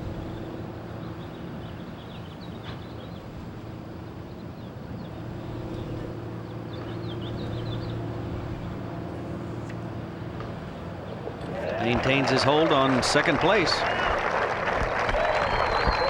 And in this case, runner-up is not bad. And back up to the tee. It's 205 yards. The wind is left to right into the players, and I think in watching this hole, as I have been, Roger Maltby, the best place to get your direction on the wind is back in 11th fairway. Well, that's true, Bob. Back in this corner, a little secluded where the tee box sits, protected also by spectators to the left, so you don't really feel the wind quite as accurately as you probably would down in the 11th fairway. And I think Johnny said it best yesterday, to play this hole really effectively. This is a very common wind here. A high draw into the wind, fighting the wind, will land the softest on the green. This is a 400.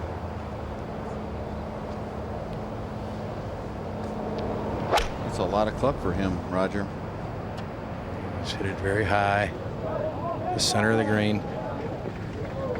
I guess he threw it up really softly, huh? Yeah, he did. He really took a lot off of that, John.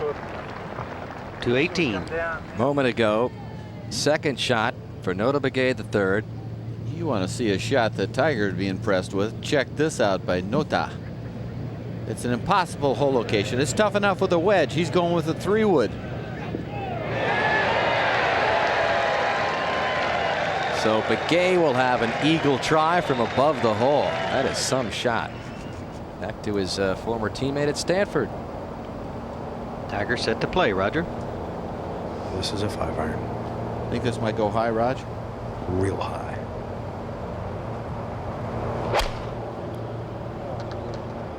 Just a towering shot, Johnny, at the center of the green.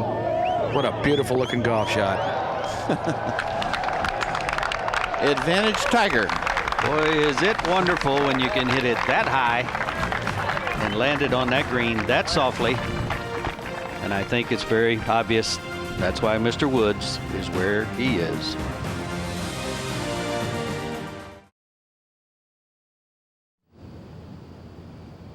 Well, as you look at the recent scoring averages in the last 6 U.S. Opens, including this one at Pebble Beach, you see the scoring average through 3 rounds here at Pebble Beach. It continues the trend, Johnny. It's getting tougher and tougher to play in an Open.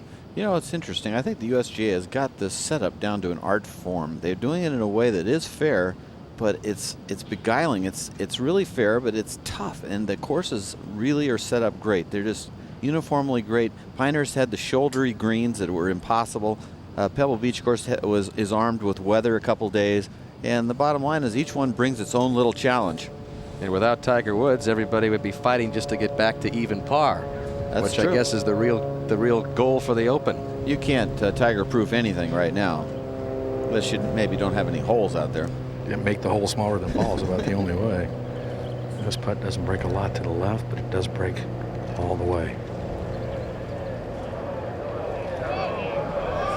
One of the very few to leave that putt significantly short, and not happy with himself.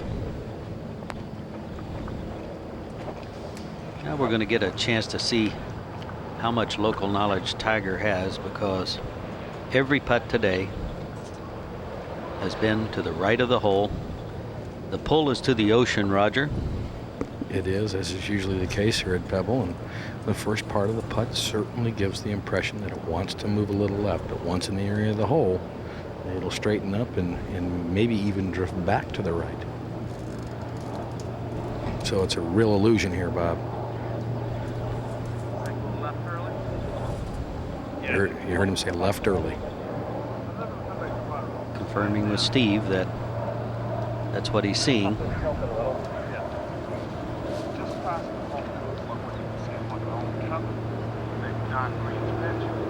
Yeah, I see it. Yeah, I think it's just a little bit.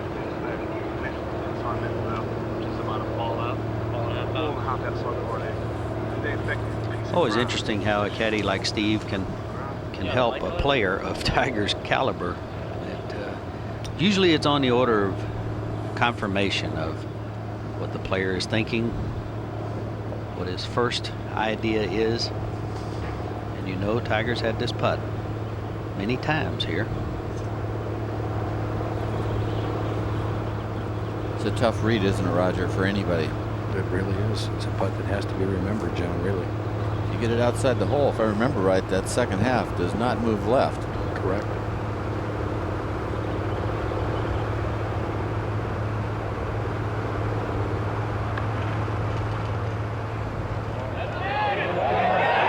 Oh my goodness. Double digits. Are there any questions that Tiger knew exactly what that putt did? The second birdie today to the man on his way to win it all. Double figures, gentlemen. There we see the most strokes under par at any point in the U.S. Open. Gil Morgan here at Pebble in '92. And there's Tiger. Only a couple of shots behind that. And I certainly don't doubt he can make a couple more. Well, in the next 6 holes, 5 of them are birdie holes in this kind of weather for him, Roger. So he got really through the stern test, which was 8, 9, 10, 11, 12.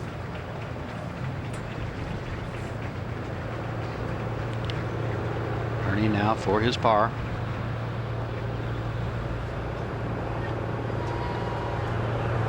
Pulled. Not a good stroke there.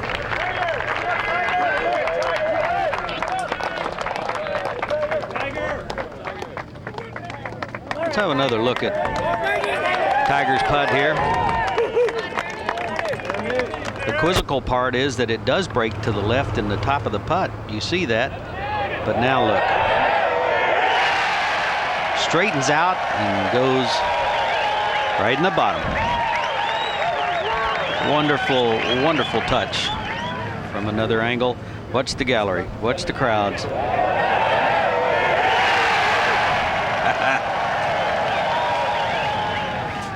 They love it. Largest winning margin in the U.S. Open. Willie Smith, Jim Barnes, Willie Smith 11. That's where Tiger is right now. That's back when there were about 11 guys in the field. 1899. 8 of his buddies, yeah. It's amazing. And he could beat them all. There is the historic figure, double digits under par for just the second time in an Open.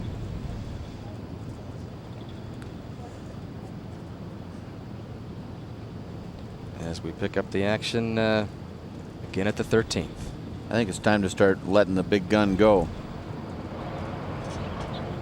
Want to avoid the bunkers on the right. You can play out of the bunker on the left. That looks like it's left.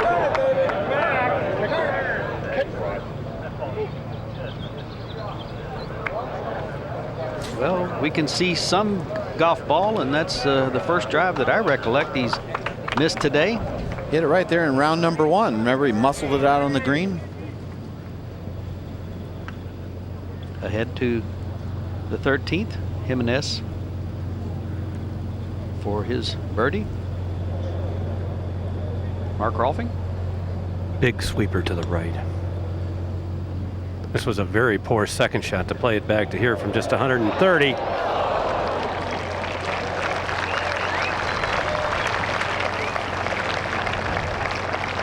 Forward to 18. This on tape, you saw the beautiful 3-wood which bounced off the right rough to set up Notah Begay for eagle. See if he can read it right. Everybody's missing it right. And close to picking up the second eagle at 18 in Open history here at Pebble. Taps in for his par. Actually for his birdie in the round of 73 today for Begay. Pretty consistent player right there. Well, without Tiger on top of this leaderboard here at the U.S. Open, it looks like the Volvo Masters. 7 of the top 9 are non-Americans. With Tiger, it looks like the Deutsche Bank Open. Amazing stuff at Pebble.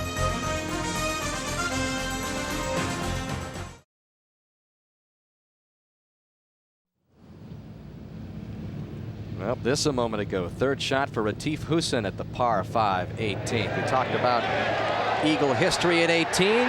Just watched it again in an Open. Just the second eagle at 18 at Pebble Beach in the National Championship. Caps off a nice day for Retief Hussain.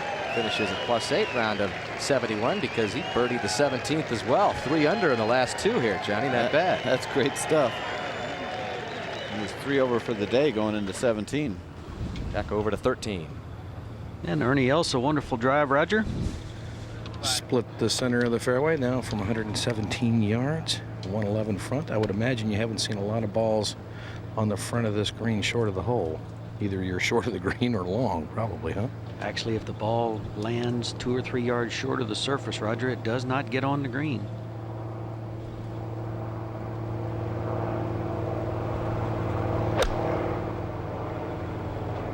Not many balls close, of course. That's a beauty.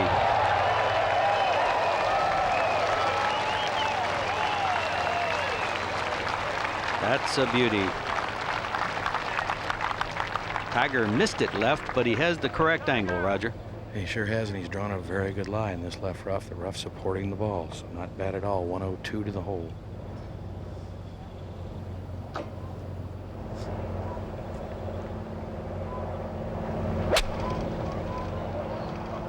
Sand iron, this ball going right at the flagstick.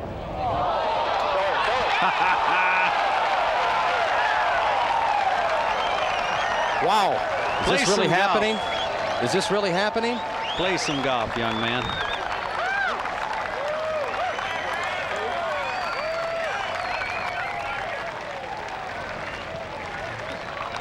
This is fun to watch.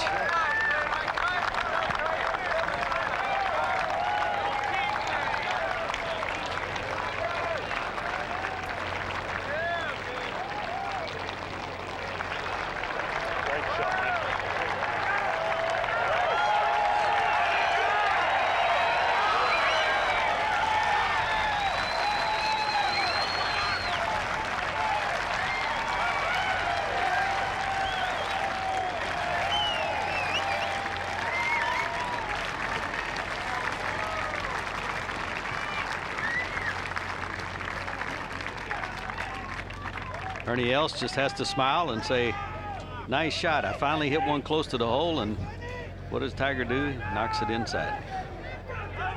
Well, as he inches closer to 11 under par, you take a look at the lowest U.S. Open scores total, 72 holes. Jack and Lee Janzen with the record. Tiger needs to get to 12 under to tie this total and 13 under to break it. So after he gets that birdie in to get to 11 under, he will be just one more score under par, one more birdie left to tie it. So we continue to try and keep pace with Tiger's record-breaking play. It's got our statisticians Gil Capps and John Goldstein here working overtime. Well, we're the only ones that can keep pace with anything he's doing. The players are having real trouble with him.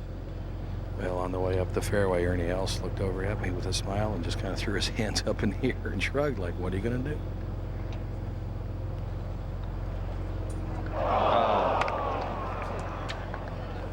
It's not hard to believe that Ernie's not distracted either with the fact that he must know that Open history is being made. He's won a couple of these championships himself.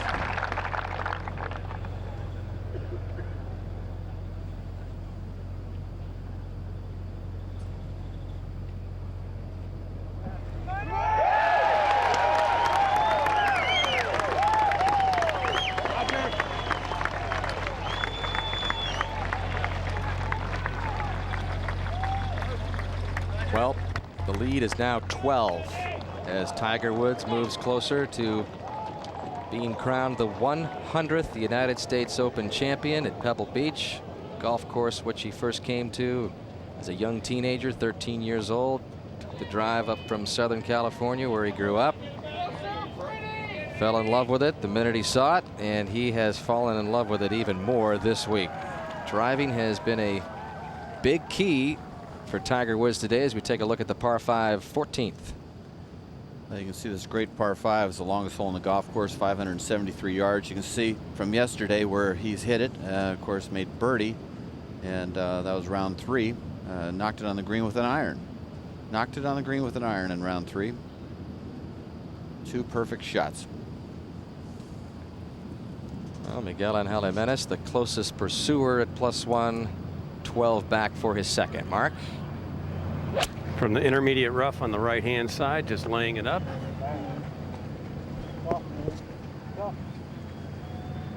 These two players were on the 14th tee when Tiger hit that shot, and they knew exactly what had happened. They didn't know he had played it from the left-hand rough, but they obviously could tell he hit it close. Everybody's shaking their heads out here right now.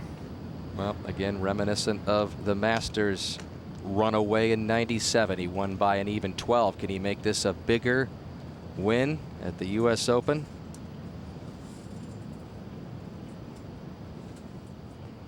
As we shift over to the 18th and pick up Freddie Couples, his third shot to this par 5.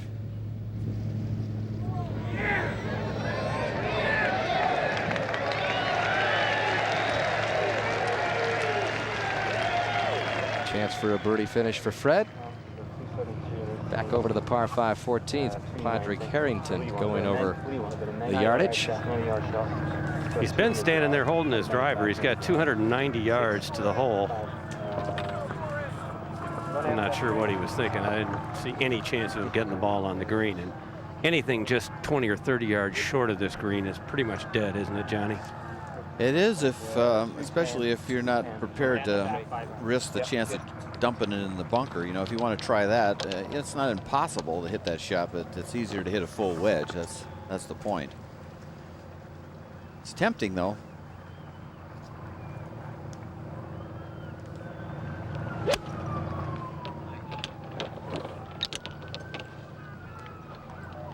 Not an easy layup, is it, Mark? No, he landed it in the right intermediate rough, and it's back in the center of the fairway. The ground is sloping so strongly from right to left that if you play a draw, you almost have to land it in the edge of the rough to keep it in the fairway. And back over to 18, see if Couples can make it a birdie finish. Pretty nice up and down for Couples. +9 for the championship, round of 73 today.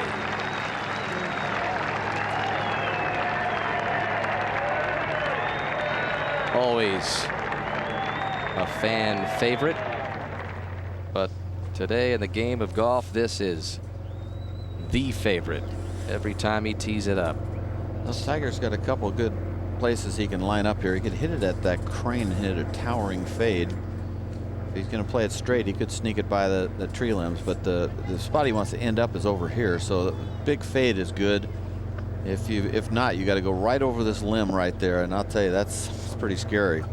Well, he's teed up on the extreme left-hand portion of the tee, John. Usually when a guy tries to cut it, he's on the right side, but here it's such a dog leg, as you say, and that tree is such a factor. He's all the way on the left. But yesterday he elected to play the big slider to the right, and I would assume that's what he'll do today. Give it a little room left of that tree and not flirt with it so much. The wind, as little as it is, going left to right? Yes.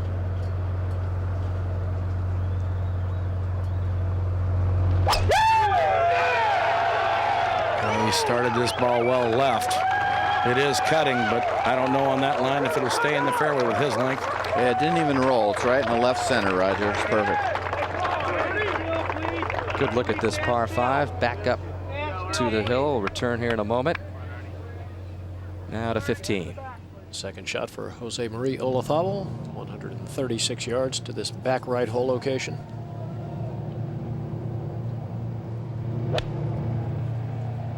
We have seen very few shots close to this hole. It should drift back and filter down. It leaves a very quick putt. 14. Ernie Els. Ernie Els, good looking tee shot. Well, almost got it out to Tiger. As close as he's been.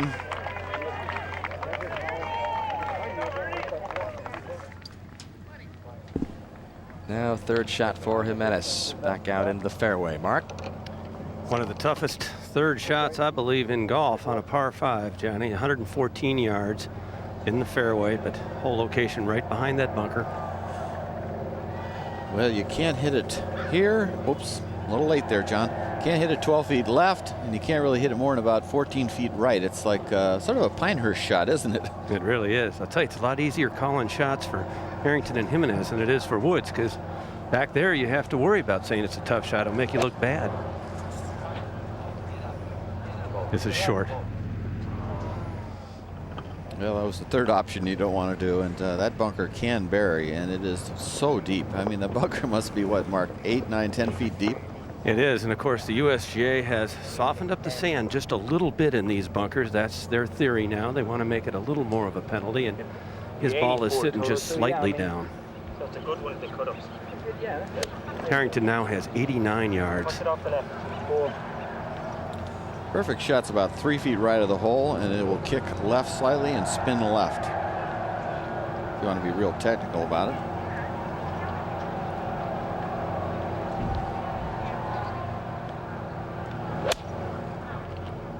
This one a lot higher than the one Jimenez shot. But again, a huge bounce. Uh-oh. And that ball will not even stay on the green.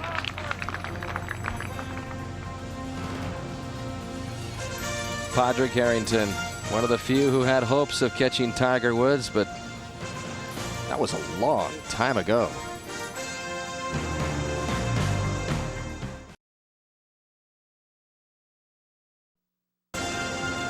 What a pleasure it has been to be situated next to some of the most picturesque real estate in the world.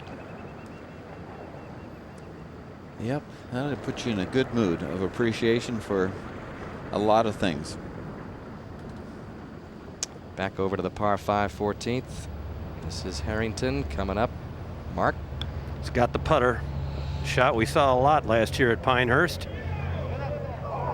That's his fourth shot rolling by, so a lot of work left for Harrington to remain at +4. Earlier also at this par 5 from that big bunker. Jimenez is fourth.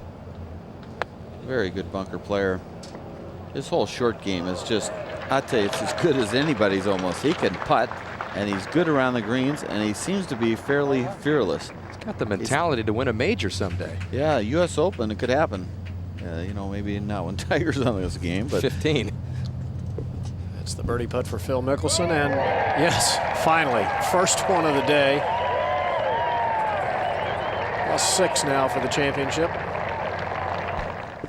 Back to 14. And this little green, the co-designers of Pebble Beach were Jack Neville and Douglas Grant. But the man that designed this green at 14 with that two-tiered green, as you take a look at it, was a well-known artist by the name of Francis McComas. He made some other changes along the Pebble Beach golf links, but this was really the most notable, that huge slope going back down toward the front of the green. Only an artist could come up with that version. I tell you, Dan, the sun is really starting to bake this 14th green out too. It's got a different tint than the other ones. Very firm up here on top. You see that strong left-hand grip with the palm up. Now this moves a little left. Nice par save by Harrington. +1 on his round today. As you take a look at some of the other scores in this 100th U.S. Open.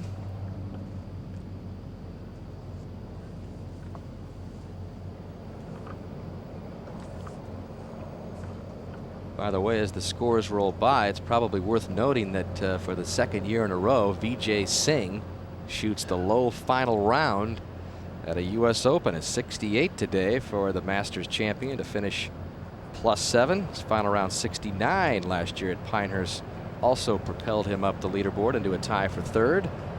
Well, Tiger might grab it away from him here. True.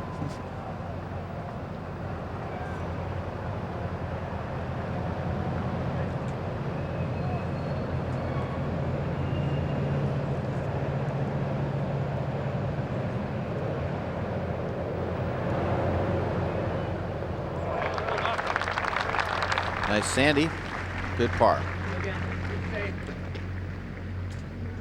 And the 14th green cleared for the final group of the day. Ernie Els now 286 yards to the hole, 268 yards to the front edge. Got a driver out off the deck. Yeah, that missed birdie on the last hole did not help his cause. He's 2 behind Jimenez. Siegel out there in front of Ernie. Playing a cut shot, Roger. That's not cutting though, John. It is headed at that bunker front left. He hopes it gets in. Now he's I tell you, I don't know if he can hit the green from there, Roger. Well, Tiger now 281 to the hole, 263 to the front edge. He's got an iron, but I can't believe he's trying to knock it down the green from here with an iron. I believe this is got to be somewhat of a layup. It is. Just putting the ball down the fairway on the left-hand side. It'll be validated when he hits his shot and then walks up and sees what else has left himself with. Another part of Tiger Woods' game, which just seems to get better, the mental side, more specifically the managing of the golf course. I mean, there was a time in his career where he'd just get out and rip it as high and as far and as long as he possibly could. But Johnny, as he matures, and again, he's only 24 years old, he just seems to work on and get better at just every single phase of the game.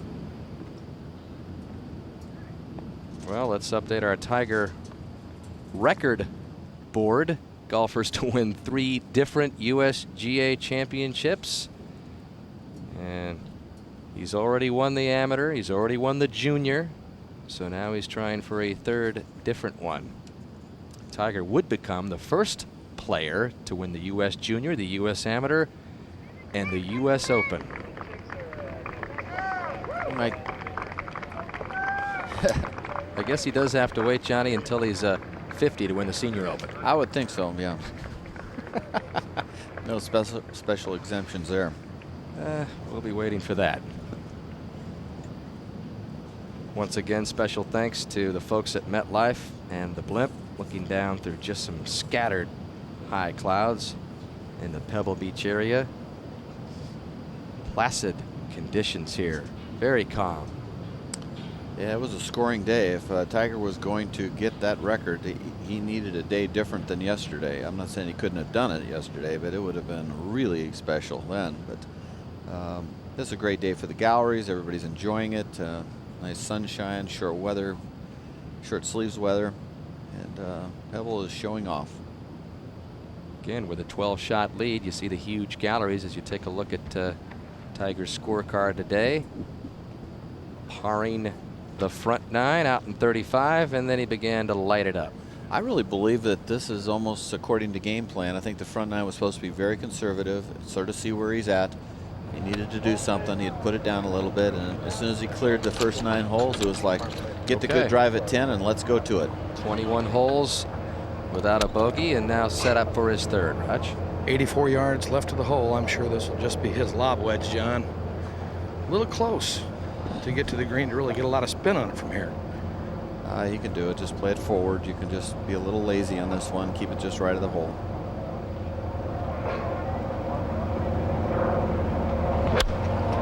Did he get it all? No! Needs to get up maybe just a shade. No, this is real good. Perfect leave right underneath the hole. So, chance for his 4th birdie on this front 9, on this back 9. Check in at 16. Second shot for Jose Maria Olazabal, left-hand rough. We can see a little bit of the ball, which is not always the case there. It's 167 yards down the hill.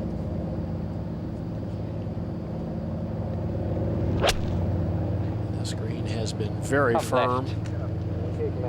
Shots from the rough hard to hold. Get out of there. That finds the deep rough on the right-hand side. Tell by his reaction, he knows that is not good. Up to 18. And another player in the rough. Everybody working out of the thick stuff. Everybody except Tiger, it seems. Yeah, and this group also many minutes behind Duval and Faldo, which is not overly surprising. Does it seem like a long time ago when Nick Faldo was the best in the world, especially with the way Tiger Woods has taken the globe by storm? Faldo was literally his game was groomed to win majors, and he did just that. Didn't win a lot of other tournaments. At 136 yards, I'm not positive he wasn't in the hazard, but I think he might have been all right. Flyer as well. He said he's played pretty well today, Johnny. Not like he has through the first 3 rounds. He's hit a lot of greens. Really hasn't made many putts. Said he got a flyer there. Yes, he did. At the 17th, that beautiful par 3, back right out into the bay. Lee Westwood. Going with a big 2-iron, a lot of right shoulder in that. See if it comes back. Might be right the way he finished, but we'll see. Oop. Trying to get a little more oomph into it. 15. Jimenez's second shot on the way. 126 yards. He's pulled it just left of the flag. Good distance. Back to 14. And Ernie Els is third. Let's see how he does out of this with no spin. See if he can keep it on the green. I said no. Yeah, pretty. We'll call it a tie. Tiger Woods so accurate, not only long but so accurate with his driver. This earlier today, his tee shot at the par 4 second, a hole that you just have to get it into the fairway on. It's a 484-yard converted par 5 to 4. Notice on these swings how he synchronizes his fast body move with a fast arm move, all synchronized so it works. That torque at the par 5 6th. And that's where he gets his speed, by the way, is that fast torso move. Just notice how much quicker he is with his body. Boom! And at the 9th, it's just amazing that that much leverage, that much torque, that much club head speed remains controlled. Didn't always used to be as controlled as it is today, but well, it's just amazing. This is at 10. Hit 75% of the fairways this week, and as we said at the top of the show, averaging #1 off the tee in length, 300-yard average, and today Might even be more yards. Lethal combination. Par 5, 14th now. All the swings look identical, and they all produce the same result. Long, deep, in the middle. Well, a chance for some more history here. Birdie attempt, Roger, at 14 here. Chance to match Gil Morgan as the only man to get 12 under in a U.S. Open. This is certainly very makeable, as Johnny said, on the proper side of the hole. Putting uphill slightly, shouldn't have moved to his right. Ernie Els has already two-putted and made his par 5 here. This putt, I'm going to say inside the cup on the left. Should try to sneak a little bit to the right, maybe left edge. I think it's a good read. I'd play it inside the hole. It's a putt that he hits it flush. It's not going to do a lot till the last 6 inches. I would imagine this is going down also, Raj. You'd have to think.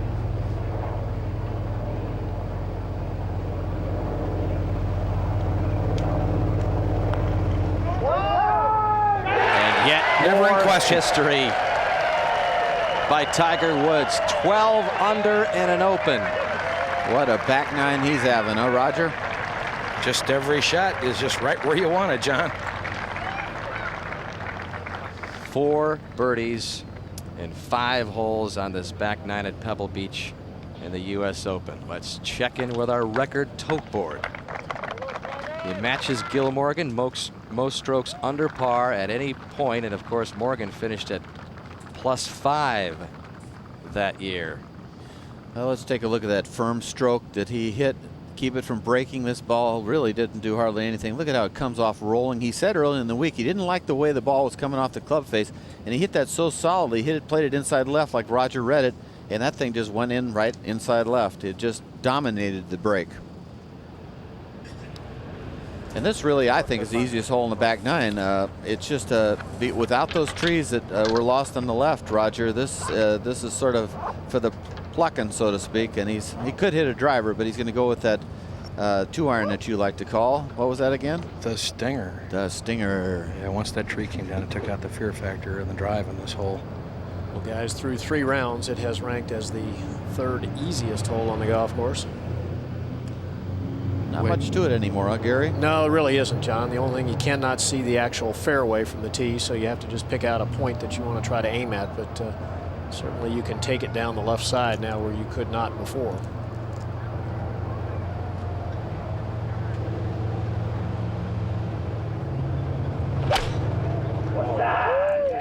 It's going right. This shot is going a little to the right. Give me a lot.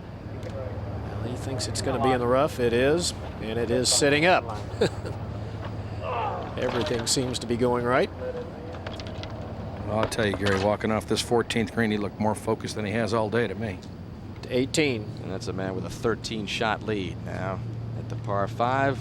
Faldo for par. Where do you think this can go, Danny, after watching it all day? Well, it's going to go short, Johnny, and it's going to go right. There you go. You've been listening. But here's the best putter in the championship. Let's see if he can overcome that. Wait a minute. Wait a minute. Hey. Somebody got it. You'll never know who was putting best this week, huh? Yeah.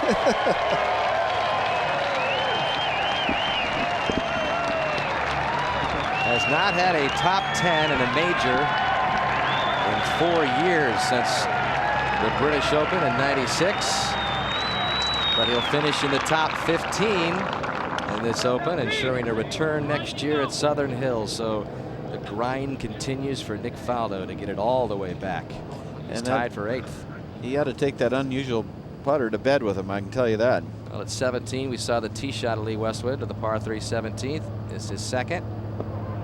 Nice little bump. Nice little bump. Perfect sound. Westwood saved his par to remain at +5. And at 18, Duval for par. So one by one, some of the top players in the world finish their Open at Pebble Beach. A long way away from Tiger Woods. Duval tied for 10th. And it's the 3rd straight top 10 for Duval in the Open. They've just posted the historic 12 under for Tiger Woods, and the appreciative crowd here at 18 recognizing another birdie. They have been waiting for Tiger a long time. They're about to get him as the 100th U.S. Open champion. Here's the scene, that historic 18. Well, Tiger has definitely not put the drive where you want it with this hole location, now, Gary. No, not at all, John. Virtually impossible for him to go right at the hole. At least I would think it would be. But of course, there's been some other things that I thought were impossible for him to do. But this back right hole location, you really do ideally want to be on the left side or even the left rough. So he will have an awkward angle. If he makes birdie from there, that might be one of his best birdies of the week. I do believe Tiger right now does know about the 272. What do you think, Gary? Oh, I don't think there's any question, John. He's talked to us before about the history of the game and how much he follows it and knows about it. And you better believe that he knows what the lowest score ever shot in an Open Championship is. It's amazing, Gary, the detail of the statistics and the historical information that he stores in that 24-year-old mind. I mean, this is a guy that's been reading the history books for years and years and years, not only practicing and practicing, but just seeing where the real measuring bars are. Well, it's interesting, Dan. I've heard that he has a lot of old footage of old major championships, or actually goes and watches those just to see what the great players used to do and how they used to do it. That's a pretty nice lie. Dead down grain, sitting up. Roger, is it as good as it looks? It is a pretty good lie. Of course, now it's a bit of a flyer, so I would think he'd be looking, just trying to get this ball into the center of the green, maybe land it a little short and trundle it on. The biggest worry here would be, of course, knocking it along. But I agree with you, fellas. I think, you know, he's gotten business done. He's handled himself, and right now, he's playing against himself. I think there's a different look on his face since he birdied 13, and now it's like the game is on. And I really think that he's got his eyes firmly set on the all-time records. They are just waiting as the players clear the 16th tee and walk directly behind 15.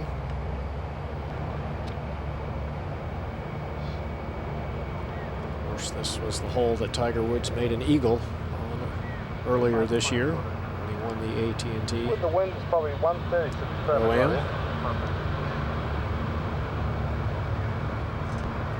This down from 150 yards. It's a pitching wedge. Hey, mate, put that camera down. You're not allowed to use those things.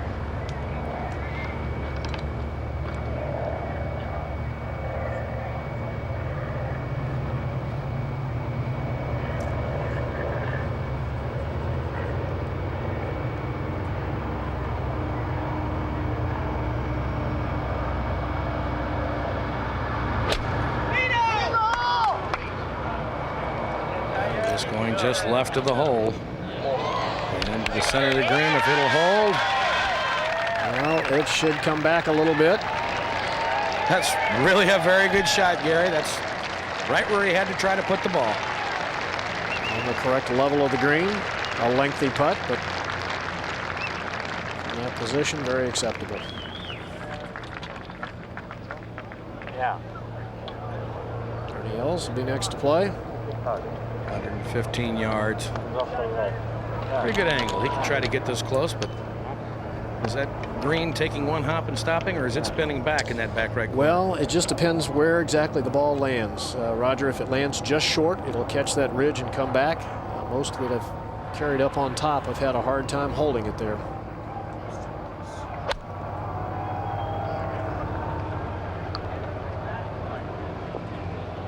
That ball will spin back. Tiger Woods, 12 under par in the final round of the 100th U.S. Open. How many records will he set?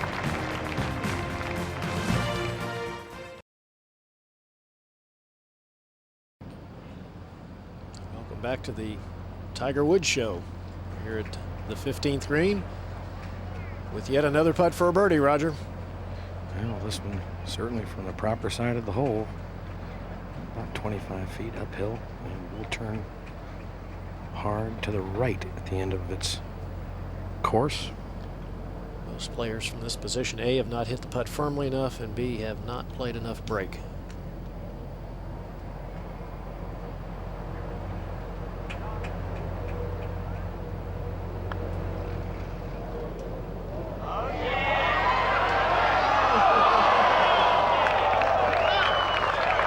It was tracking. I tell you, he knows exactly what that score is he needs to break, because he is really grinding,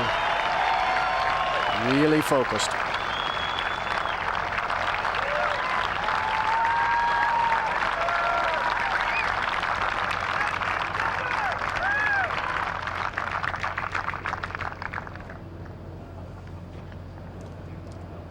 Head to 18. Where Tiger will be headed in a little while. Now the third shot for John Houston, who is currently tied for 4th in the race behind Tiger.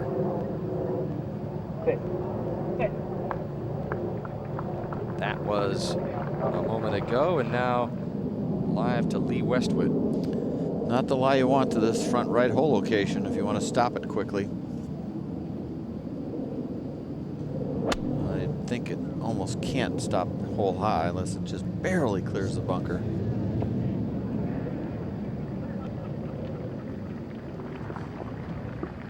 Back to 15. Birdie putt for Ernie Els up the hill. Big swing left, another slow putt.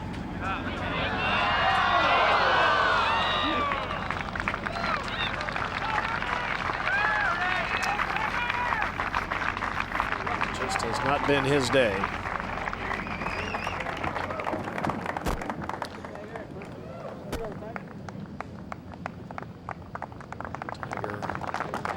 Heading off the 30 or 40 yards to the 16th tee, the 403-yard dogleg right par 4.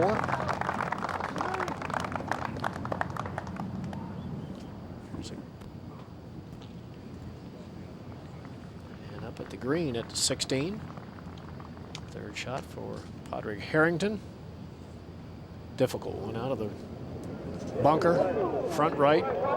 Boy, that is really well done. I've seen putts on this hole not get that close.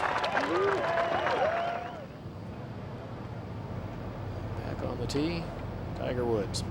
Roger, ideally you just want to hit the ball down there about 230 yards, keep it up on top of the plateau. You're absolutely right. There's now a 3-iron for Tiger. I think it's the right club. That's where the fairway really is at its widest. Certainly the safest shot to play. It's been a little bit of an awkward tee shot for a lot of players today. I guess what wind there has been earlier was coming across a little bit to the right.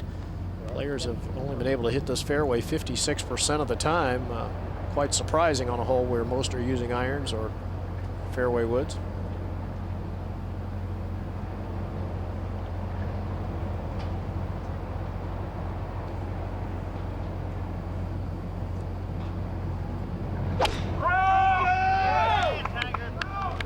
Well, this now going just slightly to the right. And it will stay in the intermediate cut of rough. But it will leave a very good angle to attack this back left hole location. Up at the green. Miguel Angel Jimenez, third shot.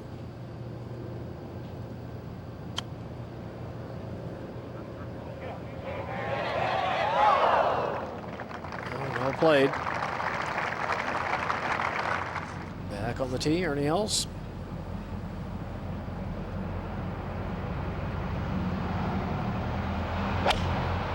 Also with a long iron. And this is going to be a good shot on the right center of the fairway.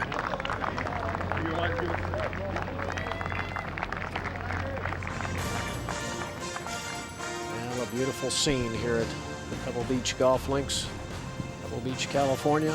Tiger Woods is putting on a clinic. 4 under par in the final round. And how about that? Sorry, Dad, I had to see Tiger. Well, I don't blame you. We're all glad we're here to see it, too. It's something to watch.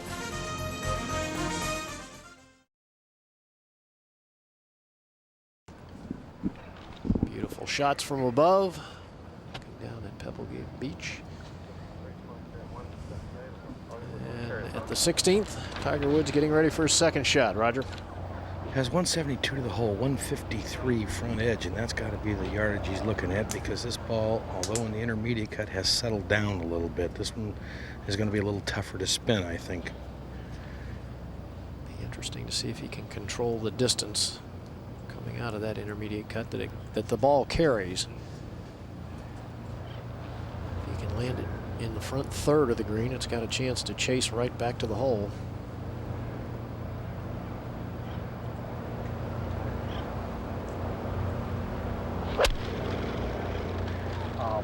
This ball jumped big time. Big time. This is out of here. Perfect lie. Once again, it appears as though the ball's sitting up. How about that fly, huh?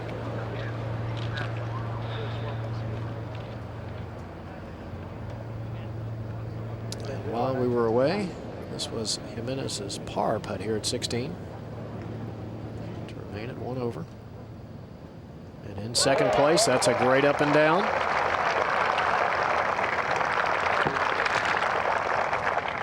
Good guy doing that. And now back to Ernie Els in the fairway. Now this now from 171 yards, and that ball at Tigers, I'm sure he was trying to land it on the front of the green, so he carried the ball a good 30 yards farther than he wanted to, and lucky it didn't hit hard. I thought it was going to take one bounce and go right over the photographers in back of the green.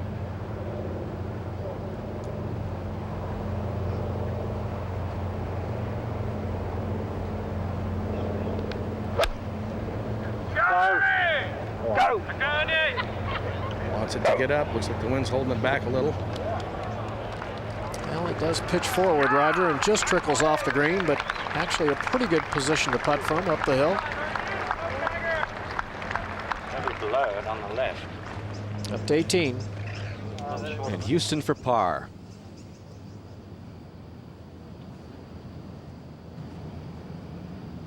And a round of 70 for John. Tied for 4th currently at the +4 position. Tied with Padraig Harrington for the moment. The best U.S. Open finish in the career of Houston. Now they march down the hill to the 16th green. Tiger Woods will be left with yet another challenging up and down opportunity.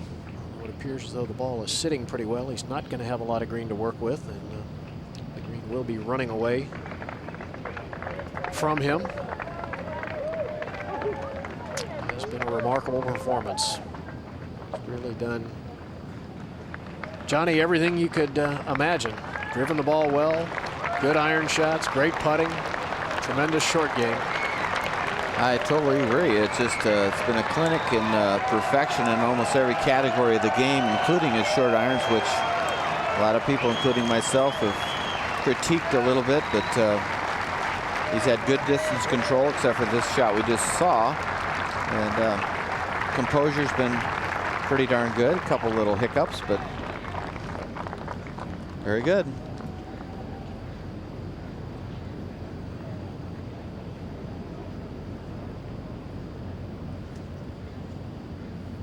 I think the fun thing about watching Tiger, and you guys have mentioned, is that when we get to see X number of shots per day that nobody else can hit, that's what makes it a treat. If you're really a golf nut, is to see a guy play shots that you know no one else can do. And Tiger's mother, Clotilda, watching anxiously from the gallery.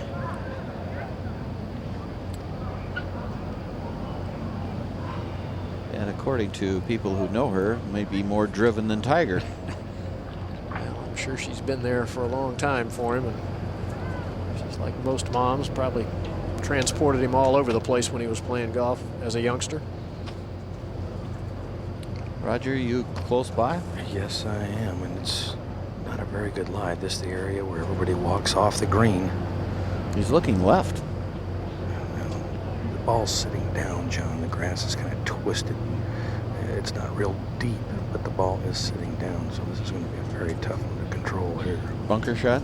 That's what I'm looking at right now. I think it's an explosion. Dead hands.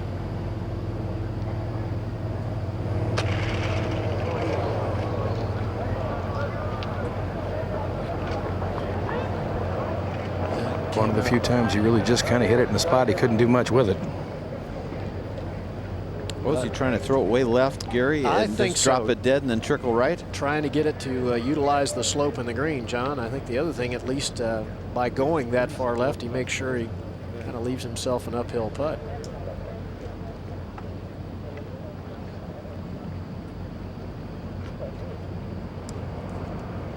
Well, Elsa's got sort of a tournament championship within a championship with Jimenez, 2 behind Jimenez right now. He needs his birdie putt. And while Ernie looks, we'll go to 17. Second shot from the bunker. Mark, he's in second place. Got a good lie in the bunker, plenty of green to work with. Shouldn't be much of a problem.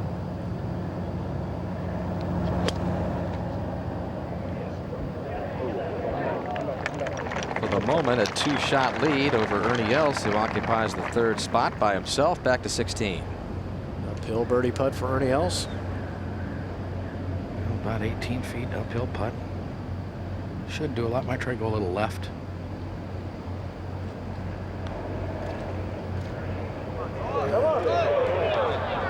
Roger, he has just not had the speed figured out very well today, has he? He has not.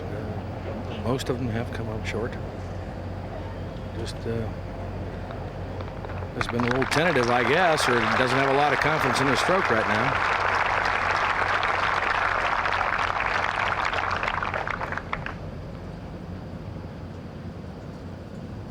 Well, you got to know, Gary, how badly he wants this putt, don't you? Yeah, I'm sure he will grind on it. See him there trying to just picture the line, feel the speed, and that would be what I would call this putt, a speed putt. It definitely will move left. How much will depend on how firmly it's struck. And we talked about the scoring record, the lowest score ever shot in the Open, 272.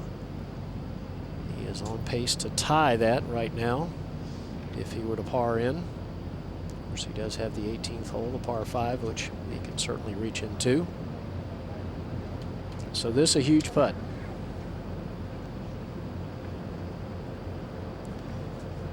Might be noted that this golf course, especially with 2 windy days, is an awful lot tougher than Ballastral I ever thought of being, so it just doesn't show on paper.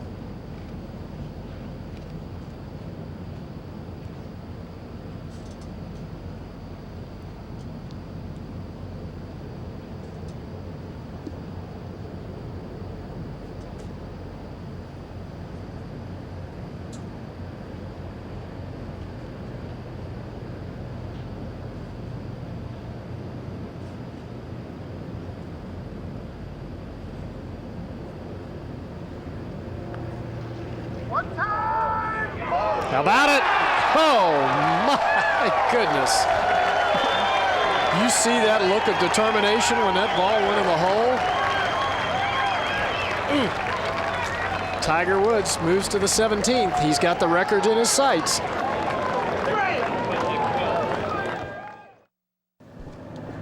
Miguel Angel Jimenez for par at 17. In second.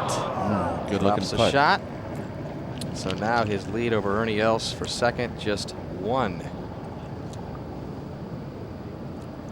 He's been very impressive. He really has all week long. He's just such a tough competitor, this Jimenez. By the way, Tiger's lead just was up to 14 shots.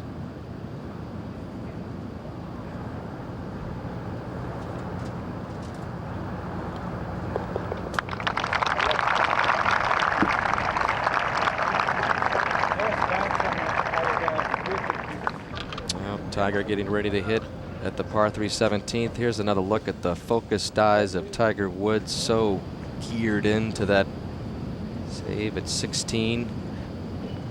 Look at this. This Wow. is so cool. This one look right now is a great look. Like, look at that. Ooh, boy.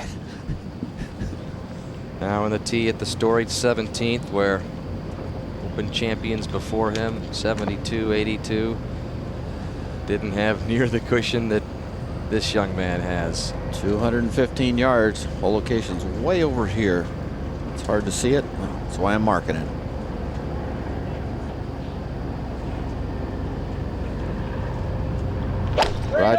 This is a 4-iron, John, and he's pulled this ball. It's going just slightly left of the green. Not a bad spot. Jimenez was right there, and it could be an uphill little bunker shot. And to be honest with you, it shouldn't be much trouble for him. But not where he wanted it. He's starting to sort of, it didn't go in the ocean. I'm okay. Club selection at 17. The only man to hit a 4-iron. Plenty of club also, Roger. It would have been well into the green. Well, he kept the flight of it down. He just got it started a little too far left. Pretty big shot for Ernie. Definitely taking aim at the hole, Roger. He's not aiming right.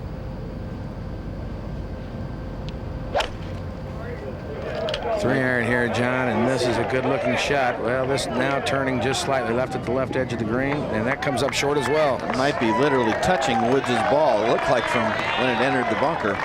Can't see it.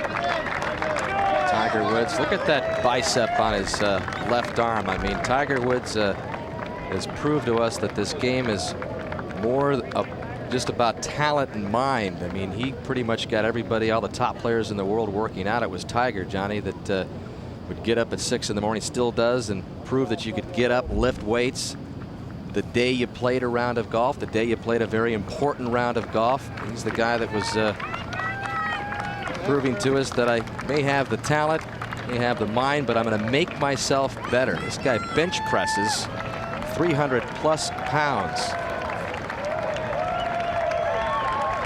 And his strength around the board has been in full view at Pebble Beach this week.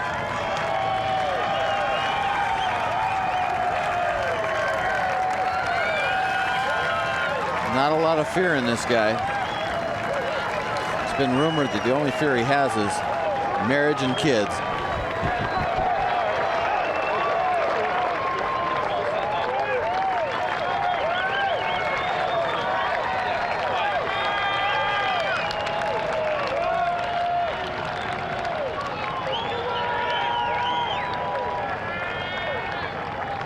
Get the feeling this wasn't an open as you look at Coltita, who he draws a lot of that mental strength from. She still takes Tiger to a Buddhist temple once a year, and Tiger says he uses those Far East philosophies a lot on the golf course and has been using them since he was a very young child. So his father Earl got him going with the golf clubs, got him going with the physical portion of the game, and his mother just as instrumental with the way he's able to focus in all those mental powers, which are already legendary at 24. There's no doubt about it that the shaping of parents, good parents on children, is the difference between great citizens, great champions, and those that struggle. So I'd give a lot of credit to Earl Woods for his positiveness, to Tiger, the affirmations of greatness, the putting him in position to really achieve, and grooming him. And he doesn't always get all the credit he deserves, but Earl has been a tremendous force along with his mother. Look at the graphic. Tiger at the par 3s, par 4s, par 5s. Similar story. 24 consecutive holes, by the way, without a bogey as you look at his position in the bunker at 17. This is not a good break right here. He's just got enough where it went slightly on the downslope, Roger, and he's going to be tough to stop it. It did, and it's a little below his feet as well, so this will make it a little tougher to stop it. He's tougher got to get altitude on it. You almost like play an on-purpose push. Look where he's aiming. His body and everything's at the left edge of the green, and then he'll sort of just push it over to the right. Oh, he caught that awfully good, John. Look at this. Look at this. Oh, my. Thought we were going to see another great drama at 17 and opens past. Wow, that even pleased him, Roger. Nicholas Watson, it almost turned out to be another. I thought it was going. Well, he set himself up perfect now, Raj, to birdie 18 and break all the records. Set the record. Another look at how close this came. There's a shot not many people could pull off, Roger. You can see how he stays down on it, holds that club with that left hand, flips it up, and for a minute, He was looking mighty good. And this is also an important shot for Ernie. It's one behind Jimenez. Much easier bunker shot of the two. That one hit rather hard. He'll have a good 4.5, 5 feet left.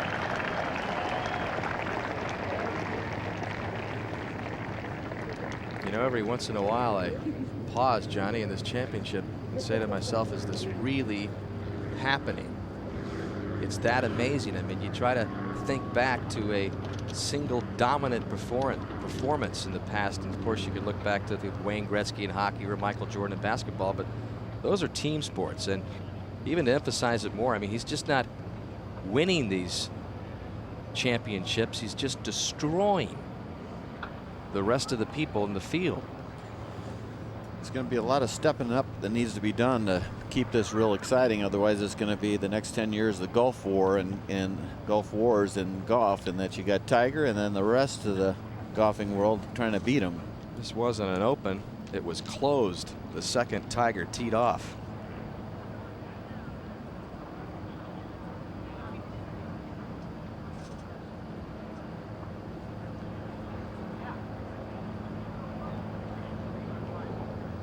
What's this, Rod? Just moves left, huh?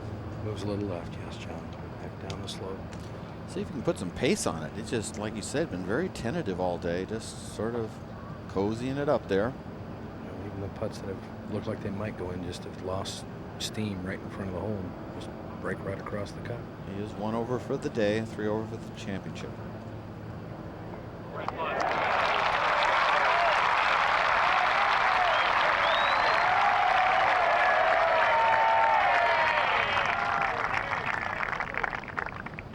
Just a formality, the par at 17, and that sets up the drama at the par 5 18th. Needs a birdie to set the all-time scoring record in a U.S. Open. He already holds the Masters scoring record of 270, 18 under par when he won that championship by 12 shots. His lead now is 14 shots. Well, Johnny, does he hit driver? Yeah, I think for sure. You know, he's at 4 under par for the day, looking at 67. If he gets the driver in the fairway, it's just about a done deal that it's going to be a birdie unless something weird happens. So he's looking at 66 today, so it would be 65, 69, Out comes 71, the iron. 66. Well, wants to try to do this another way, I guess, once he drove this ball here in the water and please, thank you. the other day, that he's just gone with the iron since. well, maybe once in the ocean a week is enough.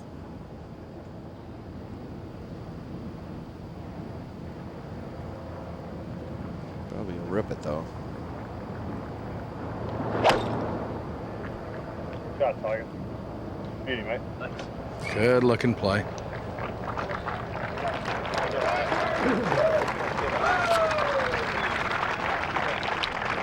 Tiger positioned in the fairway at 18, I believe. How could you not? Well, that takes some discipline there, Roger Maltby, to stand on this tee looking at a record saying, I'm going to take my power away from myself just because I want to put myself in position to show him I can do it maybe with my wedge game. And he just might, John. That's for sure. On his way to his 3rd major championship, in a gallery which has sensed the moment for quite some time, has waited a long time for this. Only question, will it be a new U.S. Open scoring record total? Again, needs a birdie to break the mark.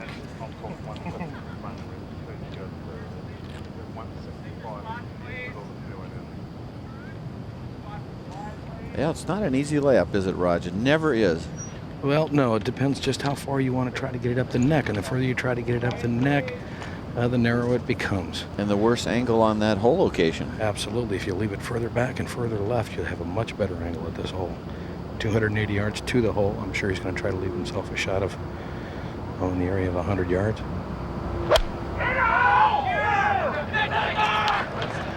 And this just fine, right in the center of the fairway.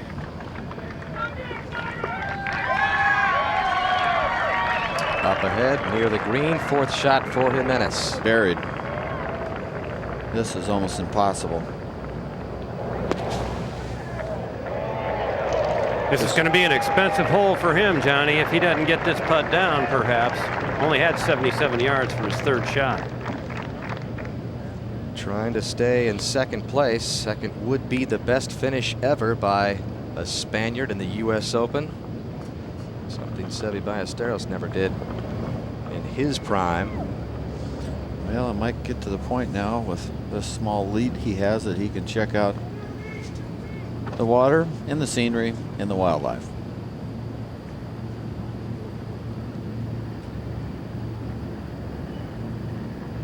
He's had that traditional Sunday red victory shirt on all day long.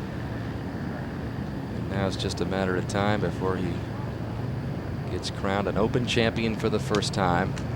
Tell you what, it might have just hit him, Roger and Dan. It just might have just hit him. Well, but of what he's just about to accomplish. If it can hit you standing outside there along the cliffs of Pebble Beach, is as beautiful a spot as you can imagine. There's nothing more treasured than a U.S. Open win. It's the hardest to win. It's a grind mentally. When you do it, you've heard from the other champions what it feels like, and I think right now it's finally sinking in.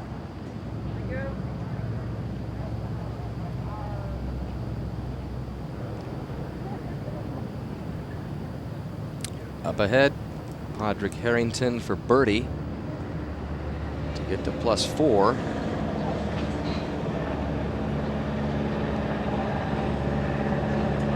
To get into a tie for fourth.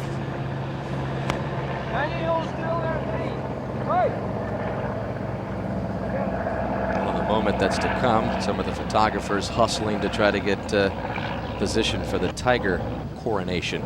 Well, he'll be back next year in the Open with his finish here.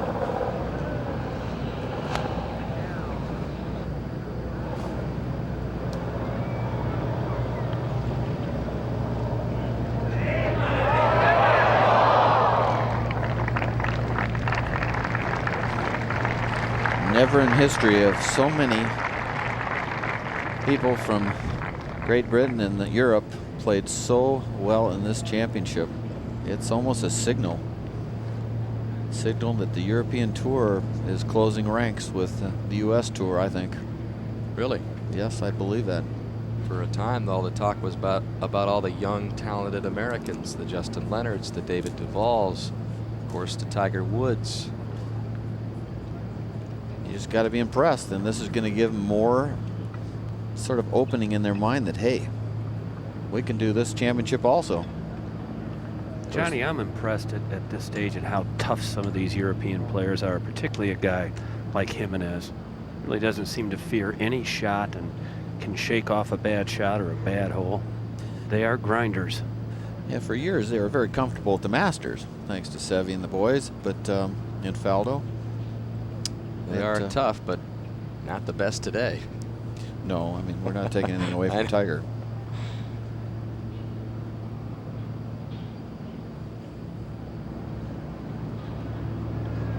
Got quite a bit of break. See if he hit it hard enough. Looks pretty good. Oh. One of the few that even looked like it had a chance, but disappointing bogey finish for Jimenez, 71. And Tiger's lead is now 15 shots.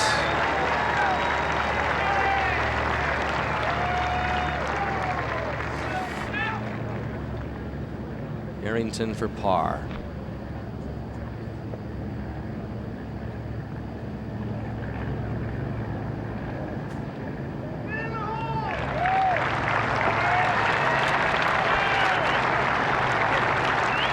So the green at 18 is finally clear.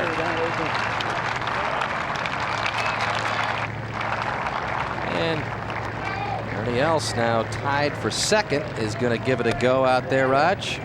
From 246 yards, 235 to the front edge.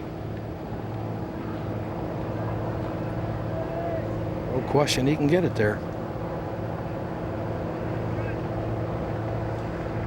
definitely aiming at it, Roger. He's not aiming right.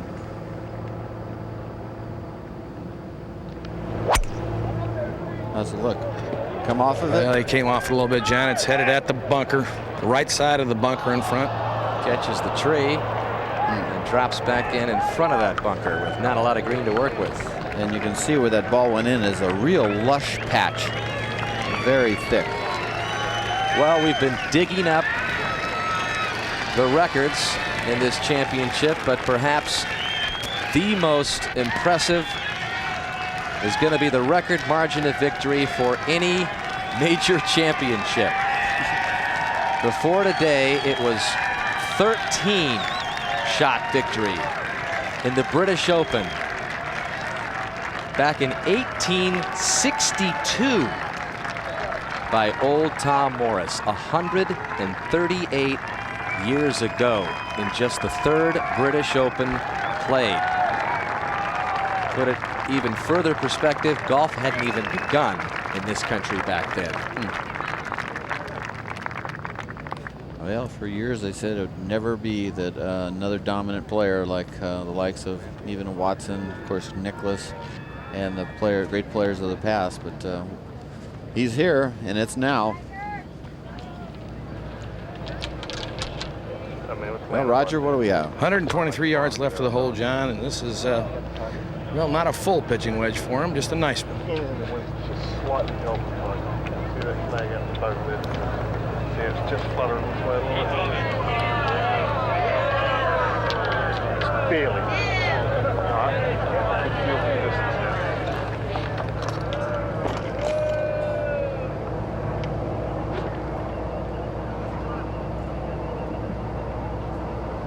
Well, it's not a bad wind direction for this whole location. It's blowing a little into and to the right. Get hit right at the pin and come down softly.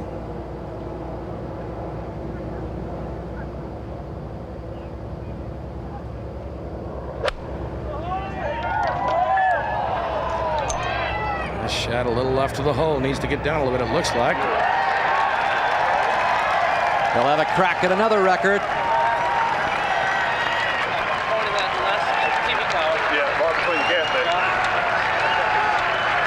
And let the Tiger Woods coronation begin officially in front of the fans at 18.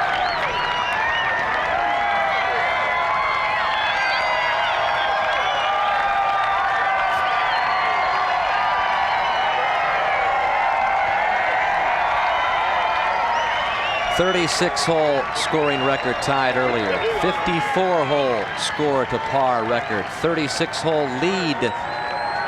Biggest ever. 54-hole lead, biggest ever.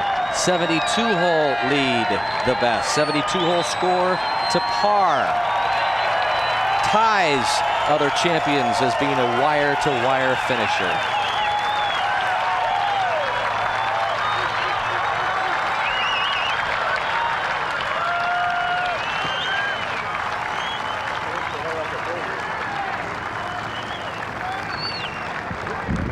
Still one record left at 18.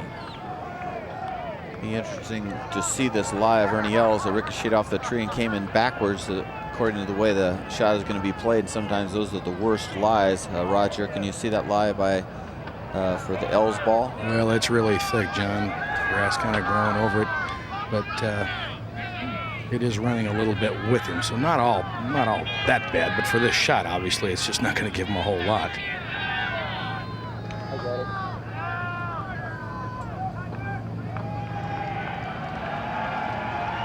I think he'd have much rather been in the bunker. Well, the gallery's pretty excited right now, Roger. Yeah, it's at that stage. I think they're ready for Tiger to finish this off, maybe set a record. And what's Ernie doing? Pardon me? What's Ernie doing? Looks like he's looking for a ruling. Maybe he's trying to see if he's thinking somebody may have stepped on his ball.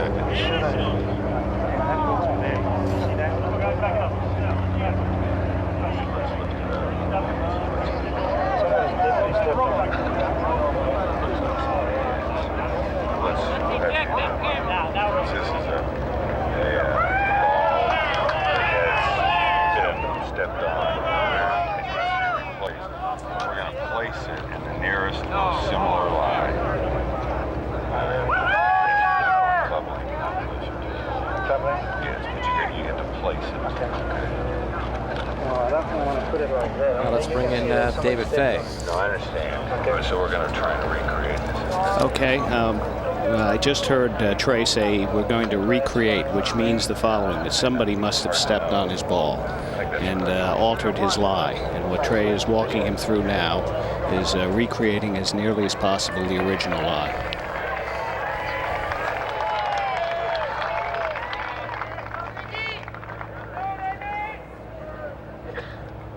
Well, now I'm on the other side of the green, Johnny, so I have no idea how good his lie is now. It's not good.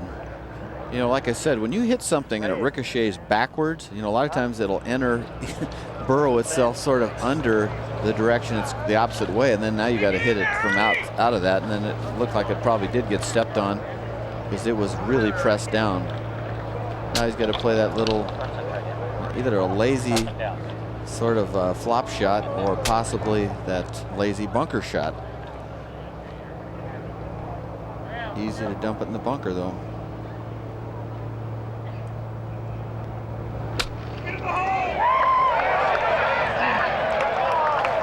Is that going to be outside, Tiger, Roger? Well, it looks like it might be, John, yes. I'm sure he'll probably play and clear the way for Tiger. There is a look at the 9th ranked player in the world, Ernie Els. Playing with the top ranked player in the world in the final group at the U.S. Open, and he didn't even look like he was in the same league. Well, like I said in the beginning of the show, it just appeared to me that Tiger played unbelievably well, but the rest of the field, nobody played well. You know, we talked about maybe Clampett for a while, but the rest of the guys, if you ask any of them, maybe Jimenez played well, but and Houston had a good championship, but really the guns, the Colin Montgomerys of the world, Duvals of the world, just played so-so. So, big putt for Ernie Els, trying to finish second by himself. And I think this putt of Ernie's, Johnny, will give Tiger a lot of information here. As a rule, this putt seems to break much more to the right than most people think it does.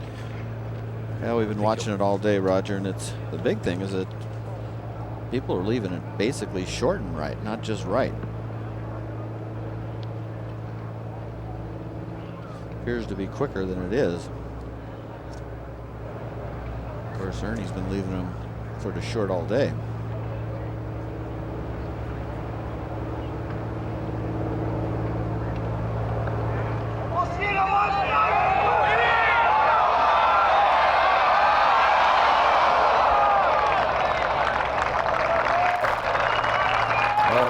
Finished second in the Masters, and now he's going to finish tied for second in the U.S. Open.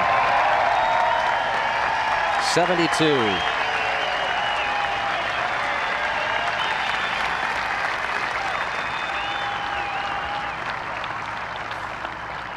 Well, only one guy is going to break par this year. The question is he going to be 12 under or 13 under? And that championship trophy awaits. The only player we saw all day make this putt was Nick Faldo, who was leading in putting going into the day. And it does pretty much, I think, what Tiger figures it will, go right about, what, a foot, Roger? Yes, John, maybe even just a shade more than that.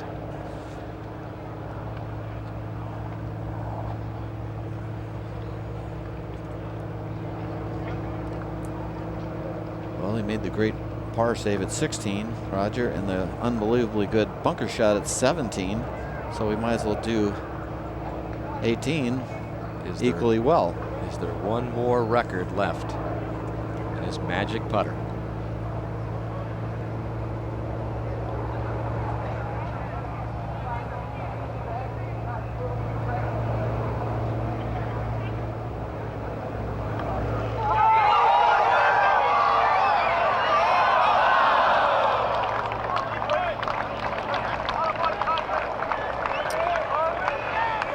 It just carried a little too much speed, otherwise it would have gone in.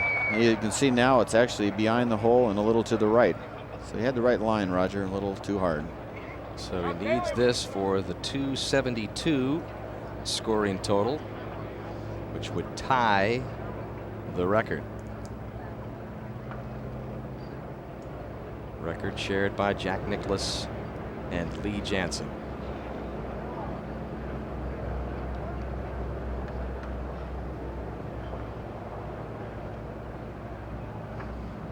Well, it's inside right edge and solid.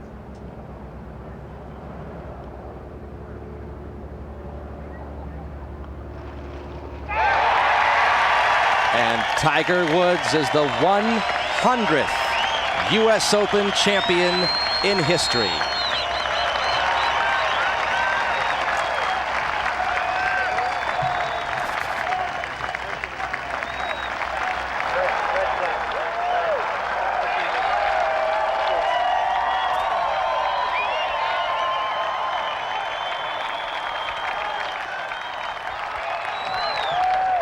A remarkable week by a remarkable player.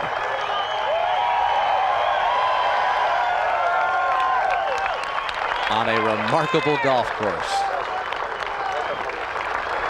Butch Harmon, his teacher, worked a lot of hours. I don't know who's more excited, Butch or Tiger.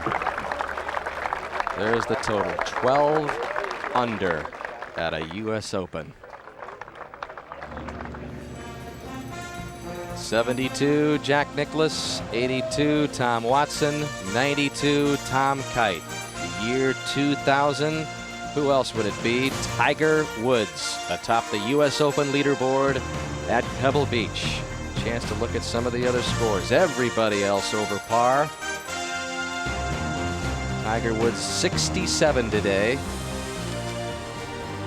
Caps it off. So there it is. He ties the lowest U.S. Open score for 72 holes, 272. Tiger Woods at Pebble Beach. Joins Jack Nicklaus and Lee Janzen.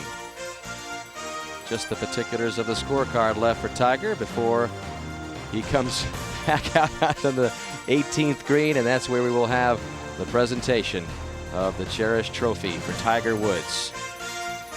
Now 3 of the 4 professional majors. First the Masters, then the PGA Championship, and now the U.S. Open. His mom, Clotilda, behind the 18th green to watch it, and we'll watch Tiger get the trophy when we return.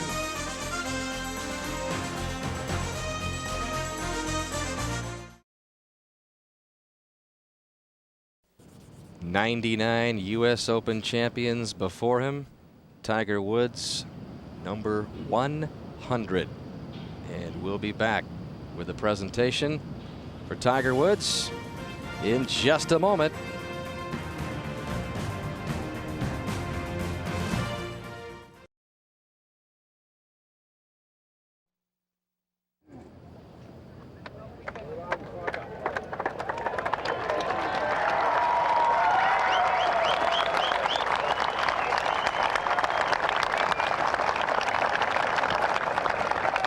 Tiger Woods heading down with Trey Holland, about to be crowned the Open champion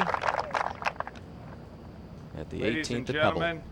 please join me in welcoming the 2000 United States Open champion, Mr. Tiger Woods.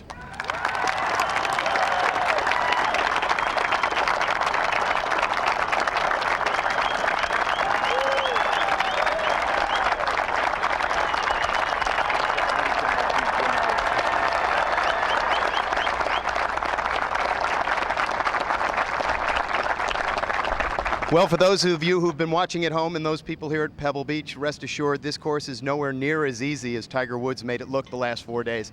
Is it safe to assume that there's no more gear that you could kick it into? Man, I played really well today, and all week I made those big putts, and that's what it boiled down to. I drove the ball beautifully all week, hit a lot of good iron shots, but more importantly, I made all those big par putts. You have long been a student of this game, not only a practitioner. Can you talk a little bit about the significance of winning the 100th U.S. Open Championship at this beautiful venue?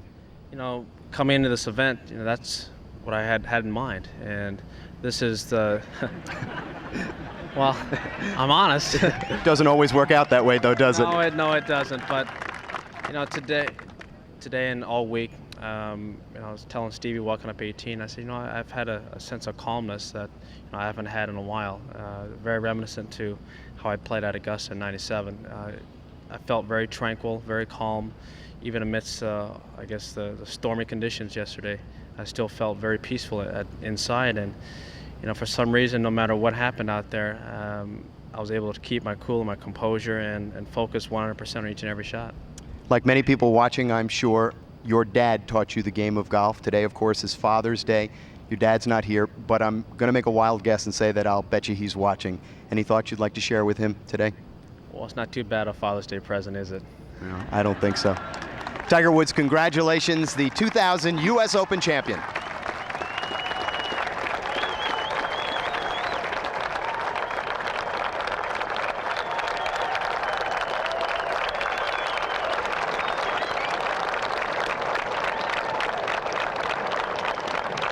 Marvelous scene at Pebble Beach. That storied 18th green, Tiger Woods hoisting the U.S. Open trophy. 3 of the 4 professional majors now for Tiger, and what an impressive back 9 to cap off the record scoring total here at the 100th U.S. Open. As we check in for the final round recap at the 10th for birdie, this to get to 9 under.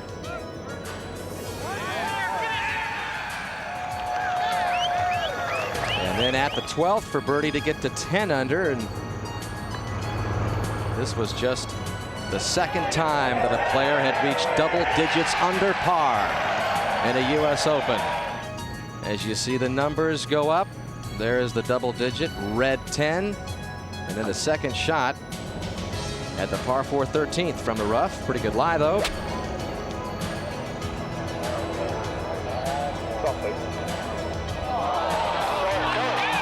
Birdied that to get to 11 under.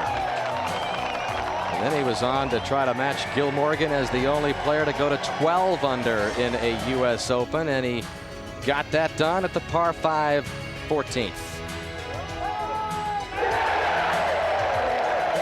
Talked about the importance of saving par putts all championship week long. There's the number 12. At 16, he was faced with this for par. Every time he was faced with them, he needed them. He got them. And then with that 272 scoring total record still in question, the par 3 17th, trying to get up and down. Did so. Flirted with that, dropping in for a 2. So then at the par 5 18th, this for par. And a guy that came into this final round with a 10-shot lead, shoots 32 on the back, totals a 67, which turned out to be the round of the day. And Tiger Woods adds his name to that illustrious list. Wire-to-wire winners in a U.S. Open. 15-shot win in the 2000 U.S. Open. Largest margin of victory ever in a major championship. And let's just stop talking about the numbers for a second, Johnny. Is this the best single golfing performance you've ever seen? Well, what I was going to say is, come on, you can't win by 15 shots at Pebble Beach. Not in the U.S. Open. It wasn't a great duel. It was too good for that. And you have to look at the performance analytically, and you got to say this is the greatest performance in golf history. Who knows? Maybe take it another step farther. It might be the greatest in history of sports, period. But it's one of those performances that you just got to tell your kids about. You got to learn from it. You got to suck it up, and you have to put it as a standard for all those who follow. And even though he's only 24 years old, who knows? It doesn't get much better than this. It doesn't get any better than this. Well, one last look at this record-shattering Open Championship. Again, tied or set by Tiger this week in the Open. Largest 36-hole lead down the list. Most birdies, 21.